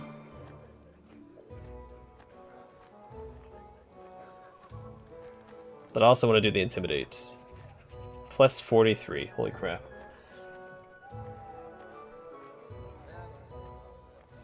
Yes. Well, I believe we've fallen a bit off topic. All I really wanted to get at was that His Highness is a personage truly as extraordinary. You want to see number 1? Alright, let's go back.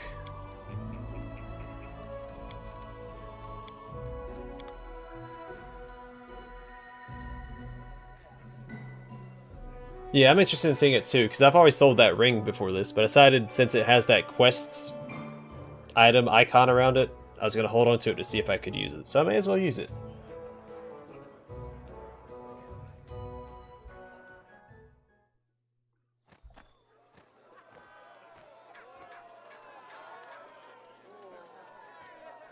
Alright, let's do that again. This time I'll click through all the dialogue so we don't have to listen to it again.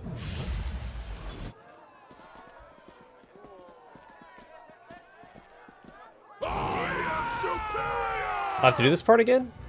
Alright, well fine, we have to watch this again, I guess. Did I not save before the other thing? I guess not. Okay, well, screw it. I'm not hitting nearly as hard this time.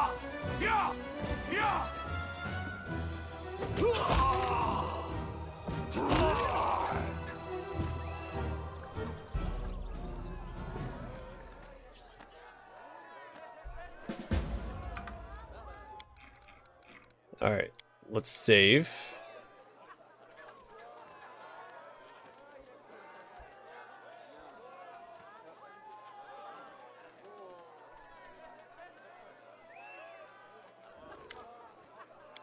Hold on, I need to re-equip all my stuff. It took that off of me.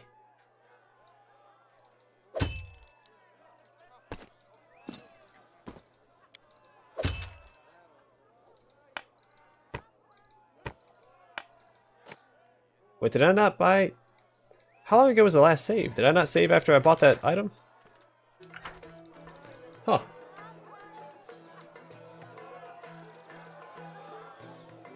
I'm not sure which meme that is, so I can't vouch for it.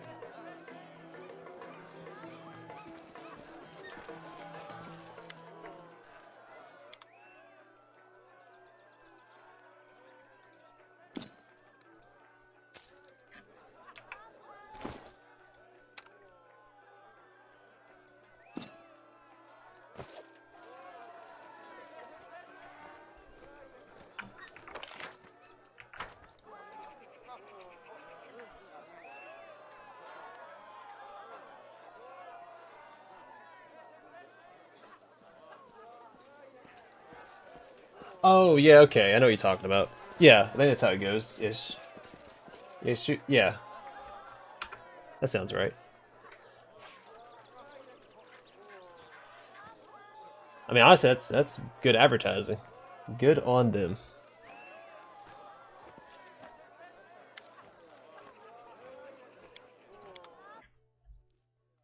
Lords Hey, what's up, baby? Haven't seen you in a while. Ladies, another Rushlight tournament has come to an end.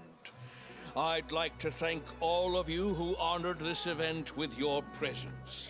My friends, I'm happy to see all of you, but I'd like to give a special welcome to one guest who found themselves invited here for the first time. Oh yeah, I'm clicking through this crap. And our precious enemy All right. was there. You should have heard the way she described. A most amusing story indeed. Unfortunately, it has little to do with me. True, that rascal Tartuccio was spending my money, but he was acting entirely of his own volition. Yeah, I figured he'd say something like this. All I really wanted to get at was that His Highness is a personage truly as extraordinary as his lands, and I'm happy to see him at this celebration. Yeah, it's like internet and now jokes. It's time to announce the winner of the tournament. This year, all three Alright, I'm gonna reload that though. I'd rather have the experience in that that encounter. Because he's just a disregarding sentence. It probably wasn't worth holding on to for that long, honestly.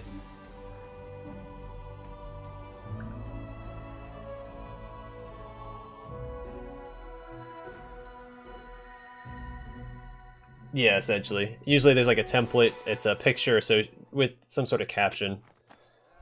A lot of the times it's a picture that can have different text overlaid on top of it so that it fills a particular, like, I don't want to say niche, but I can't think of the word of it. I never had to describe it before, so. If you ever go to Grimdank, Vigo, the Warhammer meme subreddit, has come to an end. those are memes. I'd like to thank all of you who honored this event with your presence. My friends, I'm happy to see all and our precious let's hear it for the winner. Your Highness, if you please. I know you're not exactly a master of ceremonies, but please try to say and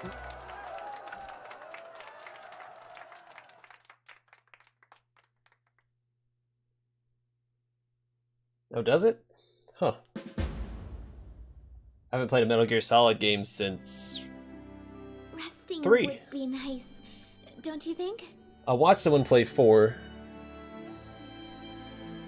Yeah, I haven't actually played one since 3.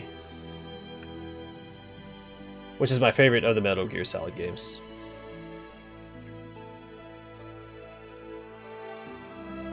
Oh, that makes sense. I mean, that whole game was making fun of pop culture.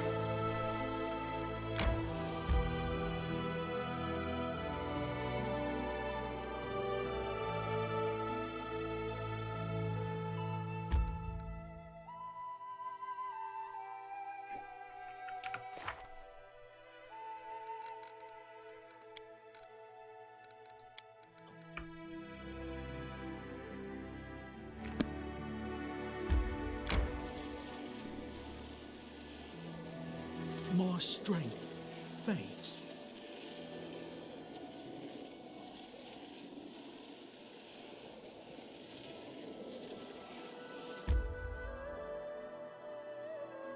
Yeah, it's almost like a sort of indoctrination or just not knowing any better.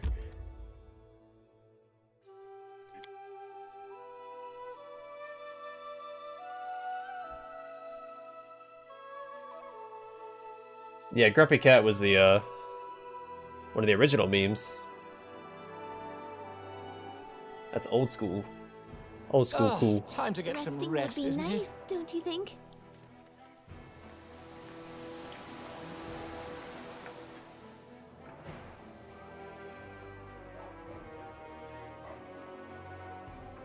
Yeah, that was old YouTube. Back when people did YouTube for fun, not for money.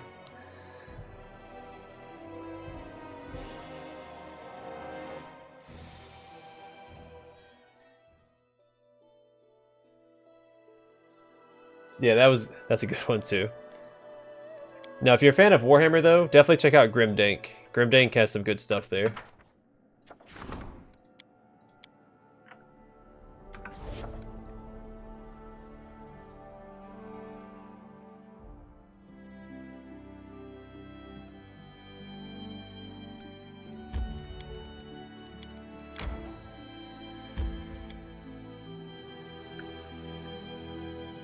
Well, the Tenebrous Depths have opened. That's something for next stream.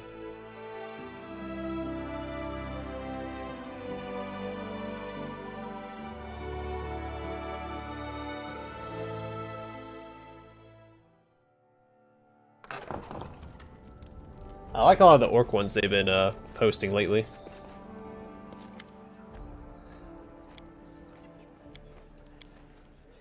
But I also like orcs, so maybe a little biased.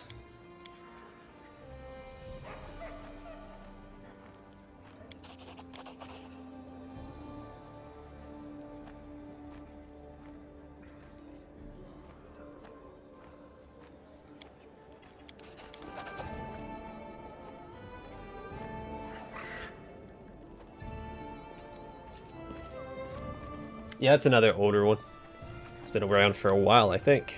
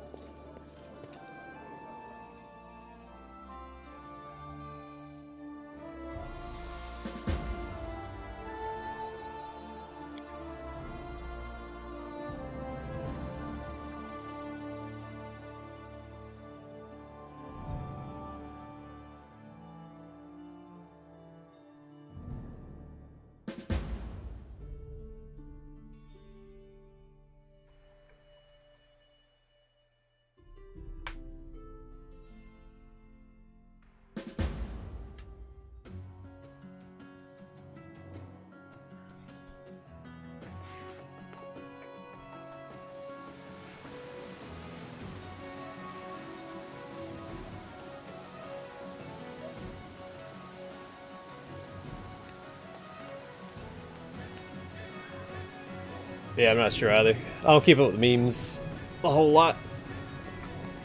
There's a couple that stand out. I do like the new Astronomania ones. There's been some like medieval versions of that were hilarious. Hilarious.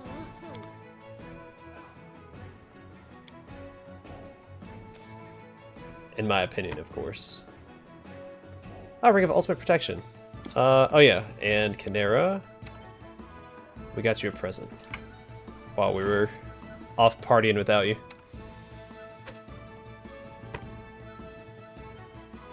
And we need a remove curse spell real quick. We do it my way.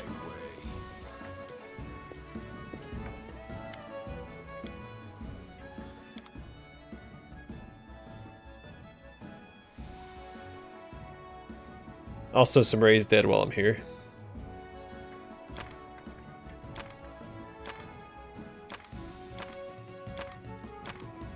So I'm burning through those lately.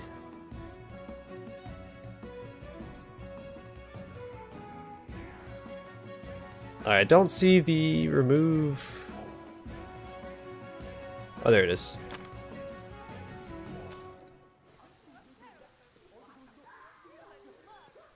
Well, I played the heck out of For Honor when it came out. I played it until the Chinese faction were introduced. And I was a Diamond 2 player or something, whatever the highest rank was in duels. I played. It scratched that fighting game itch that I had for a while. Then I decided not to get Mortal Kombat 11 after because it was I was getting too competitive.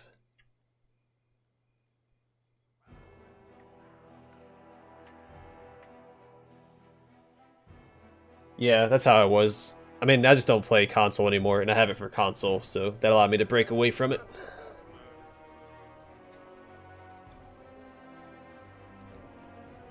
Where is she at? We need to remove curse. Her.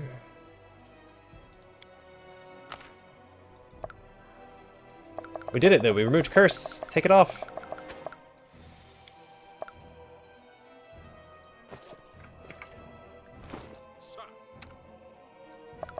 Why didn't that work?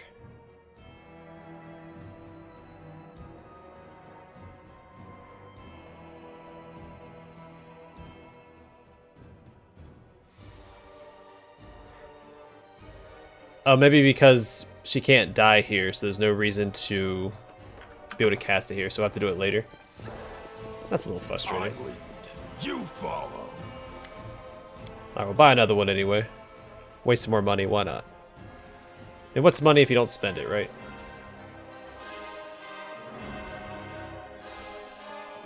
Yeah, and I don't know, my biggest problem, because again, all I did was play duels. That's all I played. Connectivity was a big issue that I had with it.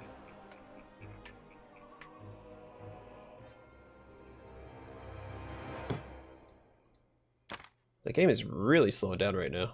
I don't know what's going on.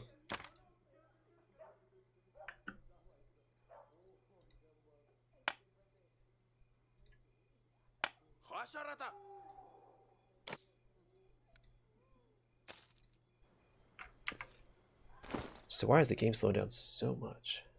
It's crazy. Alright, let's see. Ring of Ultimate Protection might be best for her. Is it a deflection? Yeah, this is better.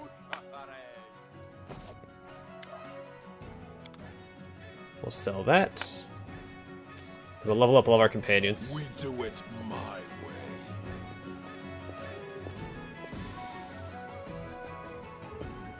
Well, you paid me. You paid me to do it. Yeah, I need to go to bed soon. And it's 11 for me. I'm on the East Coast. As soon as I level up my companions, I'll probably call it a stream.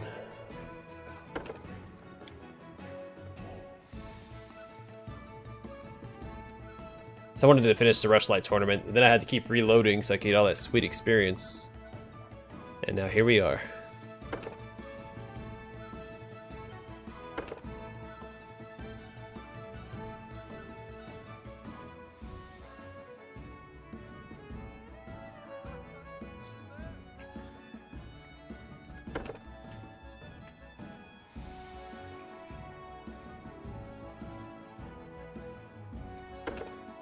Sure, I'll grab Enduring Earth.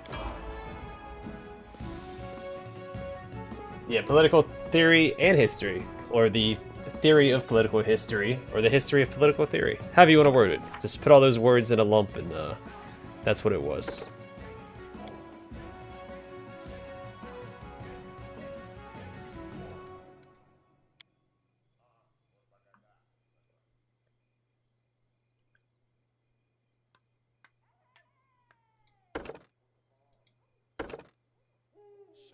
Deflect arrows, really?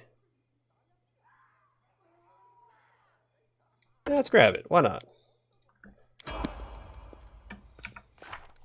Probably not the best thing for her to get there, but whatever. I'm tired, and I'm just picking stuff to pick it.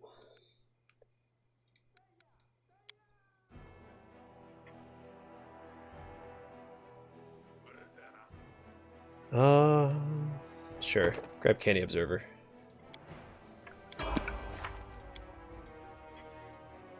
Also, since I'm about to wrap this up, in the next stream we will do the Tenebrous Depths.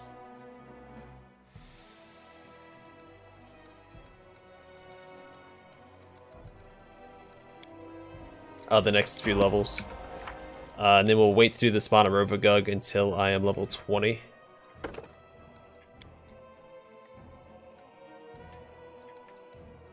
Or at least close to. Once I've done the Lonely Barrow, we can probably do the Spawn of Rovagug.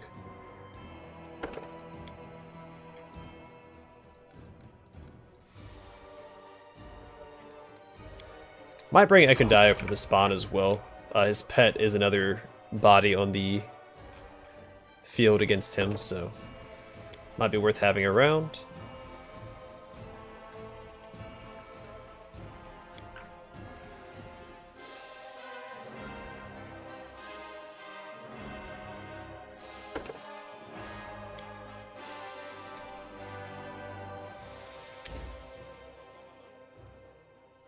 Vampiric Shadow Shield. This is a ridiculous name.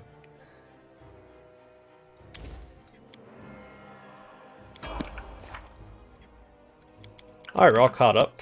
Let me check the kingdom real quick, and then I think I'm going to call it a stream because it's 11 p.m.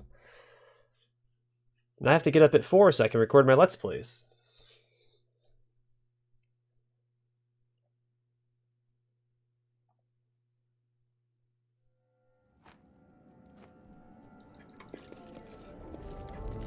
I won't be halted.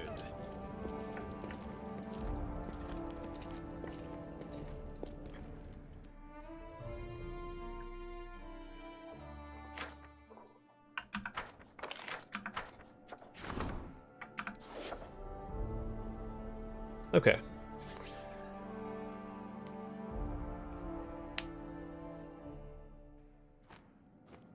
Because I like to get it done before I actually start my day.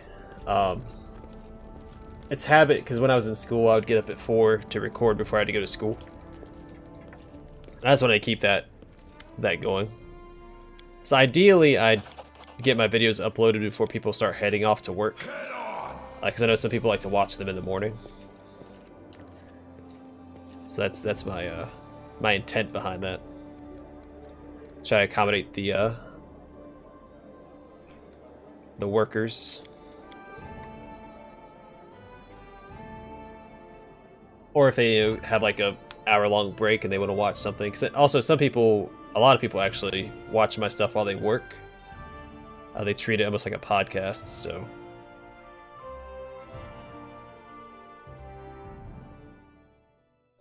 It's one of my longest-lasting subscribers, and also one of my patrons. He watches my stuff while I work, so I like to have my stuff uploaded for them. So before work, during work, or after work, it's uploaded all day, so you can enjoy it whenever you have the time.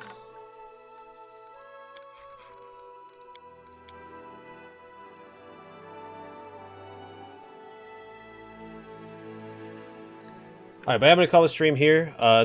The next stream tomorrow, we will be going into the Tenebrous Depths for the final 4 floors. We might give the Spawn of Rovagug one go,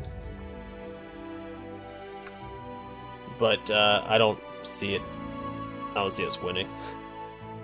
I might just wait till I'm level 20. I don't want to waste 20 minutes buffing and then have it be for nothing.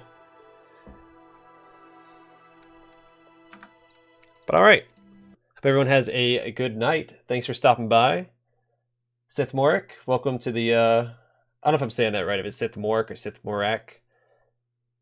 Or Scythe Morik. But welcome to the streaming, streaming life.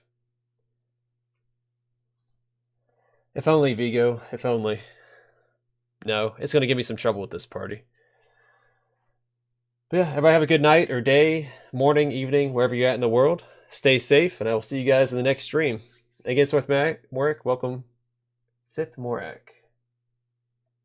Well, I appreciate it. I do. But again, don't feel obligated. And don't worry if you ever have to stop doing it. It's fine. I understand. So, again, I do appreciate it, though. Because every little bit does help. And it helps, you know, replace parts on the computer and stuff. So, anyway, yeah. Everybody have a good night. I'll see you guys in the next stream. And take care.